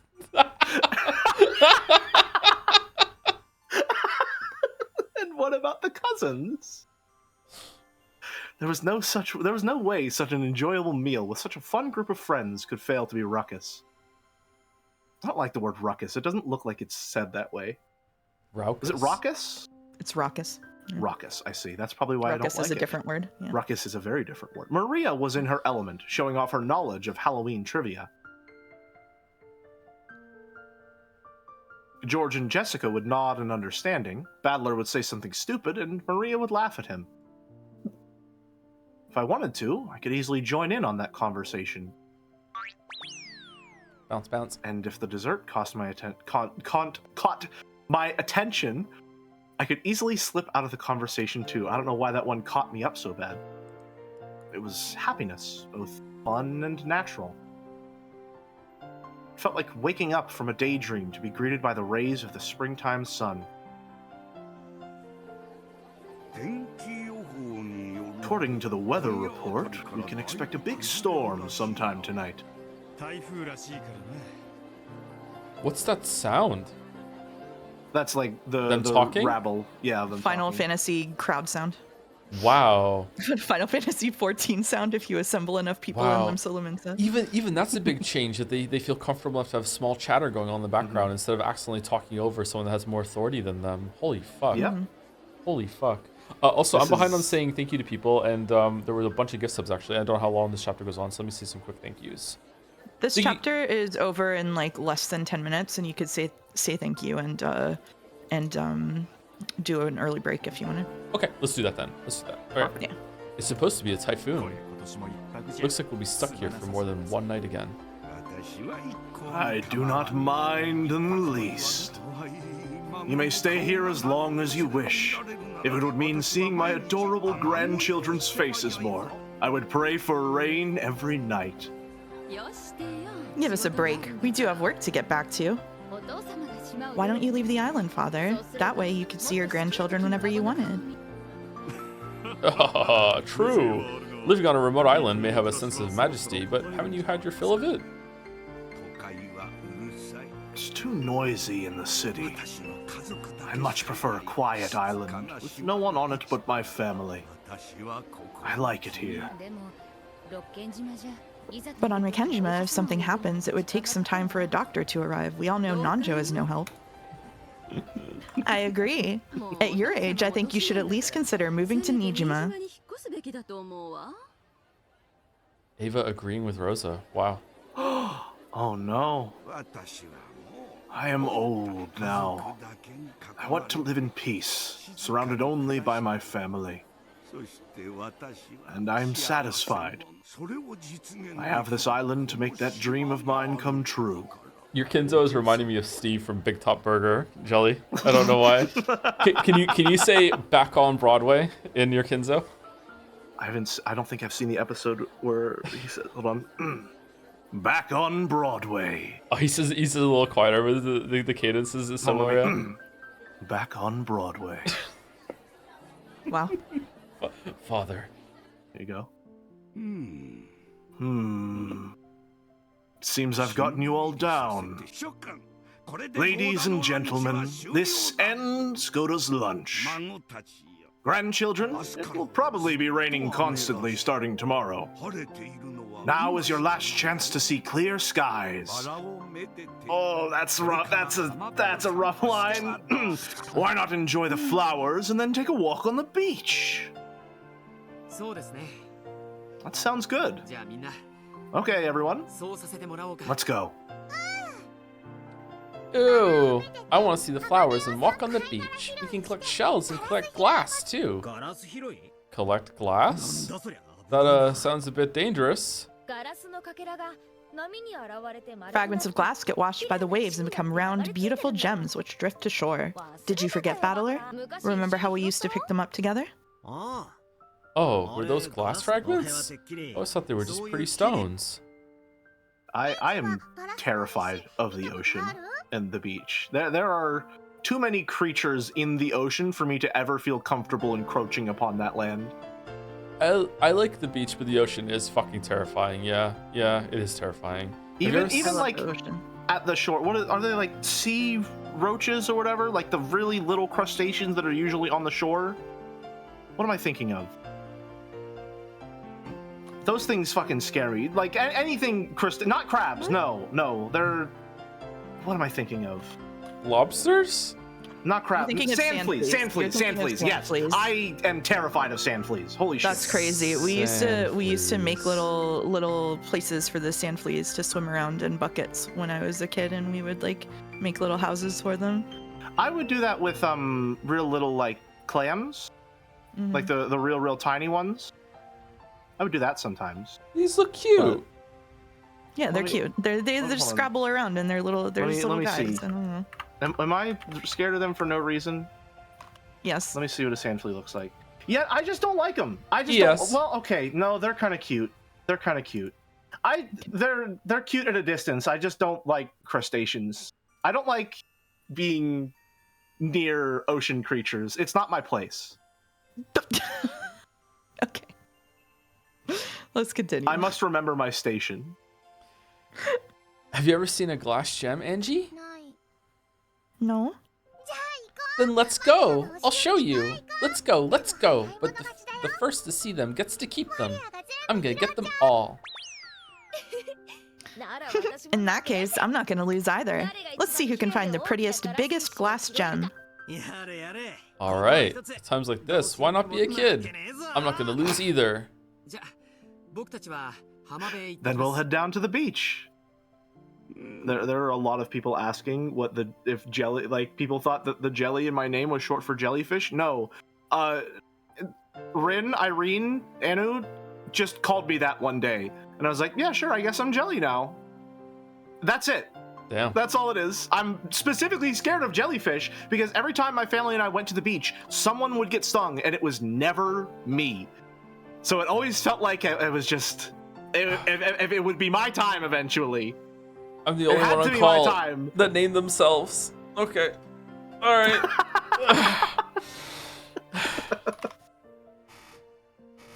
Indeed. Take it easy and enjoy your time together, grandchildren. The cousins rose from their seats and noisily left the dining hall. Maria grabbed Angie's hand and dragged her along. However, Angie's expression was vague and absent-minded, the opposite of Maria's full smile. C8 in chat asked why mouse is mouse, and the answer to that is I once said to a friend who was confused about the definition of the word mousy, I think that mouse would be a cute nickname for someone to have. It's kind of cute. And he said, you wouldn't last a week being called mouse, and that was 7 years ago. Spite. The spite engine. Nothing to do with any affinity for mice whatsoever. Not a furry, just spite.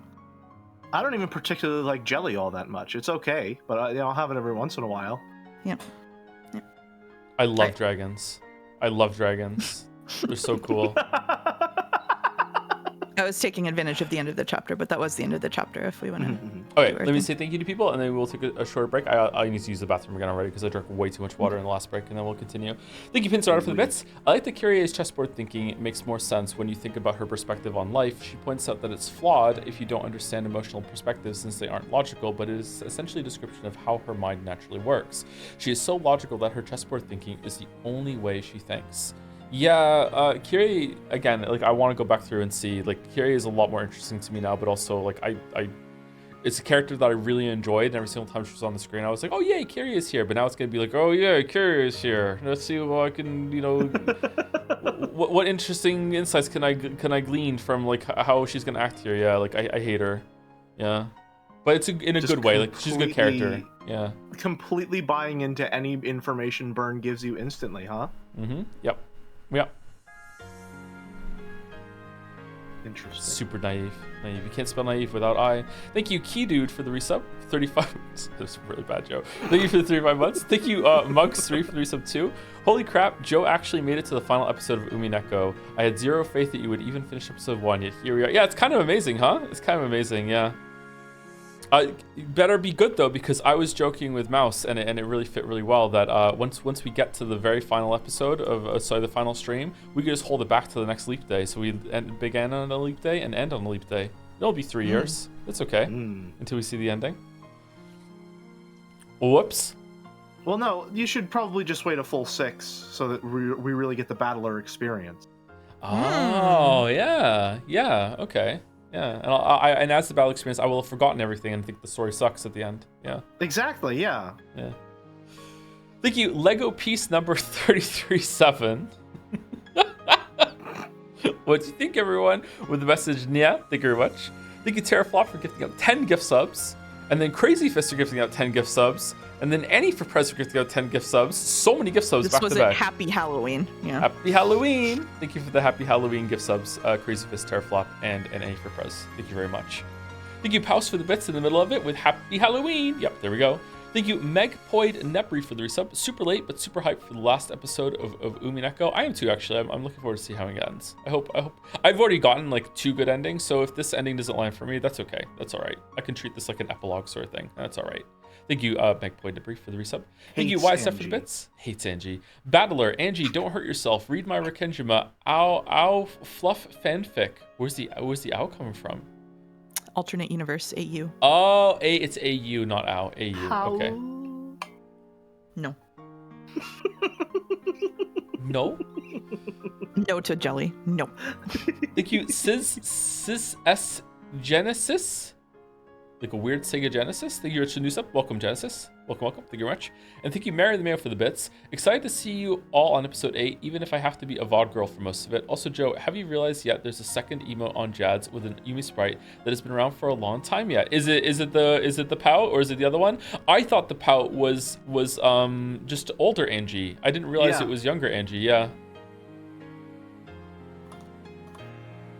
The second just Angie. Goes to show, hiding in plain sight.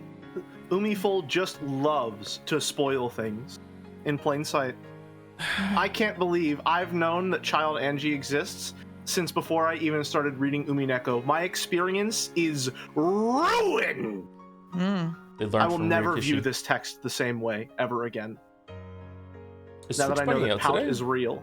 What's going on with Twitch? Viewers are yo-yoing like all over the place. Oh yeah, the viewers are yo-yoing. I have no idea what's going on with that. I also have to refresh the sub feed too. I don't know what's going on. It's like, think of it like a cat box. I hope this helps. Your ad revenue is the cat box. Anyway, it shouldn't be too long of a break. I'm just gonna go use the bathroom a bit and refill my water bottle. I'll be back in like a couple minutes. Okay. Be back soon.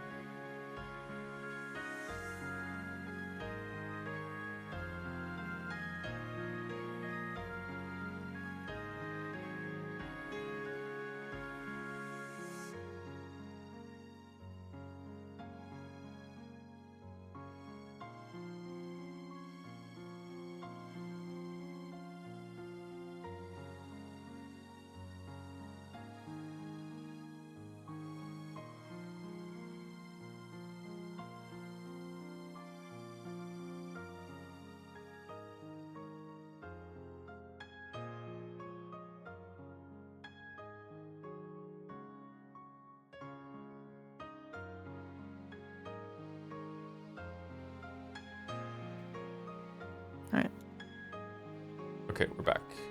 Sorry about that. Like I said, I drank a lot of water, and I also took my creatine and everything during last break. So big hydration blast. Thank you to You Bet Your Queer Ass for gifting out 10 gift subs just now as well. Another 10 round 10. Thank you very much, You Bet Your Queer Ass. And thank you, You Bet Your Queer Ass, for follow-up for the resub as well. In true witchy fashion, I don a new title after completing powerful magic rituals, becoming a woman, getting a PhD. In all seriousness, I feel very hopeful these days. No hope didn't fit anymore. Oh, enjoy your subs, and thanks as always. Damn, the chrysalis is opened. Congratulations. You love to see it. That's awesome. Congratulations, Queer Ass. Congratulations.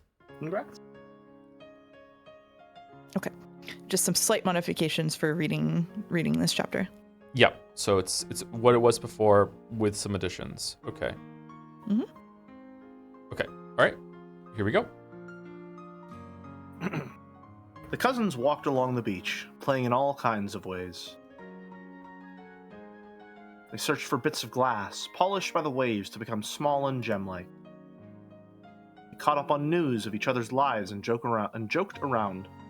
They wrote words in the sand. They chased the receding waves and ran away from the coming ones. The cousins enjoyed the time they had to themselves. Get back here, Maria. You won't get off easy this time. Wahahaha. Oh, this is me too. No way, no way. You'll get hurt if you fall. Be careful, you two. Feels like the wind's gotten stronger. Maybe we should head back soon. You're right. I think the sky's getting cloudier too. Batala-kun, Maria-chan, I think we should call it a day soon and head back to the guest house for the time being. Ooh? No way! I want to play more! Hey, don't ignore your cousin. Okay, that's all for now. Here, I'll give you my glass gem. Ooh? Really? Okay, so exchanging is something that's like fun for the cousins to do instead of the scorpion charm? Nice. Thank you, Battler. Now I have the most, so I win. Ooh, ooh, ooh. I like the way you enunciate each ooh so much. Ooh, ooh, ooh. Angie, are you okay?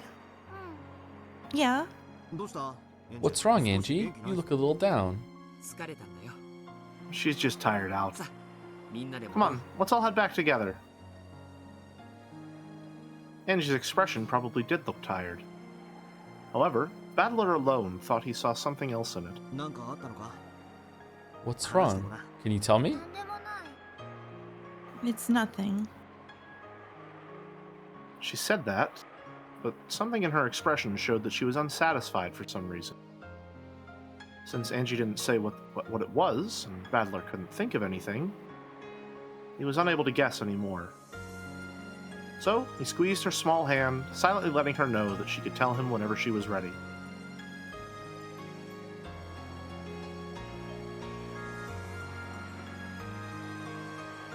Even though it had seemed like such a bright, sunny day a second ago, the sky turned gray, and the winds started to feel more annoying than pleasant. If they waited around, they would probably see scattered raindrops as well soon. I guess it'll be raining the whole time from now on. What a pain. Still, even though it didn't last long, it was fun to be a kid again. I can't wait to show Mama this glass gem. I'm gonna tell her I won. Even though you only won because I gave you mine. Ooh, I got it, so it's mine. So I won. Ooh, ooh, ooh. Angie walked distractedly, pulled along by her brother. George and the others thought that she had probably woken up too early and was tired, so they didn't try to talk to her much. As they reached the end of the forested path, the rose garden lay before them.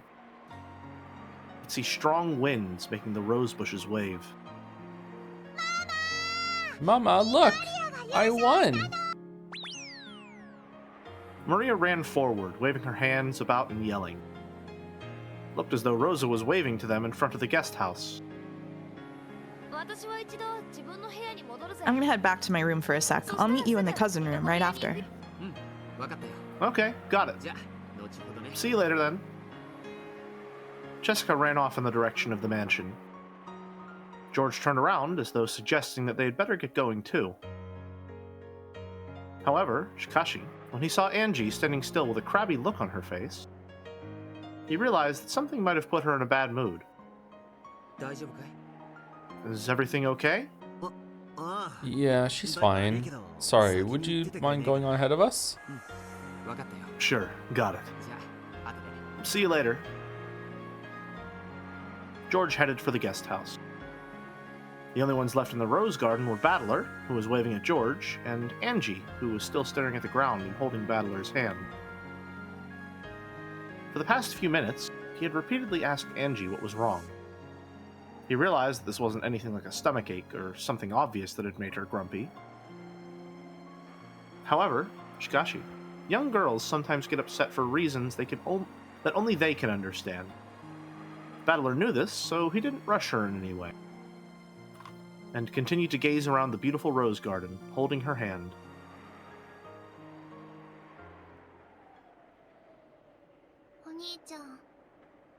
Oni-chan, What is it? where are we? She asked the question as though she was talking about something on the other side of a silver screen. Though Battler understood what the question meant, he played dumb. Where are we? We're on Rikenjima, right? You're wrong. No, I'm not. How is this Rikenjima? This is the Rikenjima of October 4th, 1986. The Rikenjima you've wanted to see for so long. That's a lie. Okay, so this time, like the PC version and the other versions, like they can kind of like intersect sometimes, or is it maybe they can only do this when no one else is around? Okay, it's okay. It has different rules. Why do you say that? This is totally fake.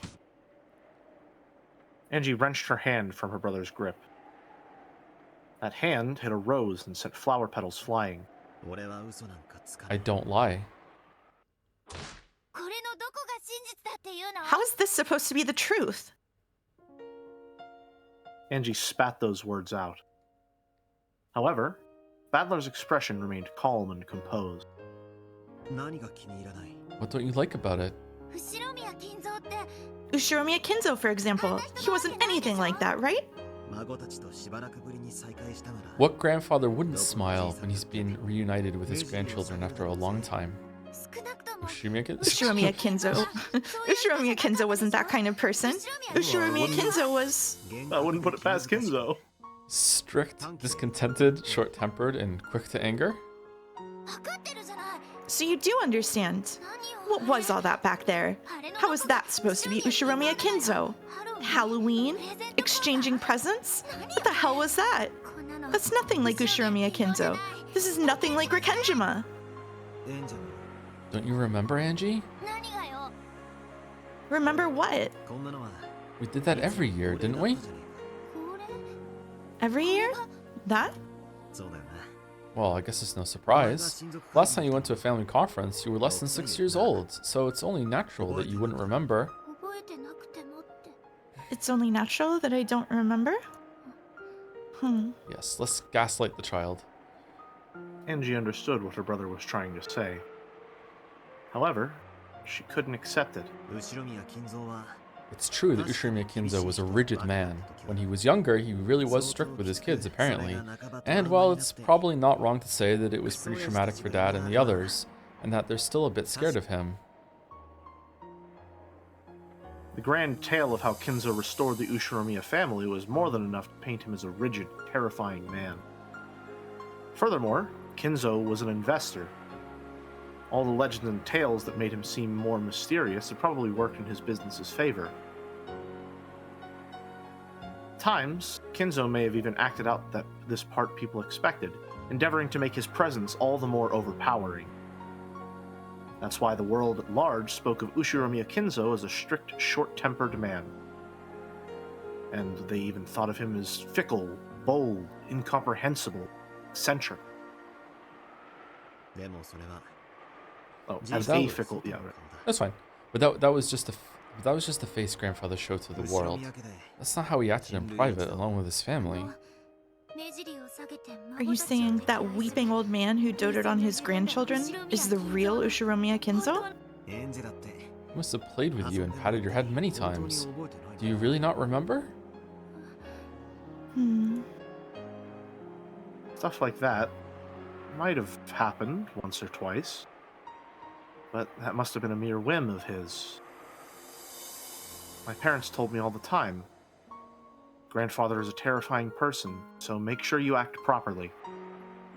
They always said that he's very scary, so take care.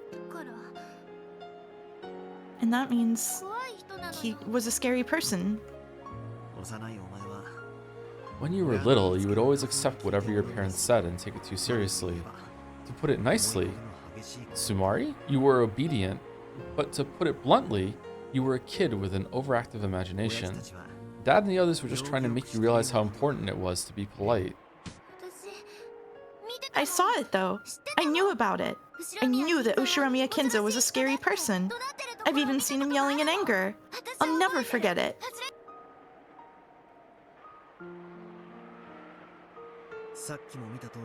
Well, like you saw just now, grandfather could be a bit abrupt at times. He might just have been trying to surprise you, or it might have slipped out when he was having a serious discussion with his kids. And you think I just got scared for no reason and got the wrong idea?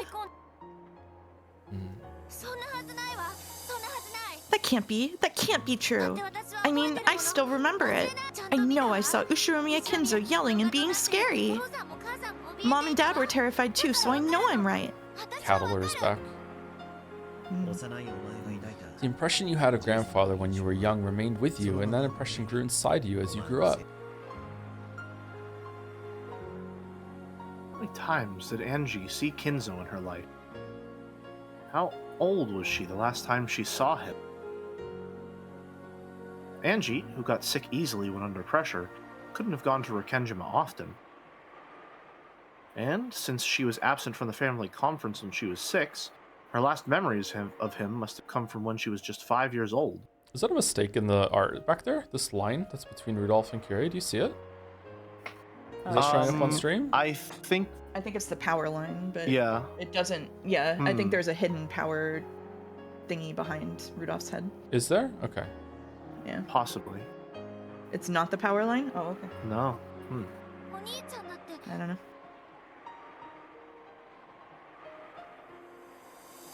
But even you haven't seen Ushiromiya Kinzo for 6 years. That's right. But when I finally came back after 6 years, I saw that grandfather hadn't changed in the slightest. Kinzo was fickle, so you could never understand what he was thinking. And he was an eccentric with a creepy love for the occult, and... It's true that he had love for the occult. Yeah, it was a bit of a strange hobby for him to get into in his final years. I'll admit that his hobby of collecting strange objects to scare his grandchildren and laugh at them wasn't exactly praiseworthy. Even Battler had been pranked by Kinzo in the past. He'd do strange things like showing off an attaché? Is that how you pronounce that? Attaché case. Attaché case with 7 strange stakes in it. And say something about how they were once used in the Middle Ages to gouge the hearts of victims in a witch's ceremony. When Kinzo did things like that, it was pretty scary, but looking back on it now, they really were childish pranks. Grandfather only scared his grandchildren because he wanted to joke around with them. I'd be willing to bet that grandfather pulled a prank like that on you, too. It's no surprise that, young as you were, you let that scare you and convince you that grandfather was a strange, terrifying person. I don't know what you're talking about, Oni-chan. Angie bit her lower lip and stared at the ground. She said she didn't understand, but in truth, she understood perfectly, was refusing to accept it. Remember how we traded Halloween presents in the parlor just now? What was all that about? The Ushiromiya family never did anything that sentimental. It's almost as though you don't remember it at all. Are you saying I got presents once too? I don't remember anything like that. That could never happen. Do you really think that grandfather, a man who loved the occult and Western traditions, wouldn't celebrate Halloween? Grandfather's Happy Halloween was pretty much the standard greeting at our family conferences. He must have said it to you too. He's actually convincing me a little bit. You can be so cruel. Even though grandfather put all his heart into choosing those presents, it looks like your heart didn't remember anything. Are you saying I was just too young to remember? And that was the truth of October 4th? On that day, just like 6 years before, grandfather entered the parlor with a cry of Happy Halloween!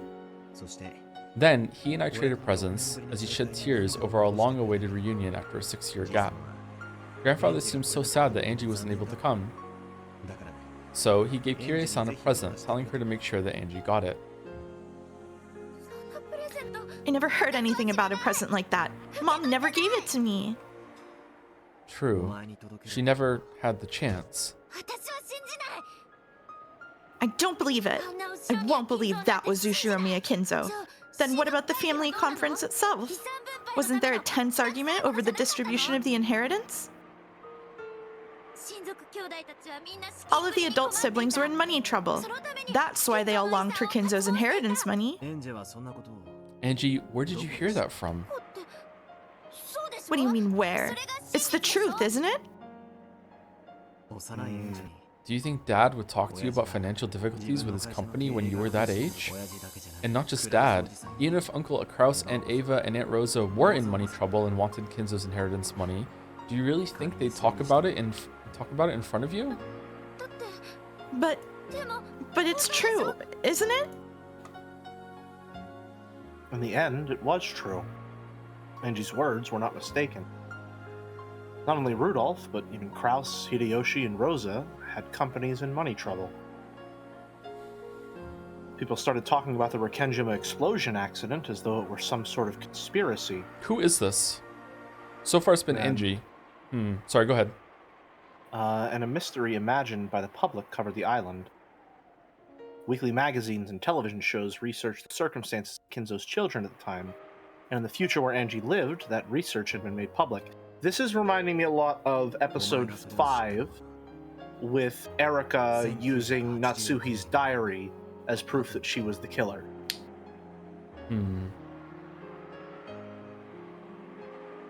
But in a good way. Sorry, not like good writing, in like a positive way.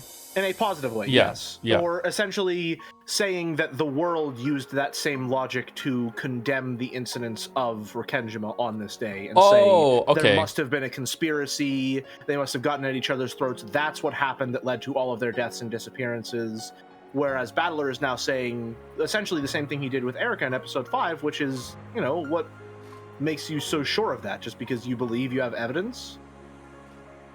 Sorry, not like good writing. No, they're both good writing. Sorry, there's a lot of good writing in here. So I misunderstood what you meant, Jelly. I thought you meant what Battler is doing to Angie, not what the world is viewed the events on the island. Okay, I understand. Okay, yeah, that is true. Yeah, for sure. Right now, Battler is kind of doing the opposite, where he's using an explicit lack of any evidence to convince her that this was what Rekenjima is like, which I think is generally the idea for the entire episode, is assuming that Battler is the only other survivor, right? We would have Battler, Ava, and Angie, right? Angie was 6, and she wasn't there when it happened, so she might not have good enough memories to know what they were like and what actually might have happened there. Battler was gone for 6 years, so he wouldn't have a really strong idea of the current family politics or what happened there. As for why Ava might be silent, I'm not entirely sure, other than maybe spite, secrecy, fear, that sort of thing. But he's playing around in this space of plausible deniability where no one actually knows what happened at all. The truth is a complete unknown. This is the inversion of the red truths. Ooh. That's a good way to put it. The blue lies. Yeah. Episode 5 was like sort of training you to think in the way that this episode is operating. Yep. Yeah. You learned about all of that a lot. after 1986. But it's a fact, isn't it? There's no difference between facts and truth. Oh. Does that... I wanted to narrate about oops. Does that prove that the inheritance created a strained atmosphere between the relatives on Rakengima? I guess that might fit with your memory of your parents telling you repeatedly to be extra polite at the family conference. Are you saying that what I know about Rakengima, what I know about the Ushiromiya family, is wrong? You're the one who's wrong, Oni-chan. There's no way something like that could be possible. I won't accept that that was Ushiromiya Kinzo. I could never accept that. So you don't believe, Angie? That's right, I don't believe. I don't understand why you're showing me something like this. After all, this is your game. No, your game board, isn't it? First it was Beato and Burn. One witch after another has sneered at my fate, trying to make me surrender in their games. But I want the truth. Witch illusions won't work on me. Now I get it, you damn witches. So you sent Oni-chan as a final assassin to finish me off. You're right. This is my game. So of course, this is my tale, and I'm the one making it. That's why I'm able to add in what-if situations, like what would happen if you came to the island too. See? You made this tale. It's all a pack of lies, a fiction you created. Yeah, I think you're right, Jelly. Like, I think the point Battler is making here is that, like, what you believe happened here, like what I'm showing you right now, Angie, isn't real. Like, this isn't actually what happened, but it could be, like, who you say. But what you think happened isn't real either. So if we're going to like be putting like two fictions together, like why not go with the one that's pleasant and nice? You know what I mean? Like, why not believe that your family really cared about you? And sure, there was some bad things going on, but like why believe all of the worst things? Which is, I think, is gonna come back later in a really harsh way. I'm now looking at Erica less as a villain and more as a teaching tool for the reader, because she's the one that has the realization at the end of episode 6 that there can be more than one truth. You're supposed to align with Erica's kind of thinking.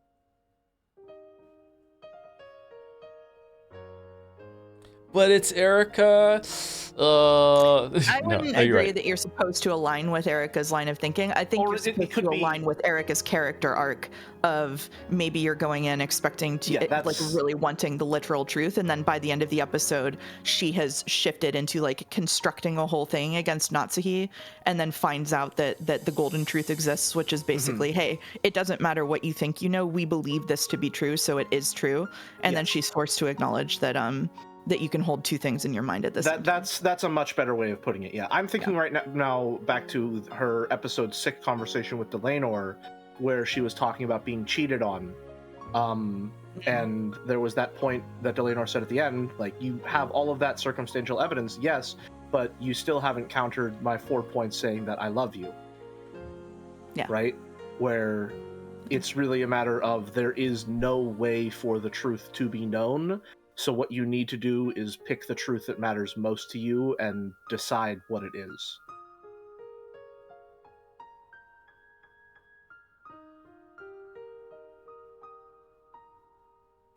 Yeah, think a lot about Erica. Joe in chat saying, "Oh, she's a tool." All right, I mean, I hate Erica. Devastating. Before I continue, thank you to Arbitrary Dummy for the resub. 53 months. Hey To named himself, by the way. Could you thank Jelly for his sponsoring of the Shikashi opposition? We're slowly taking market share to the Sumari conglomerate. Oh. Shikashi. Sumari. See, anyway. Under normal circumstances, I would be more than willing to give an endorsement.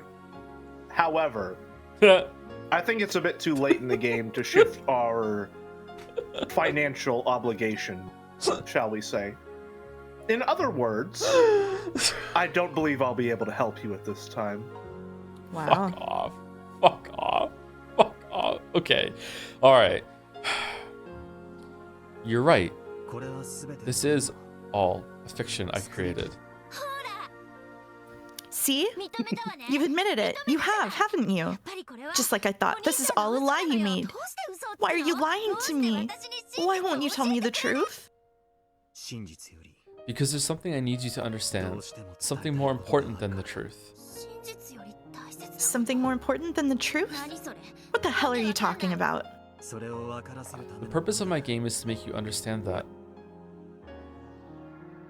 Just as Beato's games were made to make Battler believe in witches, Battler's game was made to show Angie something that was more important than the truth. Games never bring about their intended ends by force. After all, Beato's game could never be won for all eternity unless Battler acknowledged witches on his own. Battler's game was the same. Battler couldn't win in this game unless Angie acknowledged it herself. So, Battler had advanced this game just as Beato had done in the past. To believe it or not. To accept it or not. The decision lay solely in the hands of the opponent. And so, Battler was trying to enshroud Angie with his own illusion. I finally get it. This is a game between me and you, Oni-chan. Angie, I'm not trying to challenge you to a game. No, this is a game. I made a wish hoping to learn the truth of October 4th, 1986. And so you invited me to this game, saying that you'd show me the truth. And now you're showing me this strange illusion, trying to make me believe that it's the truth. Well, too bad. I'm already used to dealing with witches. I can totally tell you're trying to use that kind face of yours to trick me.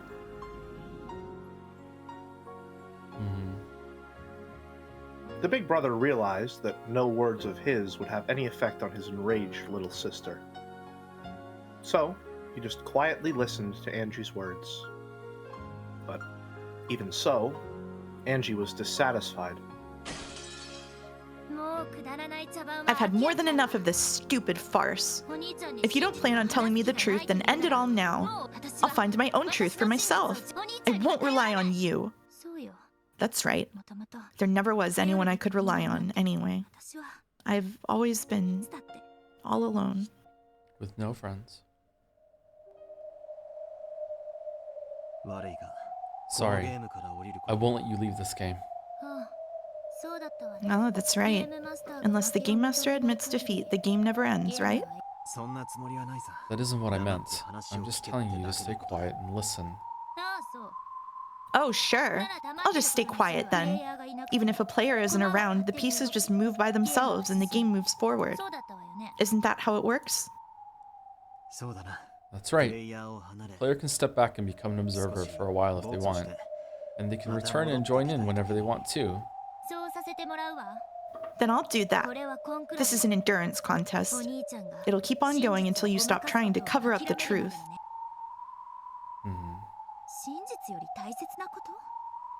Something more important than the truth? I don't get it.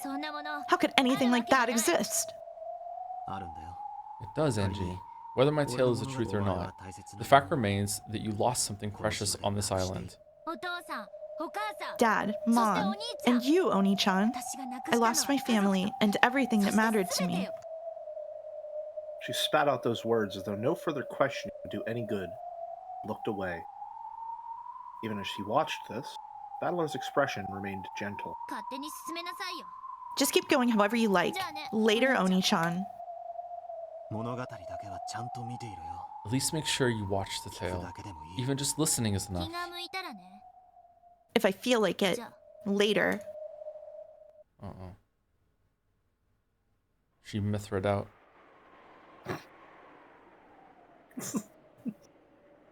Shut up. This is so stupid. Angie's eyes clouded. Ah, mine too. Fuck.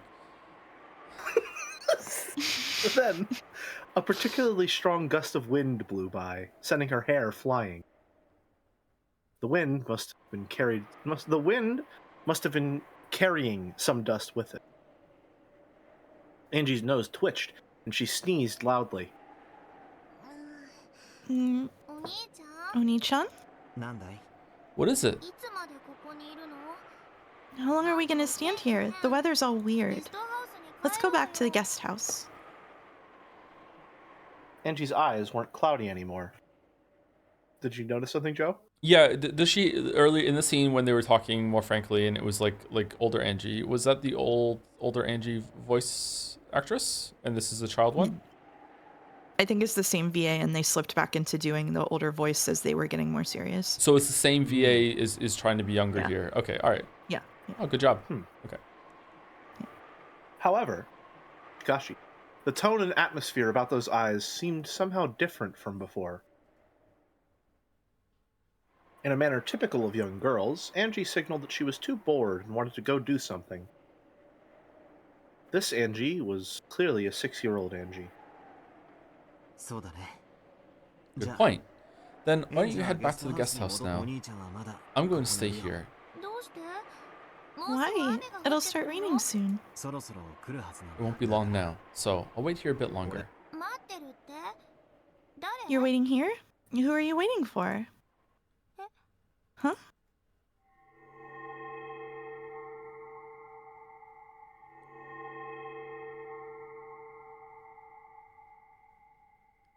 Then, to Angie's eyes, it looked as though the strong winds were carrying flakes of gold along with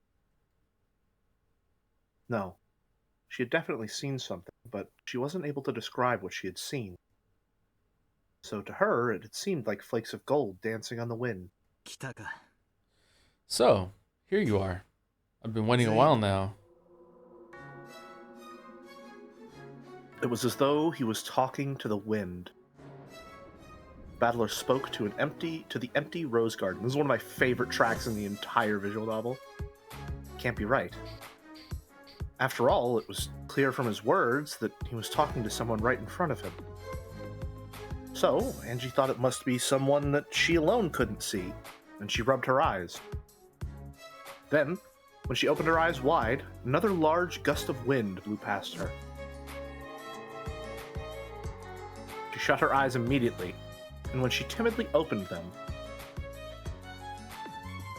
from the other end of the rose garden, yes, from the path that led up from the harbor, a person appeared. To Angie, it looked as though she had appeared along with that cloud of gold flakes carried by the wind.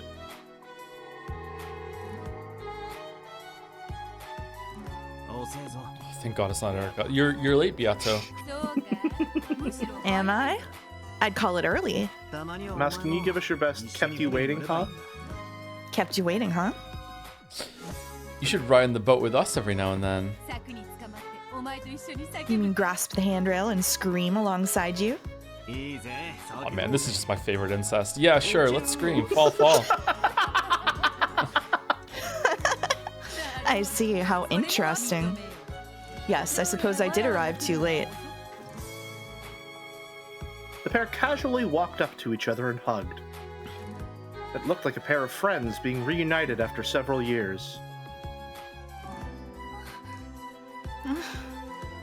Angie, surprised by this unfamiliar woman, looked for somewhere to hide.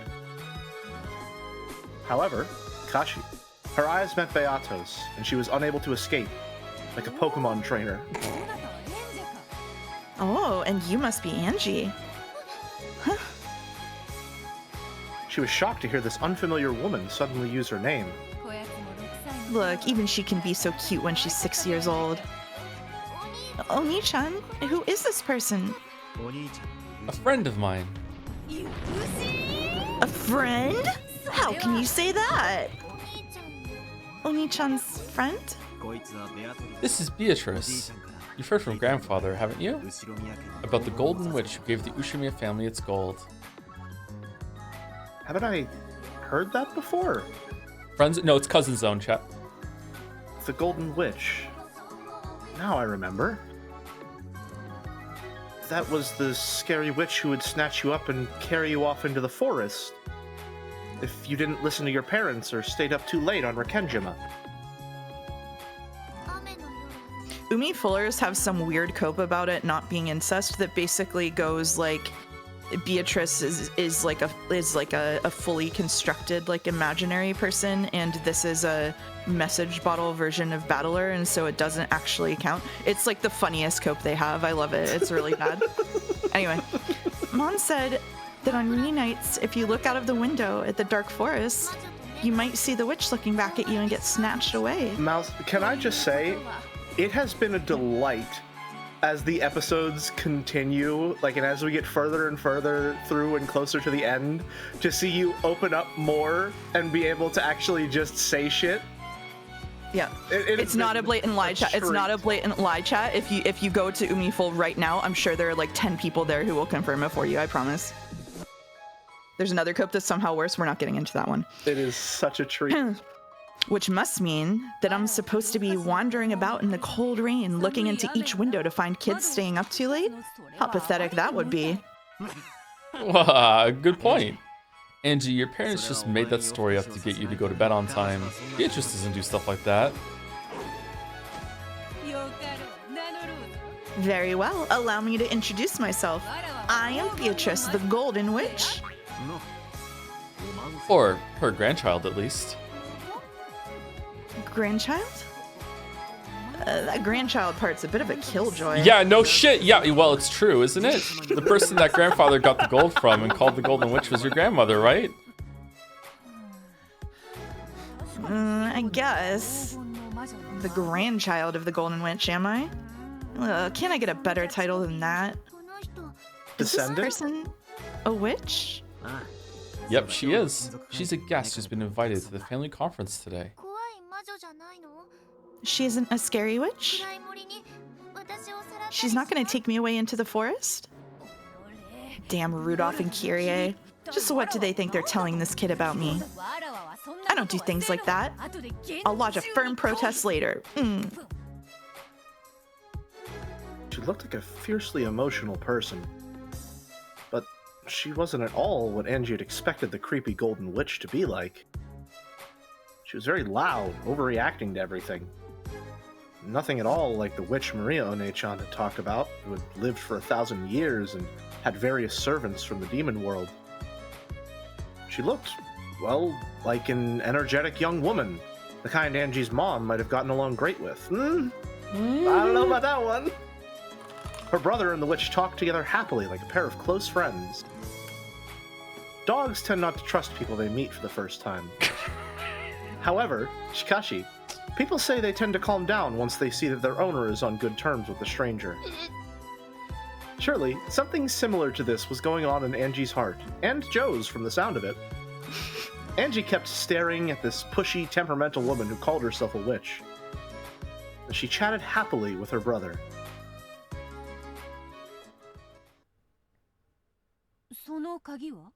What's this key for? Beato noticed the gold key hanging from Angie's neck. Angie automatically and defensively grasped at it. This is Angie's precious key. After hearing those vague words, the witch stared blankly for a second. But almost immediately, she seemed to understand what he meant. I see. Is that how it is? I thought it'd be easier to understand if I made it clear what she's supposed to do. Fear not, Angie. No one's going to steal your precious key. Are you sure? Of course. That key belongs to you, and the choice is yours. Battler and the rest of us are merely signposts to guide you on your path. Huh? When her brother gave her the key, he had said that it was very important, so she had to take good care of it. Angie didn't have a clue what the key was for, but it looked like Beato did. However, Kashi, just like her brother had done earlier, Beato only spoke in riddles. This irritated Angie, but for the time being, the Golden Witch said that she didn't intend to steal the key, so Angie calmed down a little. Do you know what this key is used for? But of course. However, I cannot tell you. Why not? Because you must decide how to use that key for yourself. The witch said the same thing as my brother. The pair nodded to each other, but it was all Greek to me. It felt like someone had laid out a riddle that everyone knew but me. Everyone was making fun of me. You'll know soon enough. Don't waste time thinking about it. Angie held the key tightly. Even if she didn't understand what it meant, it was her own key, and her big brother had told her to take good care of it. With her youthful suspicion, she was scared that the witch might ask her to hand it over, saying that she'd teach her how to use it. Of course, her thoughts showed up clearly on her face. The witch couldn't help but laugh at that honest expression. Fear not. It's impossible for anyone to steal that key from you. No one can steal it? You might say that it has been imbued with magic to make it so. At any rate, fear not. Neither I, nor Battler, nor anyone else on this island can steal that key from you. Really? Yeah, really. The magic won't let them. The key was hanging around her neck like an ordinary necklace. Angie could take it off right now if she wanted to, and if an adult tried to use force, it seemed like it would be easy for them to take it away. However, Chikashi, both her brother and the witch said that it was protected by a magic that would stop anyone from stealing it. Does magic really exist? Even the 6-year-old Angie knew about the word magic. However, Chikashi, she also realized that real magic didn't exist, and that certain kinds of magic tricks were sometimes called magic. However, Chikashi, her brother, and the witch were talking about magic itself. Did I ever tell the story about this during Umineko, about my mom's friend growing up that tried to convince me that magic was real? And she told me that she was walking through the forest one day, and she met a leprechaun. And she said that she met a leprechaun. She's like, she found this stump that she knew was magical, tree stump in the forest. And she's like, and I just knew there was someone there, so I crouched down and I said, I know you're here, so you're gonna have to come out and meet me. And then I stayed there for like 10 minutes, and then the leprechaun came out, and I spoke to the leprechaun. And I looked at her, and I was like, I think I was like 8 years old at the time. And I said to her, no, that's not real. Leprechauns aren't real. There's no such thing as leprechauns. There's no such thing like that. And then she looked at me dead in the eye and got really fucking like stern with me and said, are you calling me a liar? And I was like, well, no, but at the same time, like, I know that that's not real. Like, what do you want me to do here? Like, How did you save this until episode 8? I don't know. How did this survive until episode 8? I don't know if I told this story just to Mouse, or if I told the story on stream once. But that's the same mom's friend that taught me how to swim, Mouse. So she was like, I see. So she was like simultaneously sometimes like really nice to me, but also at other times like weirdly kind of like, I want you to buy into this bullshit sort of thing. I really never told this story on stream before, really? Huh? Yeah. She taught me how to swim. We had a swimming pool in the backyard of the house we were renting at the time. It was a very small pool, and it wasn't really a big house. Some houses in Canada have that. And I didn't know how to swim. And she was visiting from the UK, my mom's friend, and I really wanted to swim in the pool. And like I made a big stink about it. And then my mom's friend said, well, I'll teach him how to swim. You know, like I can do that. And my mom was like, no, it's not safe. And I like threw a tantrum. And then my mom's friend was like, no, I really can't teach him how to swim. And my mom just went off, like cigarette just appeared in her hand, like the magical swords from Expedition 33. Because that's how she spoke. She said, fine, fucking teach him how to swim. And she did. And I learned how to swim. And I'm a pretty good swimmer. Well, there you go. On the subject of incest, can I say 2 separate shout-outs? Sure. So first of all, shout out to the Chatter and Jads who searched for the word incest a couple of months ago, saw that it got mentioned like 50 times in Umi Full, and said, how come Umi Full doesn't have to follow the fucking rules? They're talking about it all the time in there. Are they just not moderated? And then I had to de-escalate that or just ignore it. I don't remember which I did. And also a second shout out, much bigger shout out to Simple, the mod of Jads, who said, somebody made Battler and Kyrie fan art that's kind of sus. I think that we should ban all incest representations from fan art. and then I had to message him and fully spoil all of Umineko to let him know that everybody was going to be shipping Beatrice and Battler, and that it's technically incest, and so if we banned incest fan art, it would spoil the entire visual novel. Oh my god.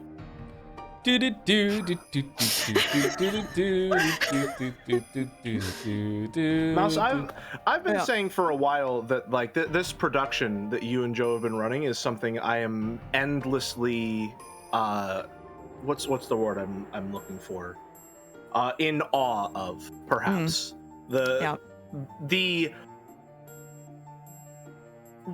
I can't find the words right now, but it is an honor to be a part of it, and to know that even more shit has been happening backstage the entire time is insane. The amount that you have had to manage here is it's spoiler crazy. Management whack-a-mole for 6 months is what I've been doing actually behind the scenes. It's actually wild.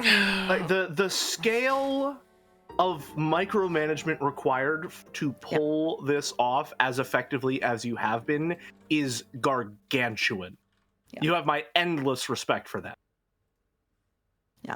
Simple says the amount of times I had to avoid bringing up Umi incest in mod chat has been double digits. Yep. Yeah. Yep. Anyway, sorry. Just had to let that one out there because I've been sitting on it for 6 months. No, of course. Thank you, partner Twitch streamer Hello It's Mouse, for the incest interjection. Yeah. Yeah. Magic exists. Really? Maria spoke of me often, did she not? She says that witches exist, magic exists. She must have told you these things on many an occasion. Someone asked, are there any Umineko incest ships that are not allowed? Only Battler and Rosa, just to make people upset. There you go. True. Maria had talked about that many times. When they were just playing, Angie had believed her, more or less. However, Shikashi, Angie was, in some ways, sharp for her age. And when she heard Maria talking happily about magic, she sometimes thought that such a thing couldn't really exist. Then show me. Show me magic, or I won't believe you. Oh, hold up a sec. Yato just arrived on the island, and she hasn't even gone to say hi to everyone at the mansion yet. Battler spoke as though he was trying to smooth something over. When she heard that, Angie became sure that magic didn't exist after all. Magic is just a bunch of lies. I know. Hey, stop that. You'll hurt Yato's feelings. No, it's no problem. Anyone would say that upon meeting a witch. Normally, I would ignore provocation from such a small child, but she is your little sister after all. Why don't we give her a special showing?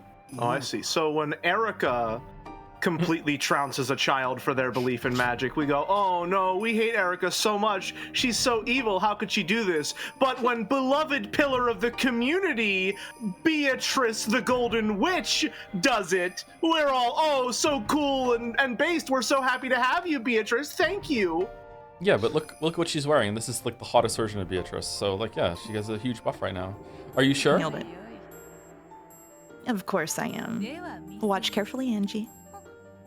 Okay.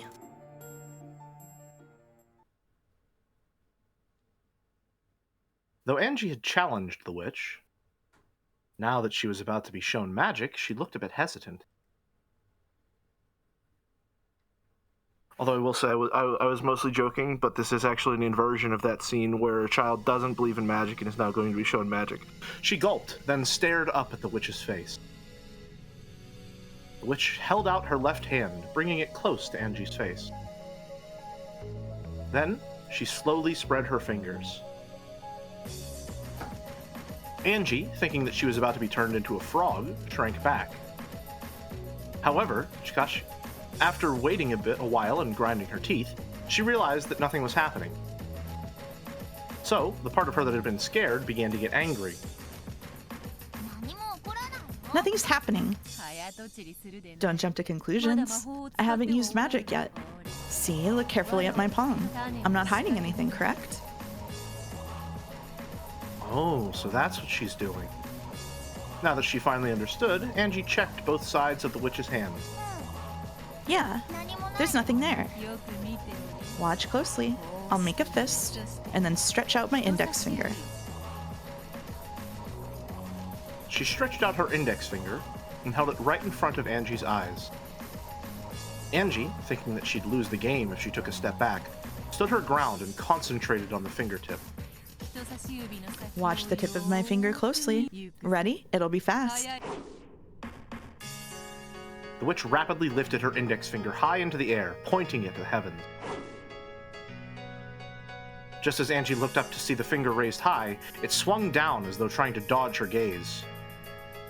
In that manner, up, down, left, right, and left again, as though Angie was playing a game of Achi Mite Hoi, I think.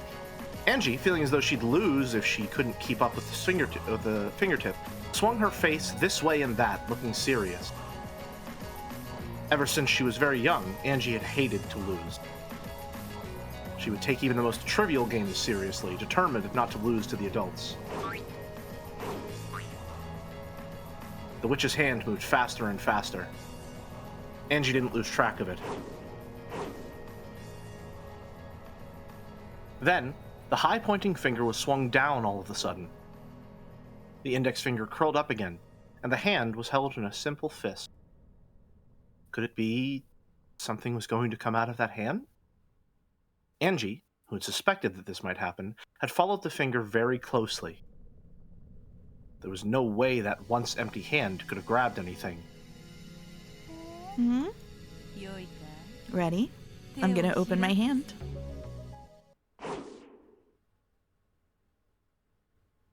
The witch slowly opened her right fist.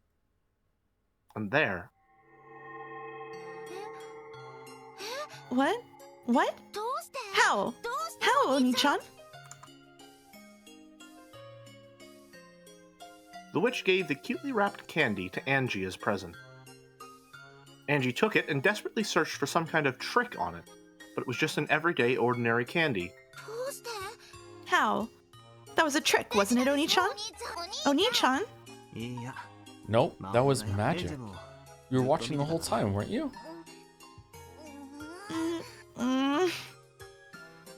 Since I was watching the whole time, how did it happen? Angie didn't like it, but she was unable to see how that could have been anything other than magic.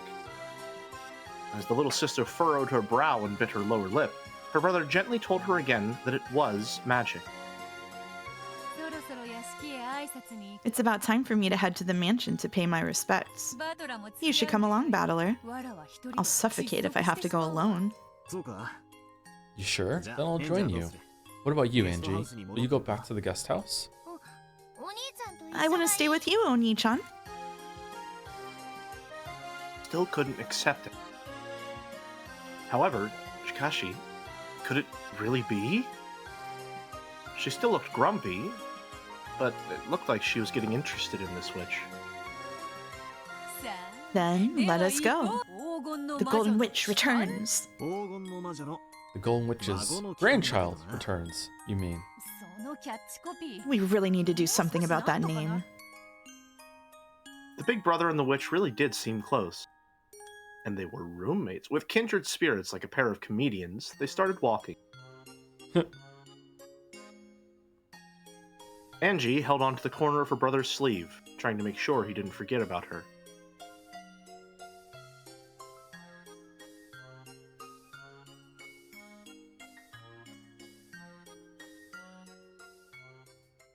One more chapter. Wait, what? Was that chapter 3? Yep. Those characters didn't show up. Wait, was that chapter? No, it was chapter 2. That was chapter 2? Yeah. Oh. Was the first one prologue then that we did? Oh, sorry, no. What?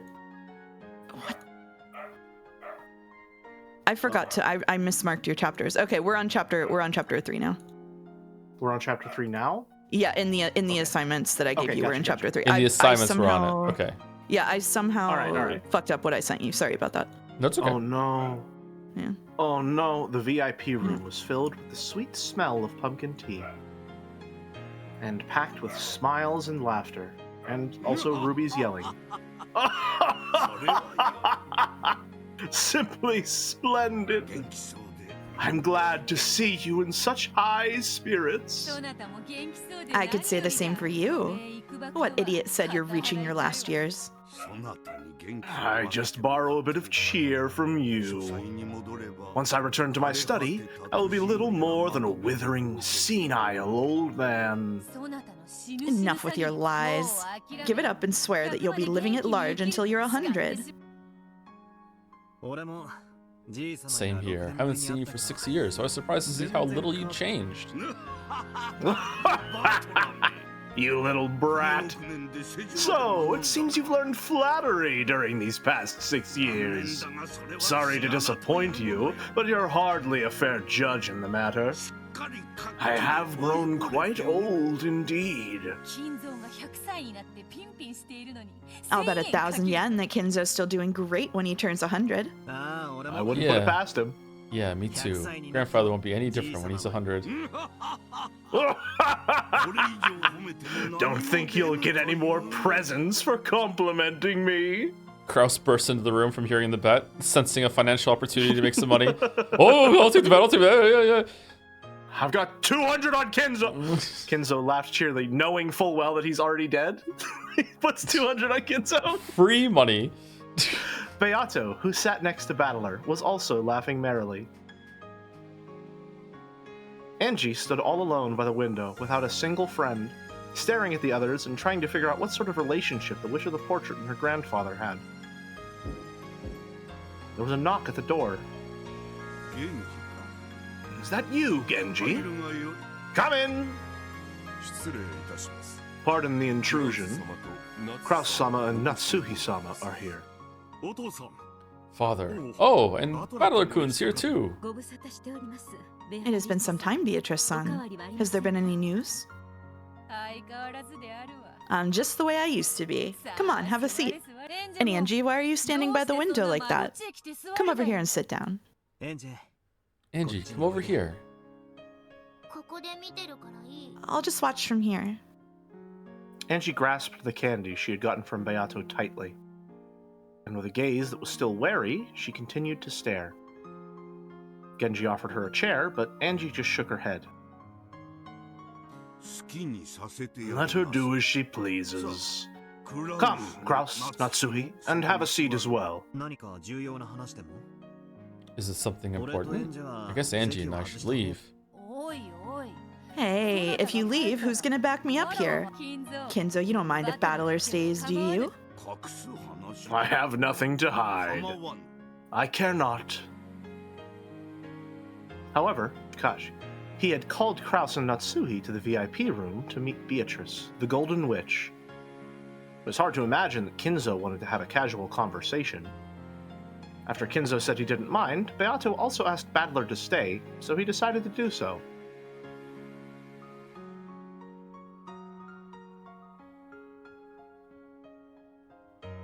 In order to avoid getting in the way of their conversation, Battler stood up from the sofa and walked over to Angie's window.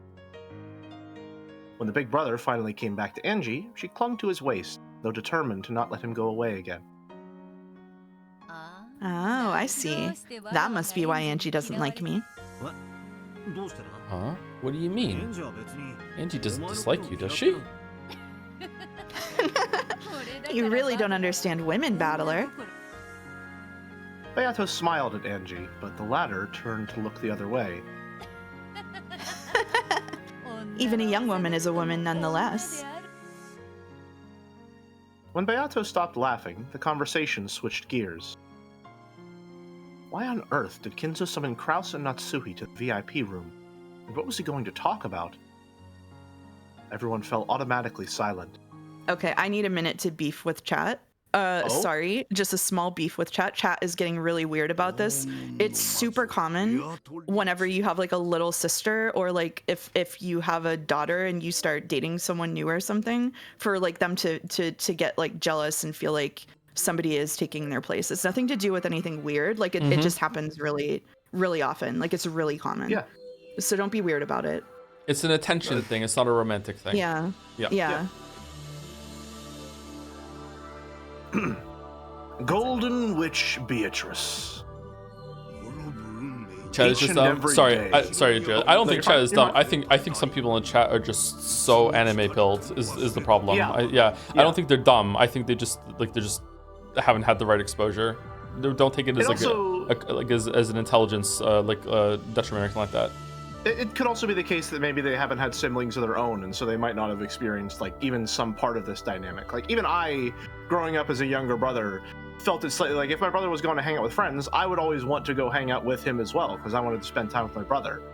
You know, there's that thing of like, you know, you're friends with someone, you care about someone, so you want to monopolize their attention at least a little bit. Yeah.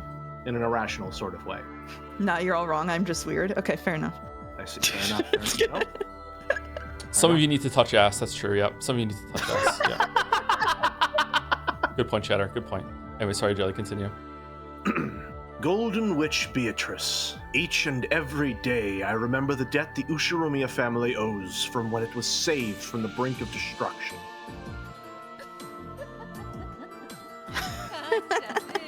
Yeah, you'd better thank me. Well, it's actually your grandmother he's thinking. Shut up, you. Just keeps bringing it up. No, it comes to the same thing. All of that gold has been lent to the Ushiromiya family for 3 generations, and without cost. We truly cannot be grateful enough. Gold bars are the same as bricks to me. I had nowhere else to put them, so it was a relief to have Kinzo hold on to them. Whoa. I'd like to say that just once before I die. Okay. Is the Golden Witch a rich person? Mm-hmm. Well, yeah. After all, she just went and lent grandfather 10 tons of gold. Precisely. I've been borrowing it for several decades, always promising to return it someday. It is a debt I will never be able to fully repay. The head family has never forgotten its gratitude. Isn't that right, dear? Of course. If the Beatrices hadn't kindly lent it to us for 3 generations, the Ushiromiya family would have fallen long ago. Even someone as shrewd as father couldn't have done anything without funds to start with. The Beatrices is so dire. By now, my money is making money, and the gold that made up my original funds can sleep in peace. Grouse, do you know what I am about to say? Since the moment Kraus had been summoned here, he had guessed what Kinzo was hinting at now. All things borrowed must be returned someday. The day had finally come. Yes, I understand. Father, double the moon investment. Beatrice, I do not have many years ahead of me. In fact, this may be the last family conference that we will attend together. How faint-hearted you sound. You must be joking. Beato alone laughed. She looked at Battler, so he laughed along with her, but Kinzo and the others remained silent. Apparently, there existed some major concerns about Kinzo's health. Of course, I do not intend to die as soon as next year. However, I don't believe I can make any certain promises about meeting you again. I never make promises I can't keep.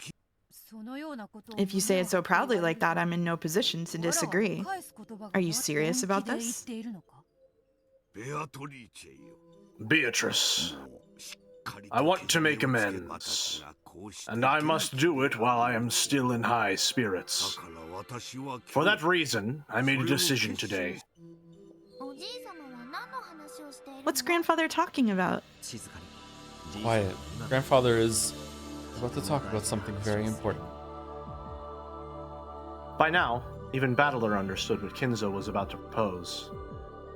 Beato probably realized it too. At one time, the Ushiromiya family had ruled the skies like an eagle before being crushed by the Great Kanto earthquake.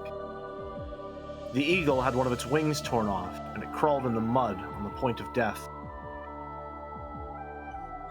Then, they were saved by the Golden Witch's golden miracle.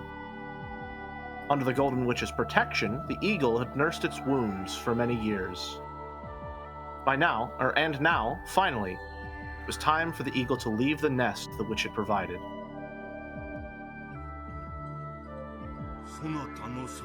I will return all of the gold that your grandmother lent me. Kraus, you have no objections, correct?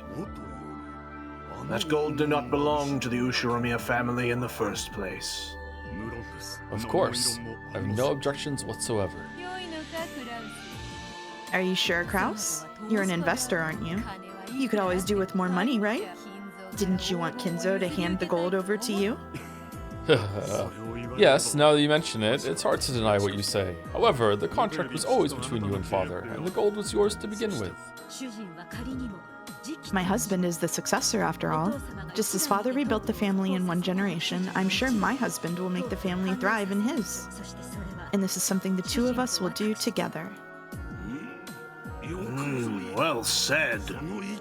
Yes, that's the spirit. So, letting go of 10 tons of gold leaves you with no regrets? I must say, that is quite impressive. What can a witch do against an opponent who cannot be swayed by the golden magic? I will return the gold to you, but the Ushiromiya family will always be supremely indebted to Beatrice, the Golden Witch.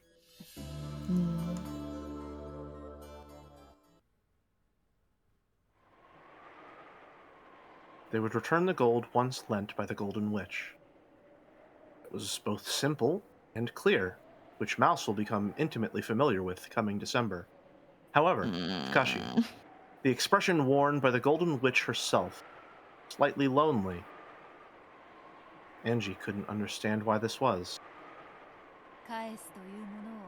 After all, if you're returning it, I cannot simply say, I don't want it, take it back. Oh well. Beato rose from the sofa. Then, she walked up to the window and looked down at the rose garden waving in the wind.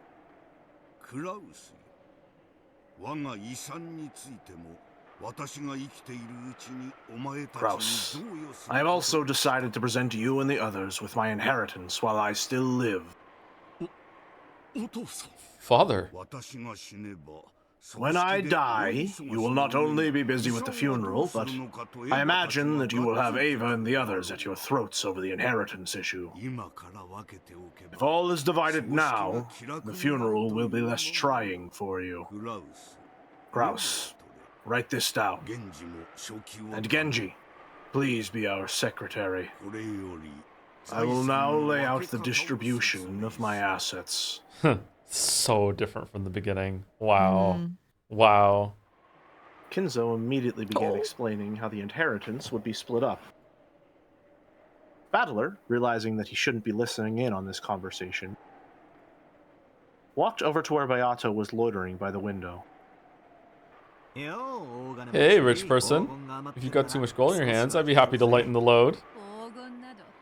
Gold would be more useful if you turned it into firewood and used it to cook a stew. What's the matter? You're looking a bit bored.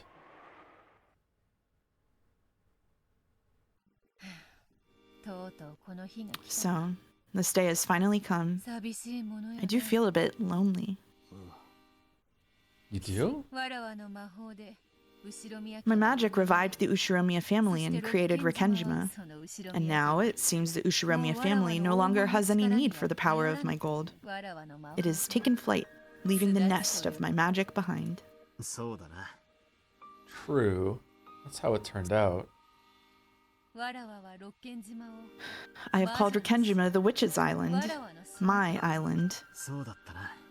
Yeah. And now, Rikenjima is returning the gold to me. The day has come for Rikenjima to awaken from my magic.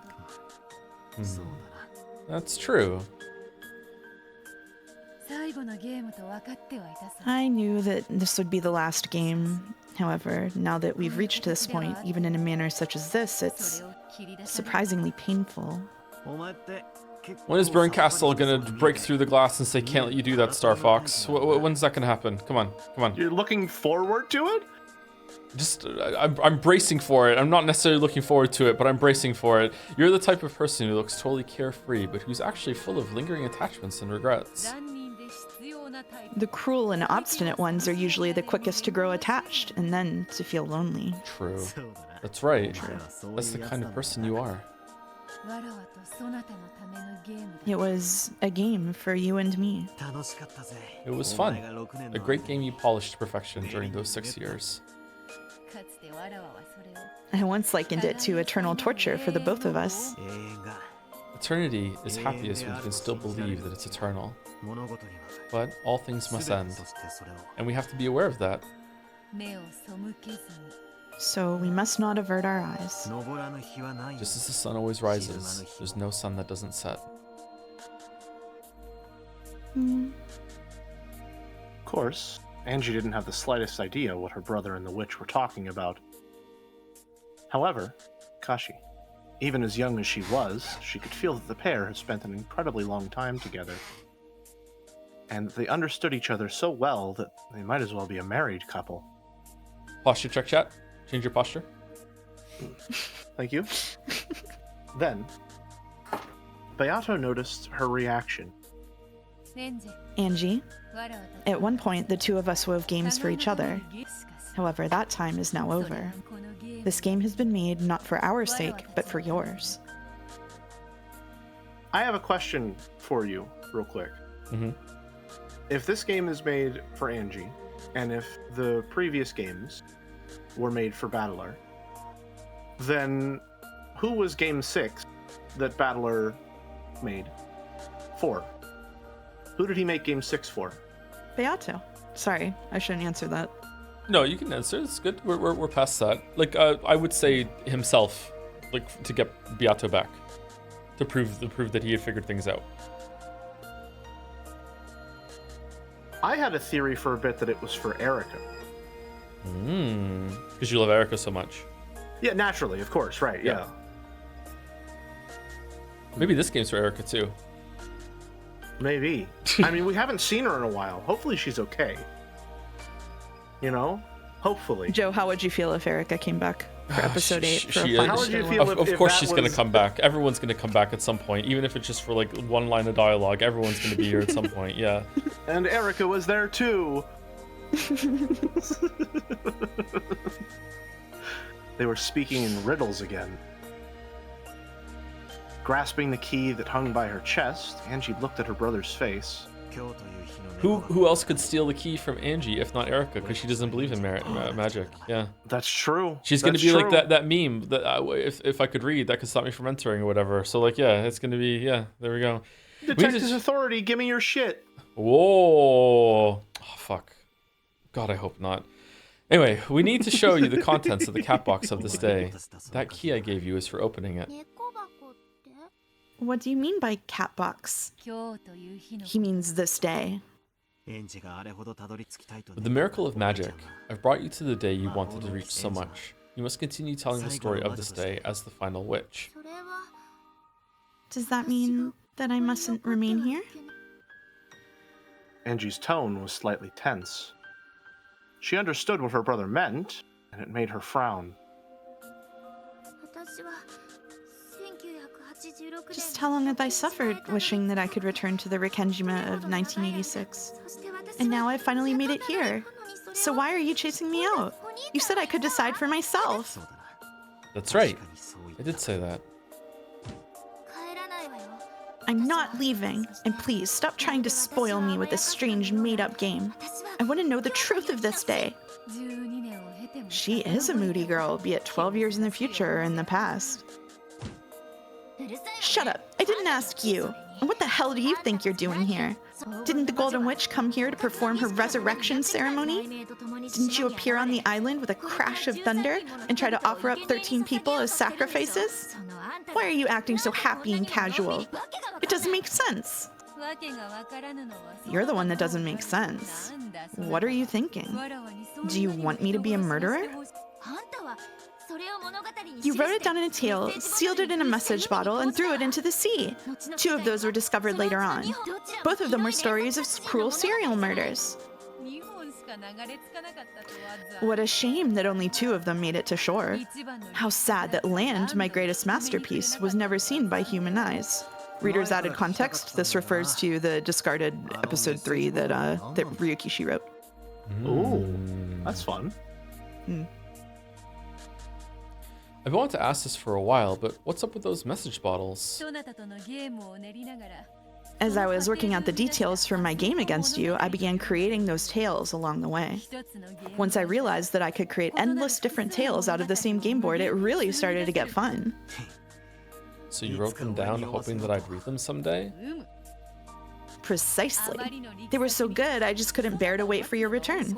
Hey, Joe. Inspired Read this line and then I'll say it. Inspired by Agatha Christie, I tried sealing them in bottles and throwing them into the ocean. Hey, Joe, Mysterious, don't you think? In episode 3, whenever we were like, man, I wonder if these episodes are just like Beato writing a story and then editing it back and forth. Yeah. You remember that? I remember saying that, something like that, yeah. Feels like there's a lot of stuff, like a lot of near misses really early on. But still misses. Still misses. Let's not give ourselves too much credit. You know, I think I give myself plenty of that with the hits that I do have. I think Ryukishi is just really, really good at setting a lot of this stuff up. And he's very good at both guiding the reader to where he wants them and predicting where they might be regardless, I think. I think he was better at that early on. Maybe. I think so too, yeah. Yeah. I think it's because he had his friend reading for him, and his friend was really tuned into what people would do. Yeah. He was writing for Battler. Are we good? Mm-hmm. Yep. Okay. Don't mock me. Those were your plans for the crime.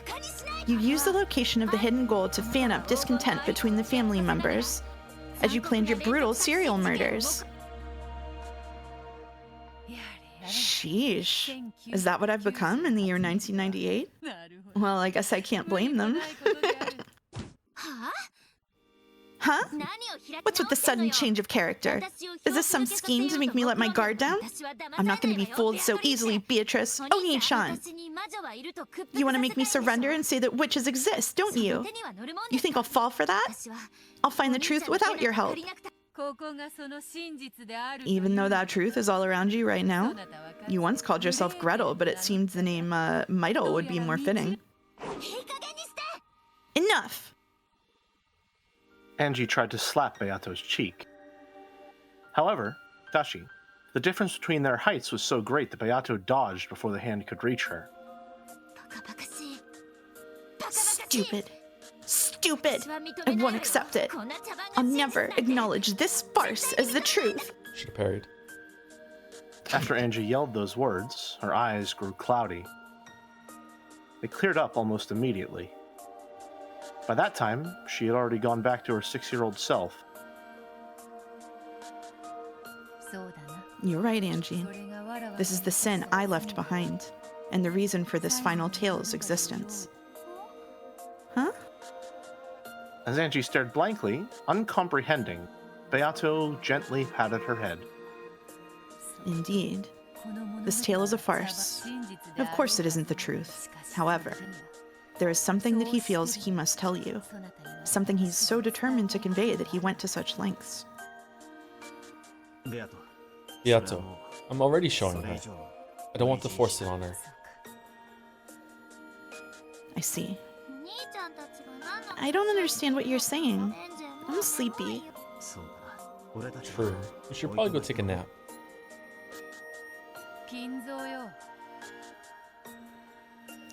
Kinzo, must I remain here longer? My apologies, but I must ask you to stay for just a bit. Moving on, Kraus. The continued support of the Fukuin house should be viewed as your responsibility as the Ushiromiya family head. What a pain. Forgive me, Battler. It seems I cannot go with you. Genji, would you mind taking these two to the guest house? As you wish. Battler-sama, Angie-sama, please, follow me. Thanks. See you later, Yato. Of course. I have a mountain of things I wish to discuss with you, and I'd like to have some time alone tonight. We must act the part of a married couple every now and then. What do you mean, act the part of a married couple?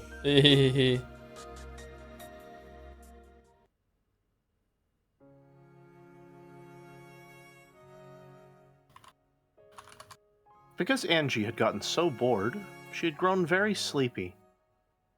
It would probably be best for her to take a quick nap. Battler walked through the windy rose garden, pulling her by the hand. When he questioned their guide, Genji, he learned that the old servant had known beforehand of Kinzo's desire to return the gold to Beato, and settle the inheritance problem early. The master decided to start preparations early for his final task in this world, the ending of his life. Most people don't think much about what happens after they die. Guess grandfather just lives on a whole different scale. Today marks the start of a new flight, when the Ushiromiya family will depart from the Golden Witch's patronage. That's true. That's a pretty cool way to say it. Apparently, the Halloween party was to be held tonight. Or a grand Halloween party was to be held tonight, and Goda and the others had been ordered to start getting ready for it. However, Kashi, it wouldn't just be a party. It would be a ceremony to mark the return of Beatrice's gold. At the start of the dinner, Grandfather would make the announcement, and the 3 generations of Beatrices would be thanked for their gift to the family with a round of applause.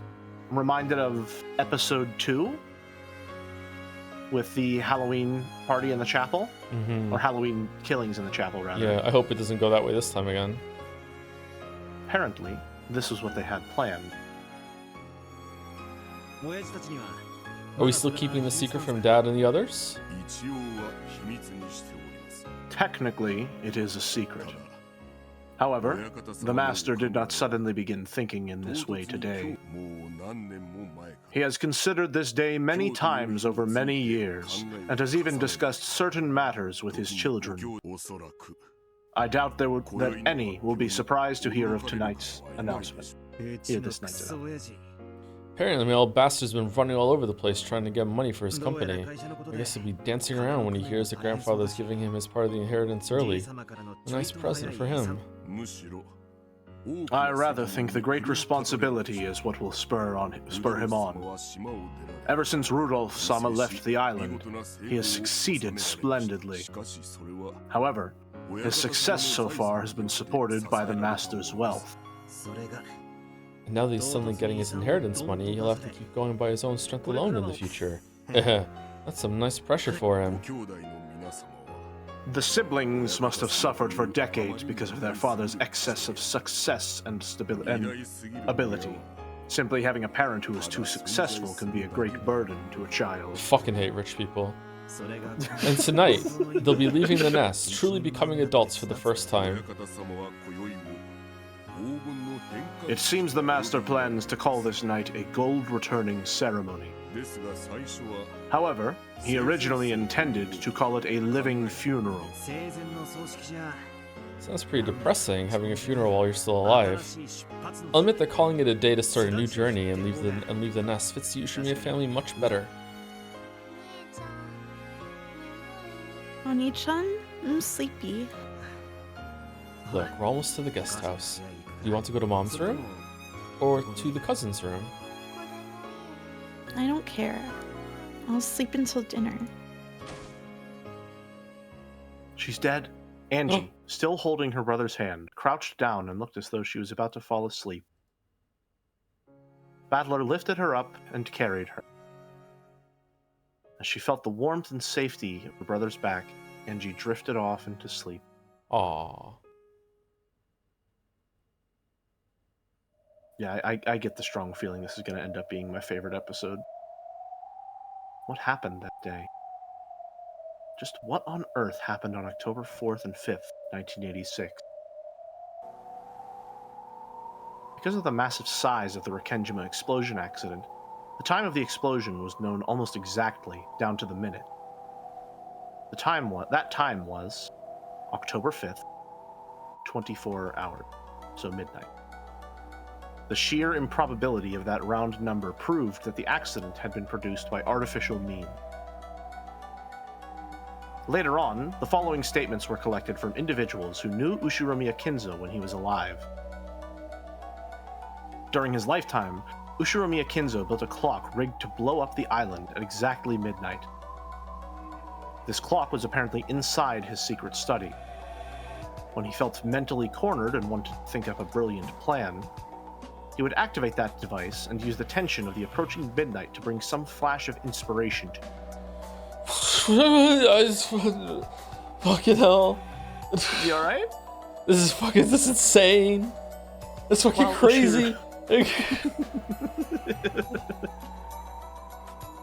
He's just just a normal grandpa, While Ushiromiya Kinzo still lived, this was the only thought of as a tall tale about this eccentric man. But the fact that the Rekenjima explosion accident occurred at exactly midnight supported the story.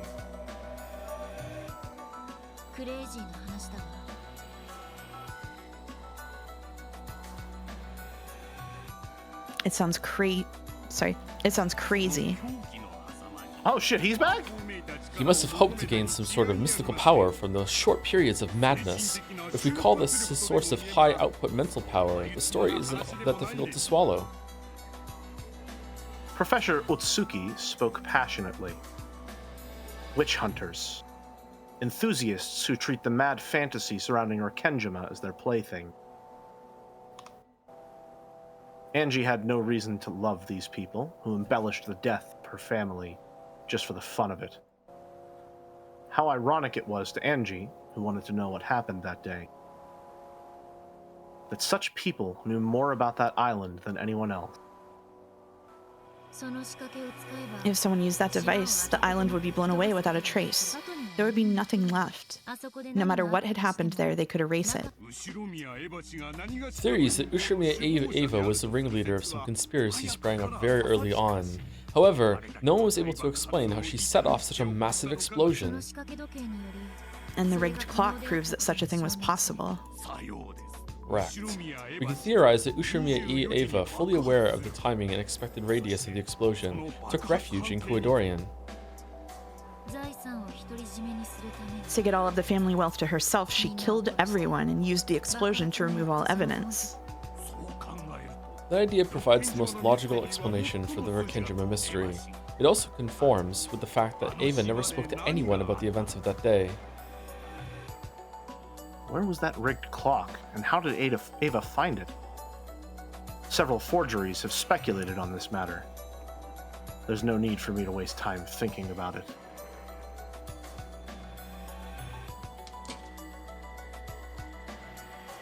Eva activated the clock device, hid in Kuadorian to escape the blast, and was therefore the only one to survive. That was everything, the answer, which eloquently told the whole story. When Eva first adopted me, our relationship wasn't that bad at all. I asked her several times, what happened that day? Every single time she answered, it was to say that she didn't remember. But, well, she must have been flustered at that time. The very first time I asked, she answered like this. I can't tell you about it. It was a slip of the tongue. She knew what had happened that day. And she left this world without telling me even a bit of the truth. She sealed the truth in a cat box and left this world, taking the key with her. There can be only one answer. She was behind everything. She got to keep all the family wealth to herself and become super rich. And afterward, she lamented the fact that her beloved son would never inherit any of what she had created. And she cursed me. Did she always have the Fruit Loop bracelet? I don't think so. I'm not sure, actually. It would be a very weird thing to add in the 8th episode. Chat says but yes. Chat I'm says yes. expecting... She did? Yeah? Okay. Huh. Just remembering that old bitch makes me want to vomit. Wow. Why is Angie acting like she just didn't see episode 7? What happened that? I wonder. That's what I want to know. It's my only goal. The one reason I'm still alive.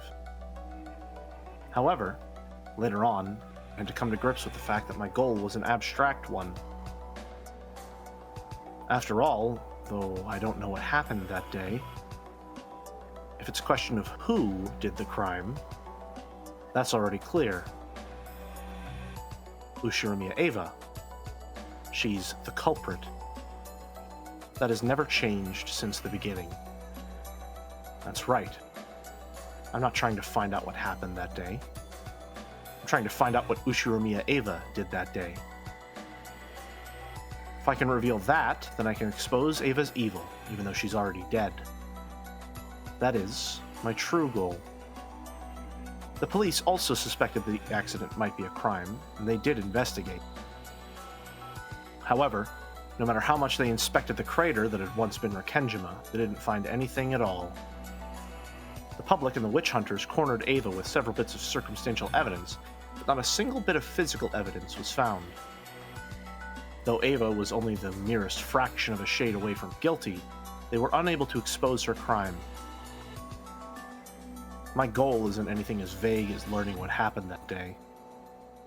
It's to expose the crime Ushiromiya Eva committed that day, and to have my revenge. I haven't been able to expose Ushiromiya Eva's crime, so people are acting as though the events on the island were all done by some bizarre golden witch. Defeating the Golden Witch means exposing Ushiromiya Eva's sin. I won't forgive Ushiromiya Eva. I'll certainly hate her and take revenge for my family. Interesting that this is an exact inversion of Battler in the beginning of episode 1, where he doesn't want to believe that it's one of his family members, but he doesn't want to believe that it's going to be a witch, so he has to prove that witches don't exist. In this case, she's explicitly trying to not prove, or rather trying to disprove the existence of witches so that one of her family members can be guilty. Mm-hmm. And the reason why she hates Eva so much is because Eva was protecting her from the truth. Again, very tragic. Yeah. Yep. Yeah. Very good. That is Ushiromiya Angie's one and only reason for living. Oh, fucking this guy! If she knew you hated her that much. God. You don't like this guy? No, No? I have a sincere and thorough distaste for this train conductor-looking motherfucker. Man. I think he's hotter than Will. You think... Oh my god, I was gonna bring him up during the Will conversation, but I didn't want to because I don't want to think about this fucking guy. I hate this dude. He's hotter than Will? Really? Yeah, I think he's hotter than Will. Damn. I'm allowed to hate one character irrationally, and it's this guy. Mm-hmm. God, he looks so fucking dumb. If she knew you hated her that much, the president would probably be rolling around laughing in the next world. Shut up. I'll expose that old bitch's crime. I won't accept that it was a perfect crime with all traces blown away. I'll never do that. In other words, Sumari, this journey of yours is a journey to take revenge for your family. Got a problem with that? You must be joking. It's great to know that you have a purpose in life. Could you turn that off? Oh? You don't like M. Zaki? Amakusa turned the radio off. The dull sound of the engine became the BGM that filled the car. Is it really so strange? Fighting for revenge? Not really. Out on the front, I met people who live for that reason over and over. You've been on battlefields many times as a mercenary, right? Well, I've seen a few. So are people who fight to take revenge for their families strong? No doubt about it. Some people even strap bombs to themselves and commit suicide to take revenge for their families. Humans are more than capable of dying for vengeance. That's right. I could do it too. Have you heard of child soldiers? You mean kids who fight like soldiers? That's it. Kids who've lost their parents and have nowhere to go sometimes get picked up by groups of armed insurgents and become soldiers, and after the war is done, they go back to being regular kids. They get a gun thrust in their hands, and they're taught how to take revenge. But in the end, children are expendable. Anyone can be a soldier in a battlefield if they can pull a trigger. Are you trying to say that I'm like that? Revenge can be a reason for living. It can also give you the strength to become a soldier. Like a miracle, it can turn a girl who could do nothing but sob over her parents' corpses into a soldier, almost overnight. Nothing gives you more power than revenge. I guess so. And that's what I'm like. Do you know about the child soldier problem? No. Hi, Uchikoshi. Yeah, I know. Did you know? Child soldiers who are given guns and taught how to take revenge make that their reason for living. Well, that's not exactly right. It becomes their reason for firing their guns, but revenge is something that never ends. At some point, they no longer have any reason to keep shooting. What do you mean? They once shot for revenge, but eventually they keep on shooting for no reason at all. You mean they forget about taking revenge? When revenge is impossible, they eventually get tired of it and forget their original goals. When that happens, they have nothing except their guns. Eventually, they'll keep shooting just so they can eat. You're saying that child soldiers who started using guns for revenge end up as bandits or something. After all, they've never even gone to school, and they haven't even been taught any useful skills as far as employment goes. They only learned how to shoot guns. And they were only ever praised when they killed the enemy. Eventually, your reason for living stops being revenge and becomes the means you once used to take revenge. It's sad, really. Are you saying that I'll eventually get tired of revenge and what would it be in my case? You'll get tired of exposing the truth, and you'll eventually become a person who can do nothing but hate Ushiromiya Eva. Well, that's true already. Got a problem with it? Yeah, couldn't think of it, that's right. I'm not sure what Amakusa is trying to say. Probably something annoying.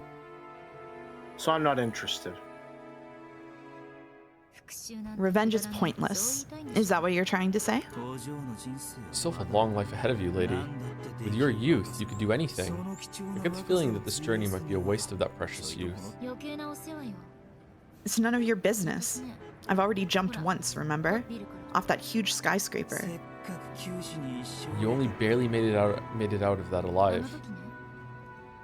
Back then, I died. So I'm already a ghost. And my only purpose is to expose the truth of that day, to take revenge on my family's enemy. Sheesh. That's an iron will you got there, lady. There's no way a flippant man like you could understand how I feel. After that, Amakusa was forced to shut his mouth. He shrugged, but Angie didn't see. Even so, Amakusa spoke once more. Beep, beep. On the first day we started this journey, you said something. You said you wanted to know what happened on that island that day. It's the same now. What's changed? Now you're saying that you want to know what happened on the island that day, so you can expose Ushiromiya Eva's crime. And isn't that exactly the same? Well, that's true, but... I'm tired, so I'll sleep now. Would you mind staying quiet for a bit? Tell me when we get there. Roger that.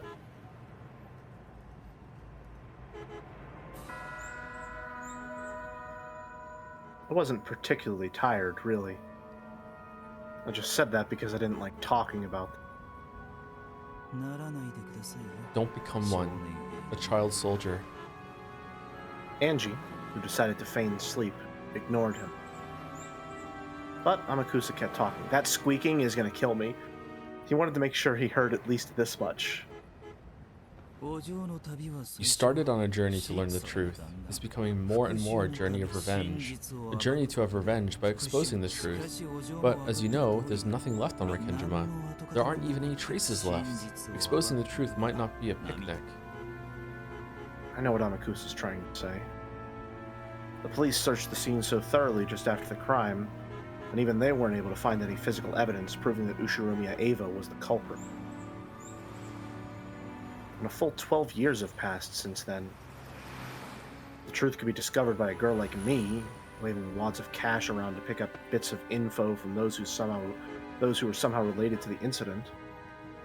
Then someone would have exposed the truth long ago. I might not be able to reach the truth.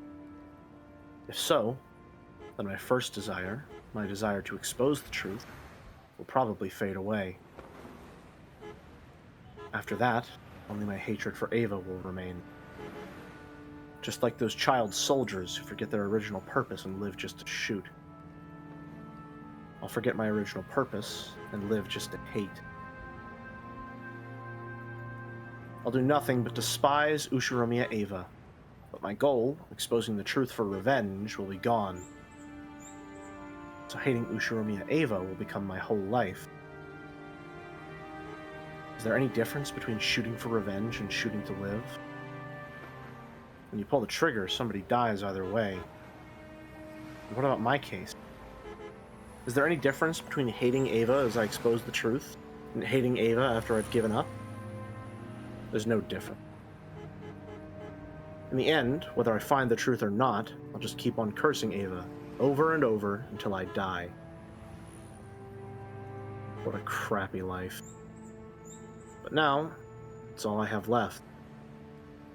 Ushiromiya Eva stole my family. So I'll take revenge. By exposing her crimes and showing the world. My consciousness was slowly drifting away into sleep.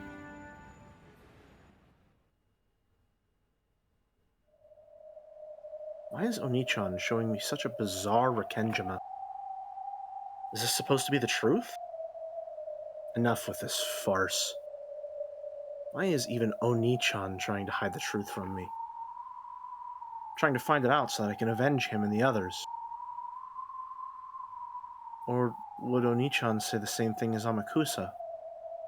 That revenge is meaningless, so I should stop. Is that why he's speaking in riddles, trying to make everything more confusing? That's none of his business. I'm not trying to take revenge for their sakes. I'm doing it for my sake, too. After all, it's the only reason I'm still alive. Taking revenge is my reason to live. I don't have a clue what Oni-chan is thinking. We have time for one more chapter, and it Do we would really? delight the Umineko readers. We do. Let's go! We do. Short We chapter. locked in. Yep. Was anyone else very If you're charmed feeling by up for the... I'm absolutely up for it, yeah. Was anyone else charmed by the very tiny, crunchy-looking car in the rear view window? I didn't notice it. No. Yes, very I'm cute. gonna send an Umiden real quick. Okay. Well, you do that. Thank you to Rethulian for the resub at 43 months. Popping in to see how far you are, since I'm reading episode 8 right now too. Hope you end up liking it. I think it's pretty interesting so far. It is interesting, but I am understanding what the chatter meant about some of the pacing stuff. A couple times I feel like just a couple of the scenes I've been like, yeah, I get it. We don't have to go over it over and over and over again. That last one was one of them actually at the end. But I guess she's just dwelling on it. Also, shout out to the last 3 polls that were run. Do you trust Beatrice? Is Mouse wrong? Hottest Umineko dude. Why does that feel like the headliners on an Umineko magazine that you'd find at the checkout aisle in a grocery store? Nanja one. That's true. All right. That's Umi News. It is Umi News. All right. Voice assignments. I'll stay the same for this chapter. Okay. Okay. I do have to ask, that painting thing on the wall, isn't that what the book looked like? Oh yeah, it does. Oh, a bit, yeah. Yeah. Yeah. Interesting. Well, the backgrounds aren't canon anyway, so I don't know what I'm talking about. Outside, the rain had started to pour down hard. However, inside the cousin room, it was loud and cheery. Could have been raining spears. No one would have paid any attention. All right. Nice. That's what truly happened on Fuck Kenji. you. Come Nice. on. Full house. Take that. Whoa. You weren't bluffing. Cousins were all bursting with energy, sitting in a circle on the bed. And I thought Battler always had crap in his hands every time he acted tough. Of course, I've been losing all this time just to make you think that. Ushimiya Battler, the man who loses strategically to win in the end. Yeah, strategically. Ooh, Battler is incredible. All my coins have disappeared again. I'll give you some of mine. Let's crush Battler together, okay? With just a deck of cards, the cousins could enjoy themselves for hours and hours. They were so engrossed that the occasional thunderbolt hardly even registered as static in the background. I'm starting to get hungry. I wonder if dinner's ready yet. Who knows? It should be ready soon. Goto-san and the others really went all out for tonight. Yeah, which means we've got a lot to look forward to. Is this to celebrate my long-awaited return? I heard from Shannon just now it's going to be a Halloween party. They'll set up a buffet in the hall. Sounds incredible. A Halloween party? Incredible, incredible. Ooh, ooh, ooh. Huh? Yeah, who is it? There was a knock. The door opened, and Angie was there. She had been sleeping in her parents' room. Hey, Angie. So you woke up. They said it's time for dinner, so we have to go to the mansion. They said to get ready. Ooh, ooh, ooh. Food, food, food. I'm hungry. I am hungry. Shit. Perhaps because she was the hungriest, Maria celebrated more vigorously than anyone else. Why does Maria Umineko... She has a last name, I'm boarding the bit. She jumped up happily and hopped off the bed. As the others all clambered off the bed and started putting their shoes on, Kyrie and Rudolph came into view. Hey, brats. Stick 'em up. Time for food, so get ready. Looks like today will be extra special. Can't wait to see it. Ooh, I know. It's a Halloween party. A Halloween party? I know, and Angie doesn't. Mom, what's a Halloween party? Who knows? We'll have to go see her for ourselves. Ready, everyone ready? It's about time to go. Is everyone here? Please, follow me. Maria, over here. Your collar's crooked. Nah, I'm starving. The food is the best part of these family conferences. Are you starving too, Angie-chan? Ava smiled at Angie. Yeah, I'm starving. Angie? That's I'm hungry, right? Don't worry about it. Yeah, I'll bet you're starving. My stomach's rumbling too. Okay, let's get out of here. Looks like the wind's blowing hard outside. Make sure you don't lose your umbrellas. Everyone, please take an umbrella. Here's your umbrella, Angie-chan. Thank you, Aunt Eva. Oh, girls really are so cute. Come over to play at your aunt's house one of these days. It's a promise, okay? It looks like Aunt Ava's taking a liking to Angie. Yep. Apparently, Mother really wanted a daughter. Oh, I've heard that too. I think she adored me too when I was little. My mama said she really wanted a son. Ooh.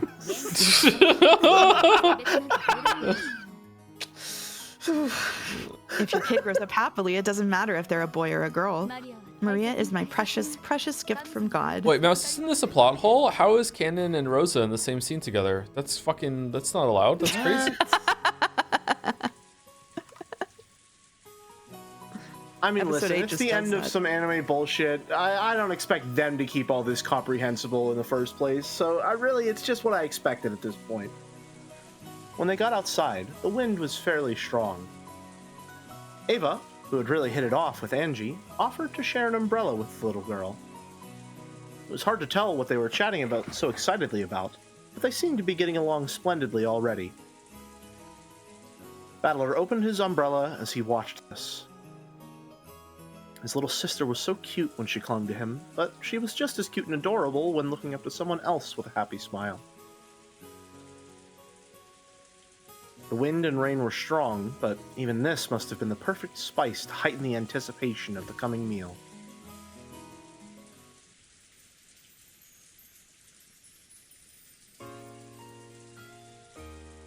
Far.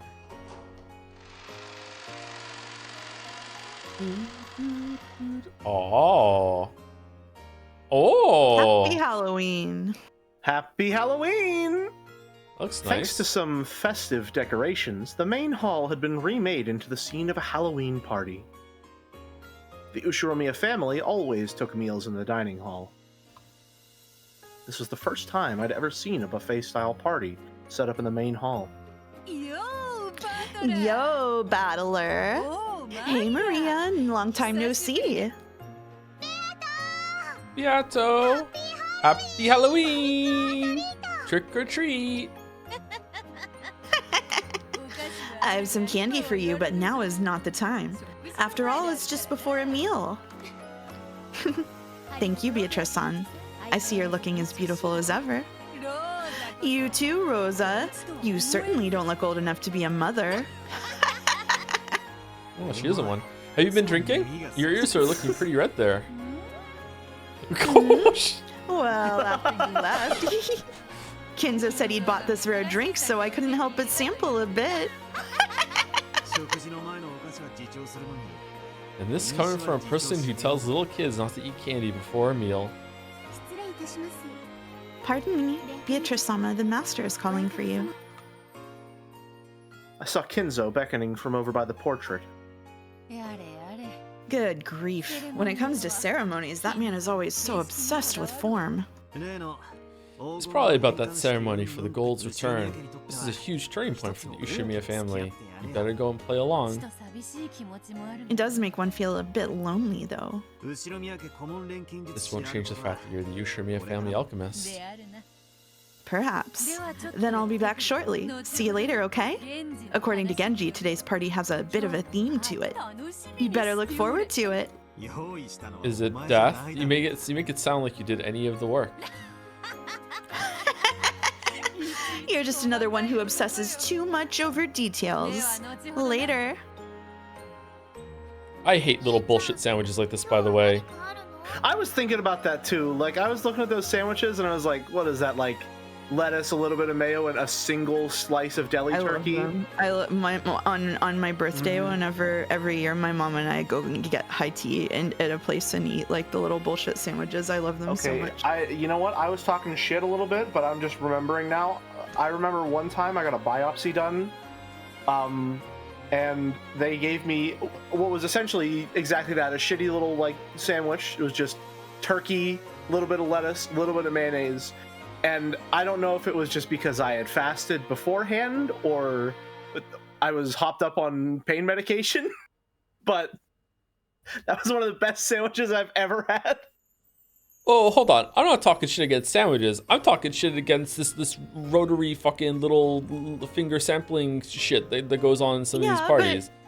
But like the concept of those sandwiches in general? Yeah, I They're just don't. small because you get to have a lot of different things. Like you get a lot, like some of the little sandwiches, and then some like scones, and then some like little cookies. Like you eat a lot of stuff. It's so you can have a lot of a little thing. No, I want a meal. I want some food. Right, no, I'm sorry, Joe. I'm Shark Tank, putting my hands up, sitting back down in my chair. You lost me. I'm out. All right. Okay. I'm out. I'm right there with Mouse. I love the idea of having a bunch of different little treats to enjoy throughout the evening.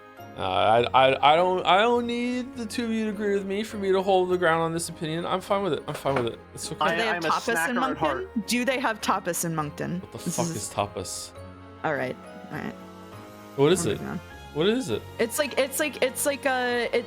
literally the point of the restaurant is that you get a bunch of little small plates and then you try a whole bunch of other, like the meal is trying a whole bunch of little things.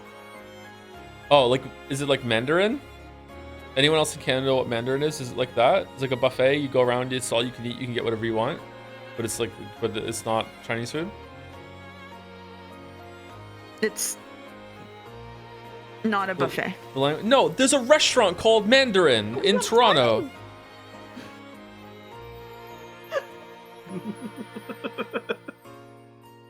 Yeah, so with tapas you order shared plates and everybody shares like the food.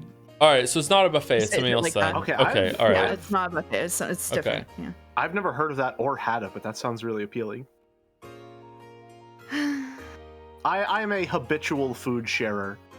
If I make something even for myself at home, I really feel like the meal is not complete until I let someone else try it.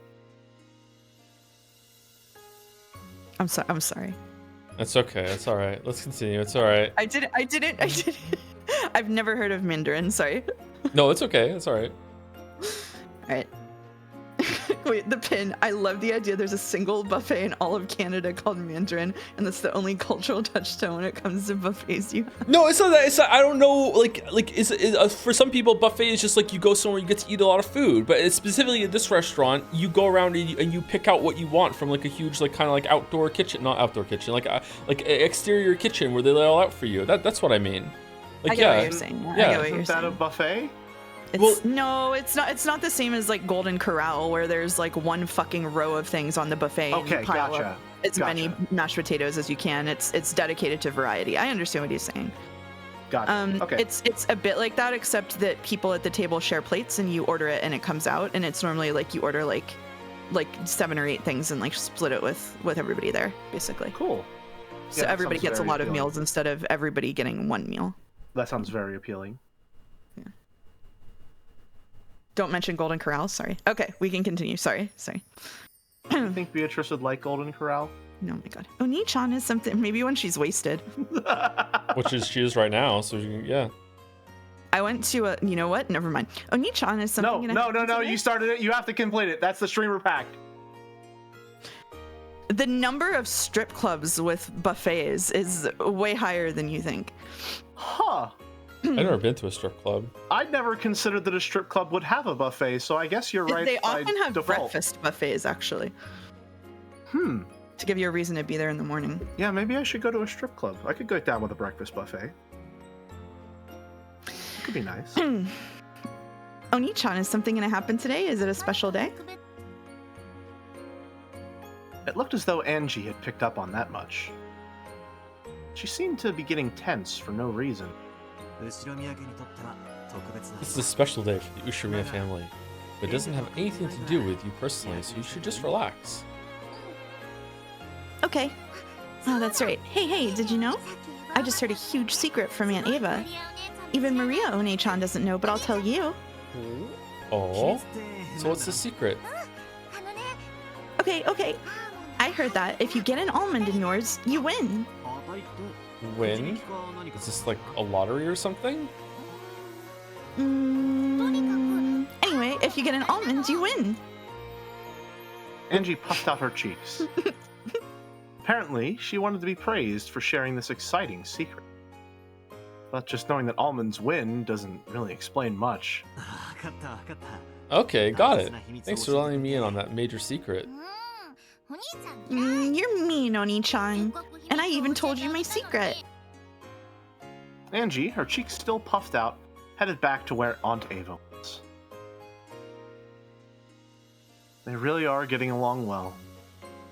Well, I guess I have no problem with her aunt. If it was some guy from her class, I don't care if they're in elementary school, it's not happening. No playing with the opposite sex without Oni-chan's approval. At that moment, Genji-san's voice rang out. The chatter gradually subsided, and the rain outside once again became apparent.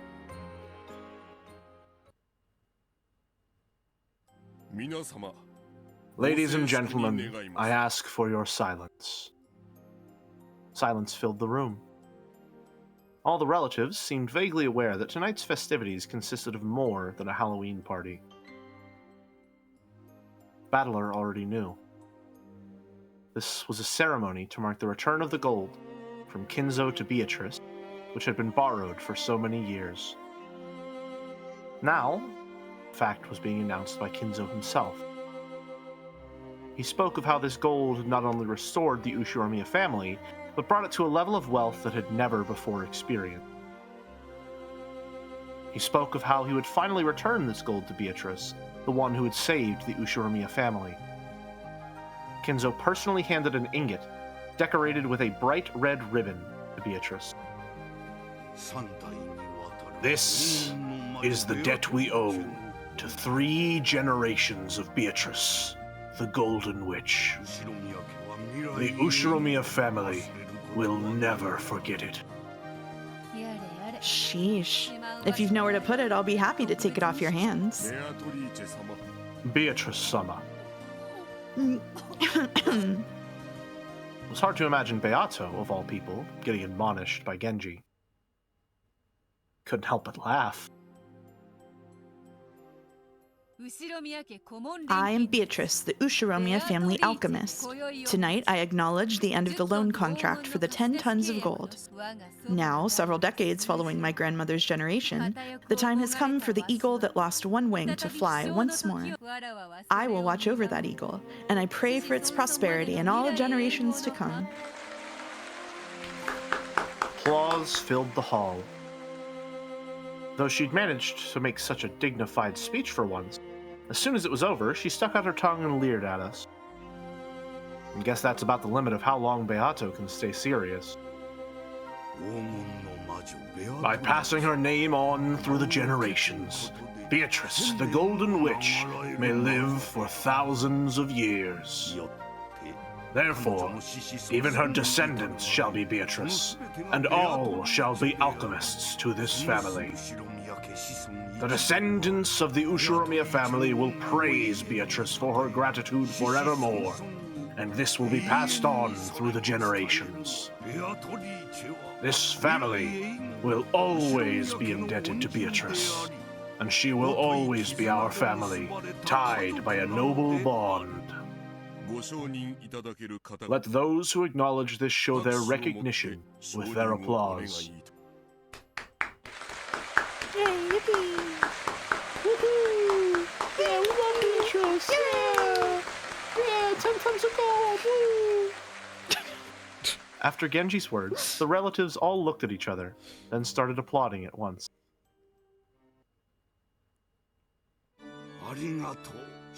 Thank you, ladies and gentlemen.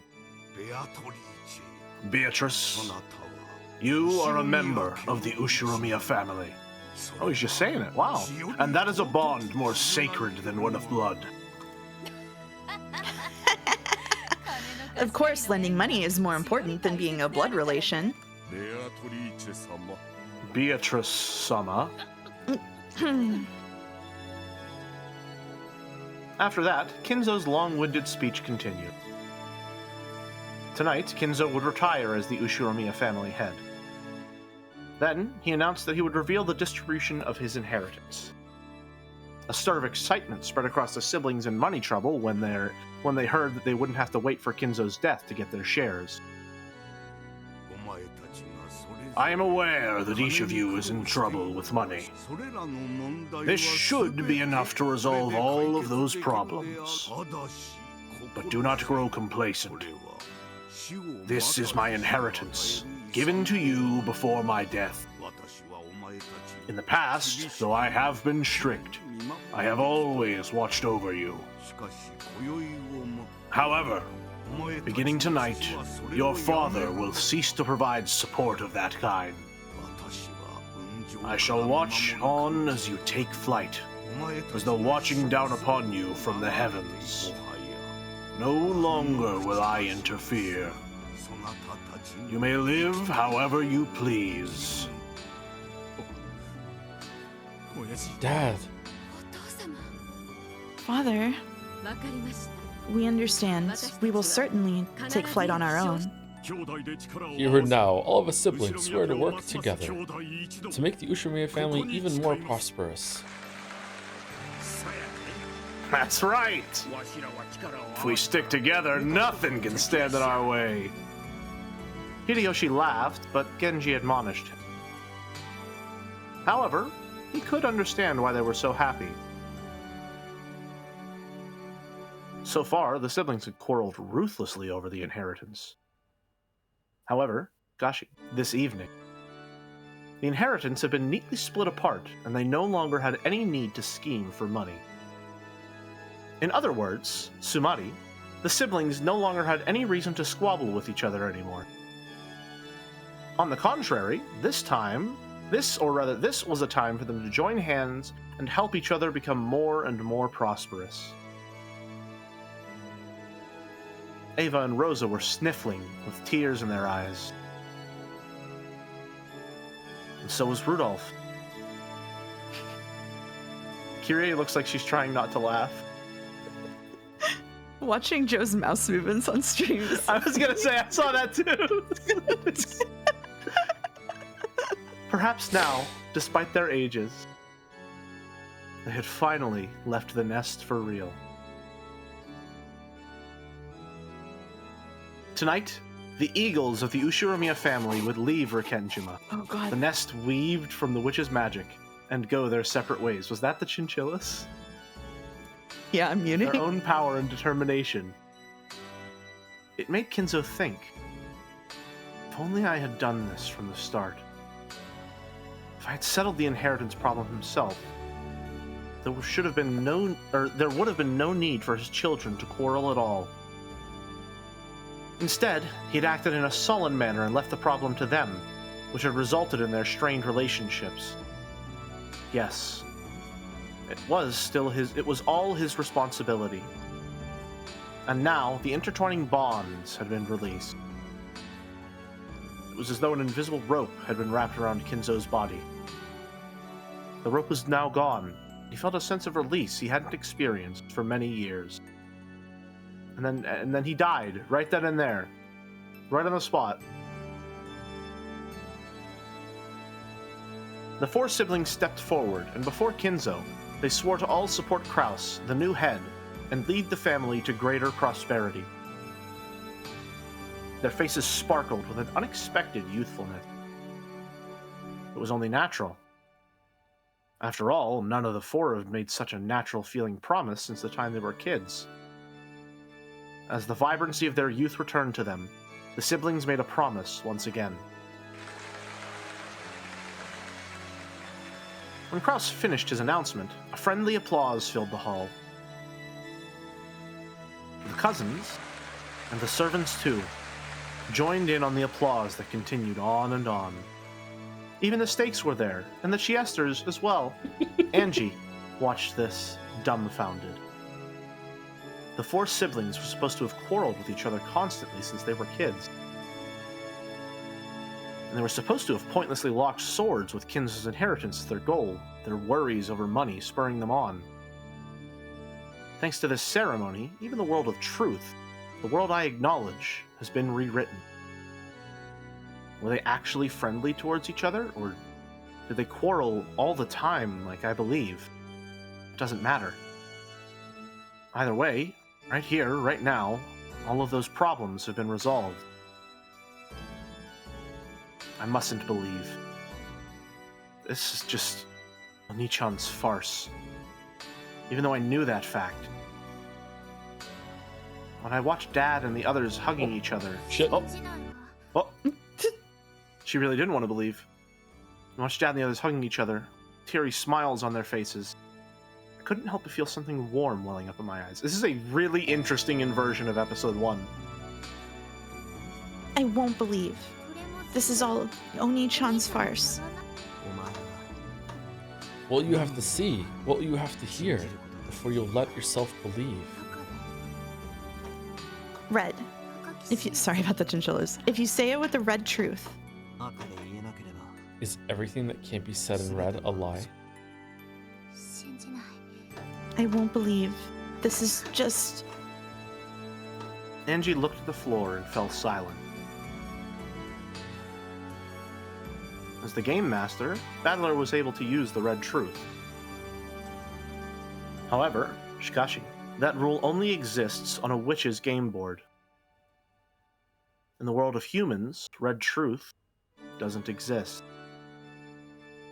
People see things, hear things, and when they believe that something is worth believing, they accept it as a red truth. Unless Angie accepts it, no kind of truth can become truth. Battler wanted her to realize this. There was no point in using the red truth, a rule of this game, to force the truth on her. Angie would have to use her own power, her own heart, to accept the truth as truth.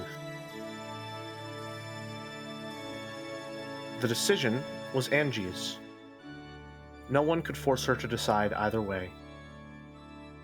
So, there was nothing wrong with Angie declaring this scene to be a farce. But if so, then what about the hot tears dripping down Angie's face? Angie would have to think that through herself, without anyone telling her. After one sniffle and a rub of the eyes, Angie let the 6-year-old version of herself take control of her piece. There's another giant stretch of narration here that we should maybe let Joe read because it's his stream. Sounds good to me. It's my stream? Okay. It's your... What followed was a harmonious, fun stretch of time. Who's going to move the mouse for me, though? Beautifully adorned dishes were brought in one after another, and champagne corks were loosened with pleasant sounds. Oh. Several small tables were set here and there, each with its own theme. That was where the fun lay in this stand-up buffet party, as the guests wandered from table to table, pondering what they should eat first. This sort of performance was where Goda's genius shone through.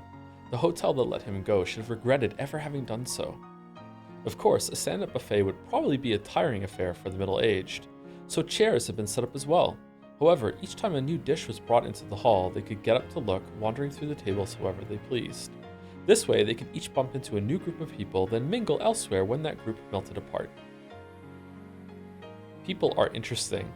As the members in each group changed, so did the topic of conversation. The bustling Halloween party played out like a colorful kaleidoscope. The origami chains decorating the walls brought back youthful memories. Origami. Those would help anyone enjoy themselves like they were kids again. Even to Angie, it was like a dream. She chatted happily with her cousins. She also chatted with her aunts and uncles. Beato showed her several tricks that she called magic. Maria said that they were magic, Angie said that they were tricks, and the night grew even more lively. The 2 young girls were so fired up that the adults decided to show some tricks they knew, shocking both of the kids utterly. Eventually, they each started showing tricks to the others, asking if they'd ever seen this one or that one before, and it became a party of magic, just perfect for Halloween. In addition to magic tricks, several quizzes, riddles, and games popped up, reminding everyone of their childhood days. Even the servants who were serving food got dragged into the groups, and the whole hall was filled with chatter. To Angie, young as she was, every single magic trick, quiz, and riddle was an entirely new experience. They stimulated her intellectual curiosity, and she couldn't contain her excitement. Add in the wide variety of delicious foods and drinks she could choose from, and it was like being in a dream. Angie felt a floaty sensation as though she was walking on a cloud. Angie, did you drink some of this? This is Daddy's drink. I wanted to try some adult grape juice too, so it's okay. Your face is looking a little red there. Are you feeling all right?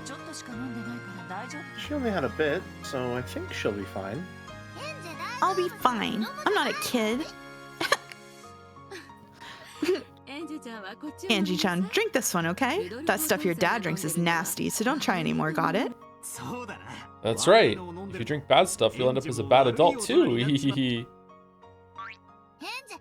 I'm not gonna be a bad adult. I'm gonna be a princess. That's right. Angie is our princess. Yep. She's our family's princess. I agree. You'd better come over to my house to play sometime. We'll have lots of fun. Okay. Thanks, Aunt Ava. Everyone's being really nice. Or, sorry, is it Joe? I think you can take back over. It's okay. I think you can take over, yeah. Gotcha. All right. Everyone's being really nice. It almost feels like I've become a real princess. It feels so great. I can almost believe that this whole celebration was being held for my sake. Battler stood outside that group of people. As he watched Angie smiling happily from the distance, he smiled too. When she smiles like that, she really lives up to her name. It's so sad. I agree. It really is a smile fit for an angel. I hope that smile comes from the real Angie and not just the piece. Even if it doesn't, she's watching this, and she can think it through herself. This game between you and Angie really is overflowing with affection. So much that it's irritatingly slow for me. And what's wrong with that? It seems. There's no one to get in her way. No obstacles or tactics or anything else to worry about. That's right. This game is no longer a battle. Now you mention it, this is cleaning up. Cleaning up after our game. I'll never be able to make up for the sin I did to her through my careless actions. We have to take responsibility for our game. We'll make up for our sins together. That's why we're showing Angie this final game. Do you think that Angie will be able to use that key the right way? Of course. I've thought about forcibly dragging her in the direction we think is right. Such an attempt would probably have been meaningless. When you're forced to make a decision, it's hard to accept that it was truly a correct one, no matter how much time passes. Exactly. Angie has to think and choose for herself. Even if she doesn't make the decision we view as the correct one, I think we should respect it. You are the game master. I cannot argue with you anymore. I will simply watch on and enjoy this night. This game is really significant for Angie, but for us it's kind of like a party after the show. It's almost time. But are you sure? Angie might get the wrong idea again, right? It'll be fine. In fact, this is necessary. Just like how you appeared in the way you did, and everyone else too. Then let us enjoy this final celebration with the others. After all of them have acted their parts so well in this long game. You might even call this an all-cast review. That instant, the sound of someone clapping for attention rang out. I helped. Your attention, everyone. Please gather for today's special event. Goda had been the one clapping. Everyone gathered together, wondering what was going on. On the serving cart in front of him was a large sliced chocolate cake. As the highlight of tonight's Halloween party, I've prepared this... Oh, fuck. Soccer tort for you all. Oh, I love that guy's books. As you can see, it was made specially for the Ushimiya family and bears the crest of the one-winged eagle in chocolate. The stupendous cake drew a gasp of admiration from all present. What a splendid cake! A perfect highlight for the party! Oh no, it's not just the cake. Tonight's cake has a little secret. Master, I ask that you explain that secret to everyone. Very well. This is a bit of a game. One slice of this cake will be used to select the winner. It's got an almond in it! Angie shouted happily. Kinzo looked at her and nodded. In just one slice of this cake, there is a single almond. The one who chooses that piece shall become tonight's king. Ooh! It's been a long time since I played the king game. I'm guessing the subject matter was a bit different when you played it. So, what happens to the person who becomes the king? The king gets to name one wish. Then we shall all try to grant it together. Oh, sounds interesting. Ew. Kings are boys. Girls can't be kings. If a girl wins, they get to become the princess, not the queen. Not for George. The almond! The one with the almond wins, right? Right? god, fucking hell. Aha, that's right. You're incredible, Angie. Times like this, luck can tell you something about a man. Can't let myself lose now. Hold up there. Let's let the smallest kids choose first. Good idea. Angie-chan, you can go first. Hey, you're the big cousin now, Maria. Let Angie-chan go first. Ooh, ooh, ooh. What if Angie wins? Ooh. I am gonna win. The almond wins. The almond wins. It seems we old fogies must hope that leftovers are lucky today. If we're going by age, I guess that means Kinzo's last.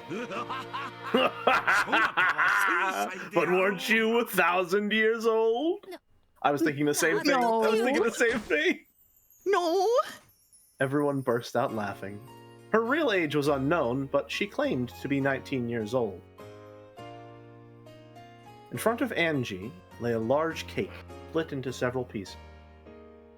Just one of those pieces was the winner. Well then, Angie-sama, which piece would you like? Whichever you choose, it will be ever so delicious. No way. I only want the winning one. Well then, you'll have to try and guess right on the first shot. Go ahead, pick one. The battler pushed Angie's small back towards the table with the cake. Which one should I take? The chocolate cake was cut into 15 pieces. I want to pick the one with the almond to become the princess. One of them has an almond. Which will it be? I get to choose first, but it sort of feels unfair. I mean, it is, isn't it? My chances of getting the right one are 1 in 15. There's no way I'll get it.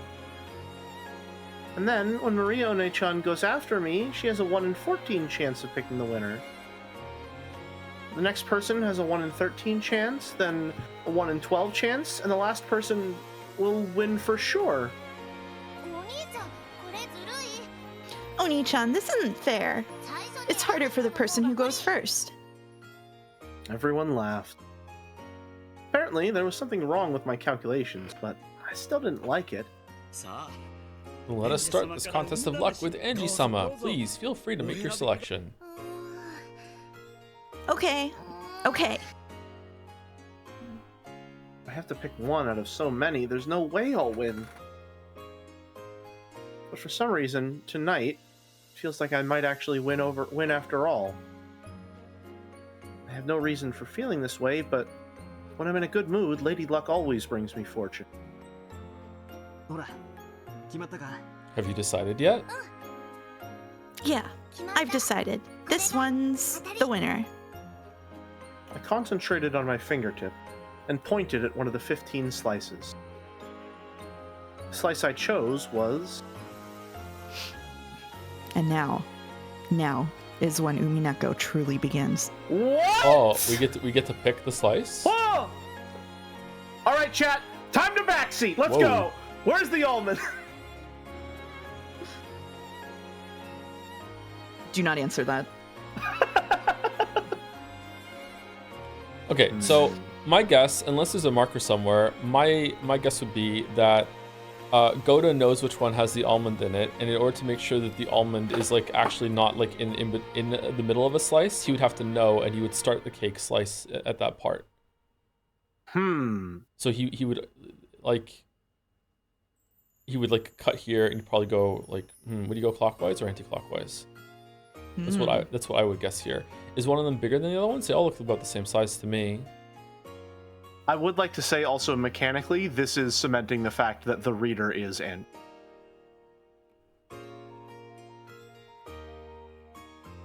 It looks like all the winged eagles are the same. Yeah, I'm not seeing any marker or anything like that. That's different. What do you think, Jelly? Good backseat from chat. Hey Joe, FYI, I think I would really like to eat the piece on the far right. Well, I mean, yeah, this is a fascist out of cake, 5. so the far right probably has better options. No. Is that one the far right one?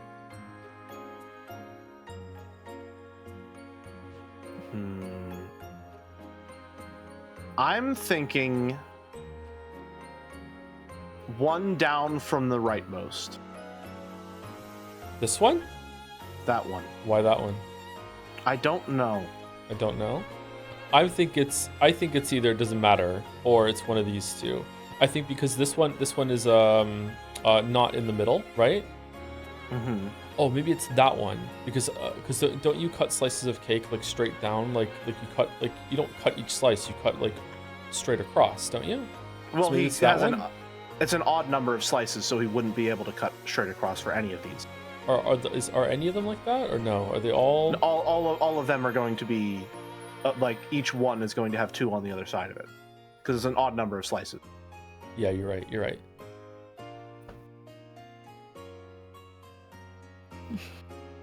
Should we pause the stream here so we can go back through Shiroya City and figure out which cake slice is the best? It's your stream, Joe.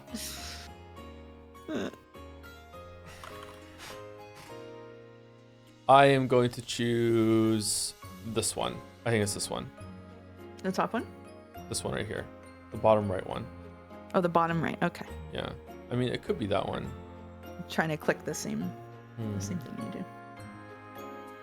Actually, would it be the top one? Because if it's the top one, that would start off like isolating that slice. And then you go around and make even slices. And that's how you would end up with an odd amount of slices, right? But is that a sure thing that that's where it started? Yeah, I'm not following your logic in that regard. The reason why is just because down here I can see an even slice on the bottom, but I don't see an even slice on the top. That's the only reason why. That's the way it's presented to me is making me think it's that one. That's why.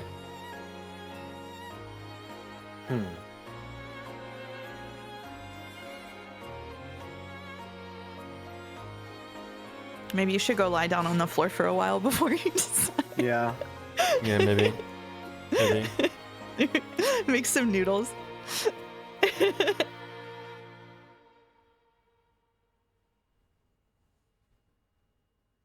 What do you think, Joe? You think that one, right? That's the one that I think. That's one that you think? Okay. Mouse, which one do you think? Well, Mouse knows the answer if there is an answer. I agree with the person in Umiful who said, Joe better pick the slice I picked. I couldn't enjoy it if he doesn't make the same choices as me.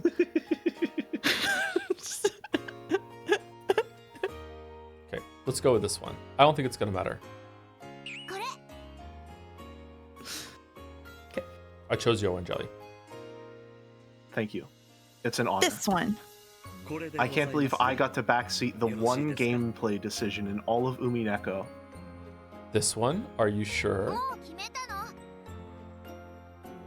I've made up my mind. I want this one. When he asked me whether I was sure, I felt a little uneasy. Still, at times like this, it's better to stick with your instincts.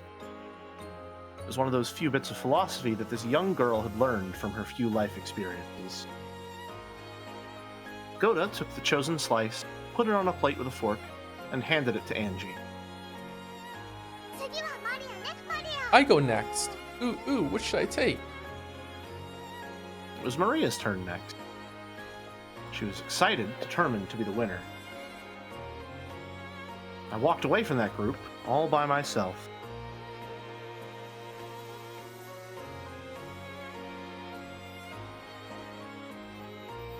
I was struck by a temptation to quickly cut the cake open and check for an almond inside.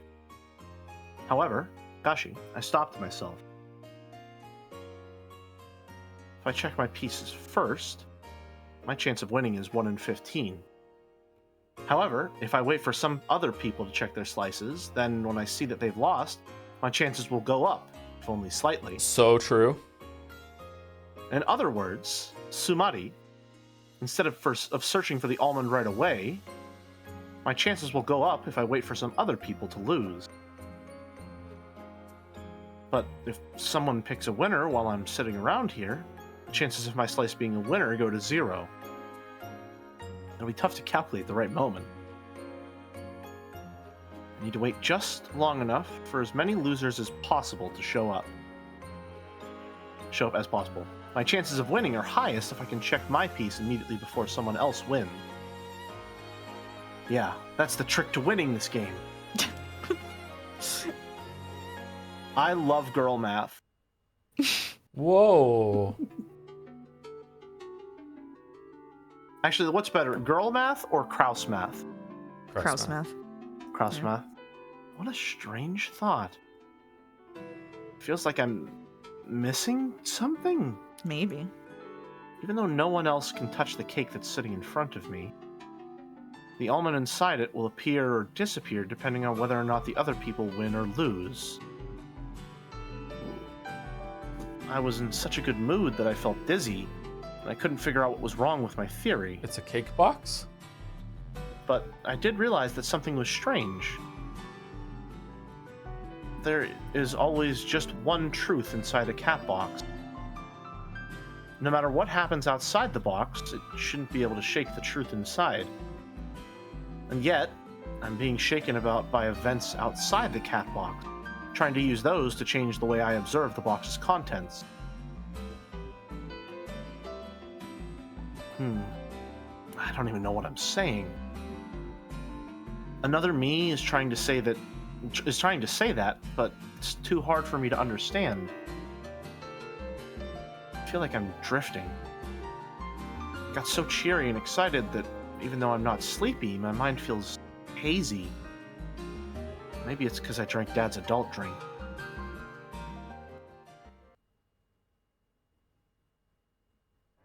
In the end, even though I chose the first piece, I decided to check it last.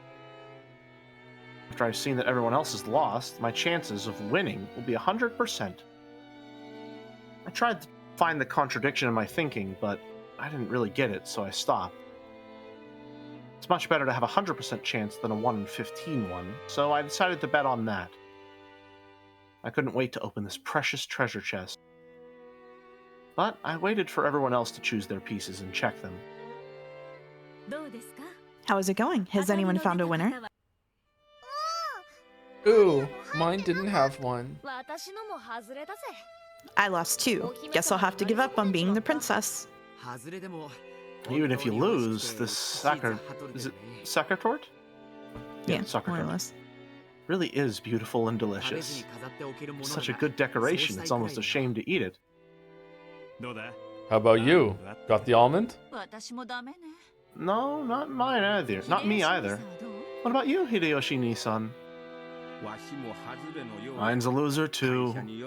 Looks like I used up all my luck with my company and my wife. What exactly do you mean by that? What about you, Dr. Nenjo? I'm checking it now. Games like this can truly be fun. Truly can be fun every now and then. Indeed. Sometimes a simple test of luck, without any strategy or tact, can be quite entertaining. What about you, Beato? Where's the liar who said leftovers would be lucky? Grrr. Ooh, I like the sound she just made. What about you, Angie? Was there an almond in yours? I'm checking now. Oh, you still haven't touched yours?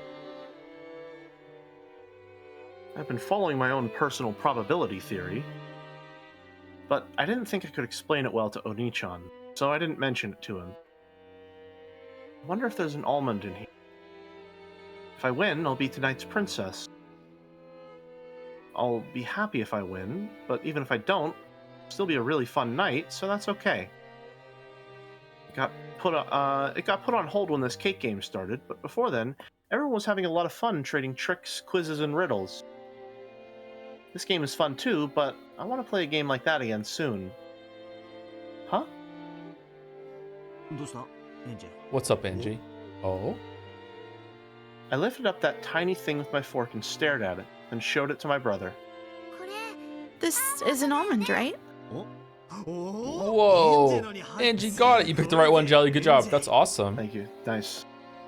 I'm always right when it comes to matters of Umineko, after all. At the same time, a stir rose up in the other corner of the room. I got one. I won. Oh! So Ava won. My. Congratulations, Eva-sama. That That's wrong. I won. Mine has the almond. I held the almond high and shouted across the room. The crowd around Ava split, and everyone stared at me, surprised. I was surprised too. The thing in her hand was, without a doubt, an almond. What the heck? What's going on here? Goda. There seem to be 2 almonds. Are they both winners? But that shouldn't have... Does this mean that one of the 2 winners made a mistake? Angie-sama's is clearly an almond. How about your end, Cannon-kun? Ava-sama's is clearly an almond. And it seems that they both win. Master. What an odd occurrence. What's all this, Goda? Well, it seems we've had a little mistake. Perhaps they should do rock, paper... Come now, don't be stingy. It just means that 2 almonds have appeared to signify the queen and the princess. Precisely. Let's have them both be winners. Well, but... And Erica, angry about the injustice of the game being sullied, resurrects and rises from the grave to fucking slam Goda was hesitant. Actually, he had prepared a single special dessert for the king. It had been decorated in a way that made it hard to split for 2 people.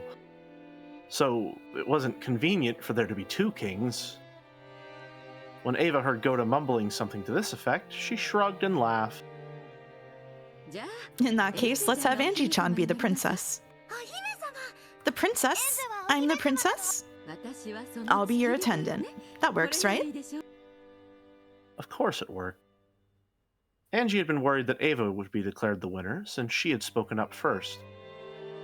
So, she hadn't even dreamed that Ava would give it up to her. But are you sure? You won too. It's okay. I get to be your attendant. Come, princess. What wish do you want granted? Let's hear it. I've already chosen my wish. Oh, and what is it?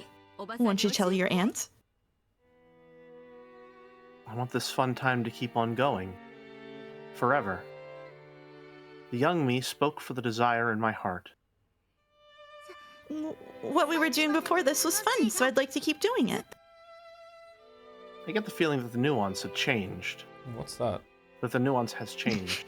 Still, that was unmistakably my wish. What we were doing before this? Oh, you mean those tricks and quizzes?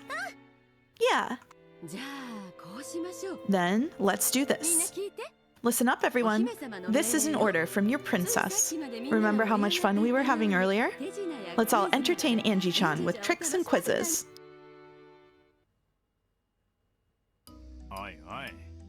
Hold up there. I've already used up all my magic tricks. Then let's do quizzes and riddles.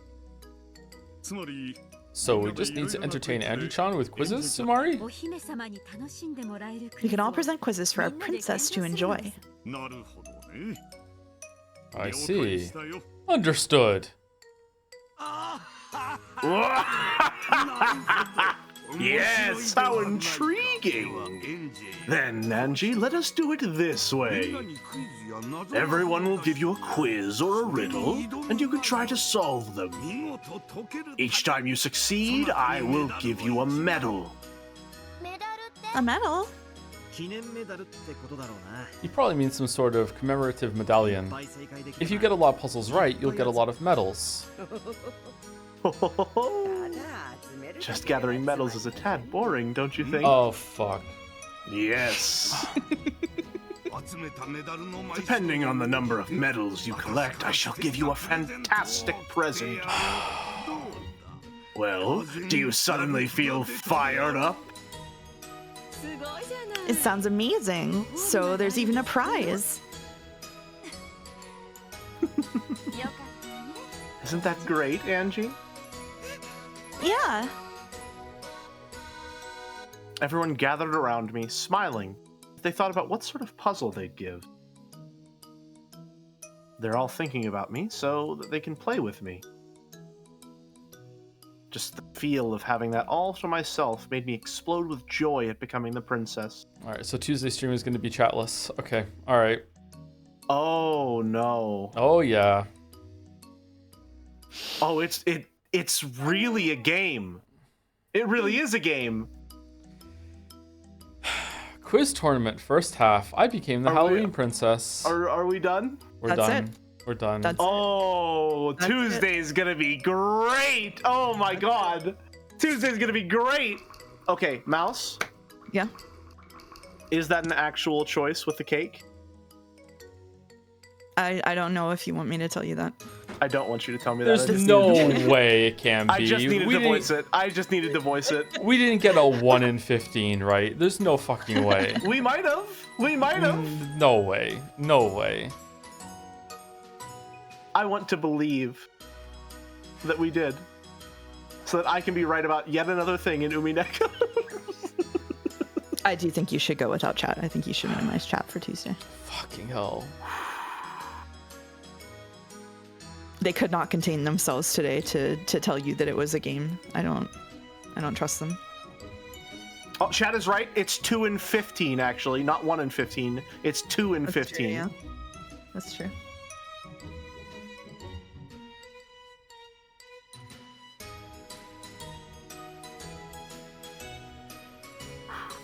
You okay over there? I'm doing fantastic. So you did remember to do the Umineko AP exam, right? To practice, So much. right? So much. Oh man. Anyway, thank you. One step for the reset. Any thoughts on the implication at the end of episode 7 that Kinzo's backstory might not be completely reliable? And what is your interpretation of what gold truth is? The end of Kinzo's version of that might not be reliable. I remember saying that it was thinking that he was going to be the one that caused the fight at the time, right? I'm not sure how much I should believe what Kinzo said in that part. What comes after, though, I feel is like more reliable. What do you mean what the gold truth is? The gold truth is just like it's just a better version of the red truth, isn't it? I don't really understand why there is a distinction. The gold truth is coming from the game master, right? Mm-hmm.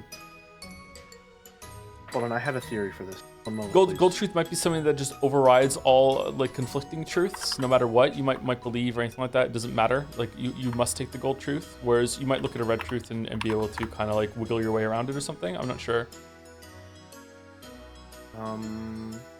So the way I looked at it was red truth is objective truth. It's measurable information that cannot be refuted unless the truth itself changes.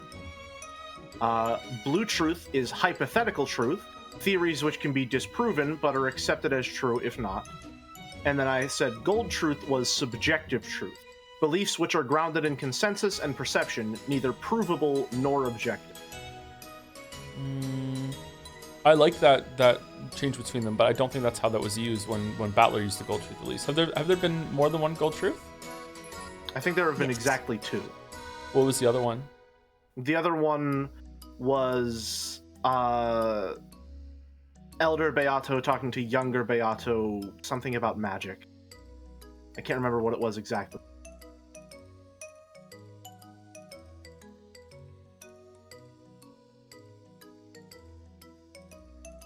Was it? I think people are talking about the candy magic. I think was it her saying that what happened with the candy in the cup was magic?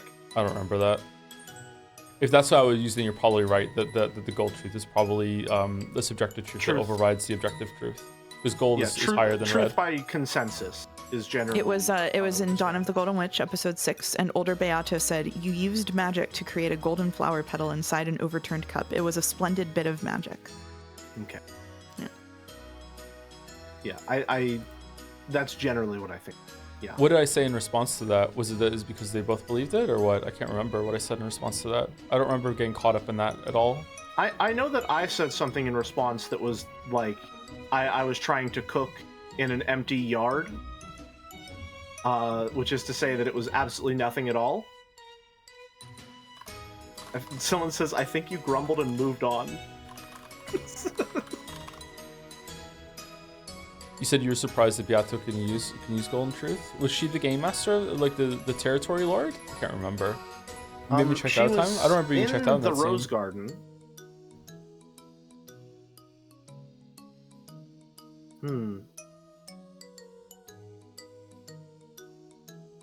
Thank you, Ari Lins, for the bits. Rip Victor Hugo, you would have loved Umineko. So true, so true.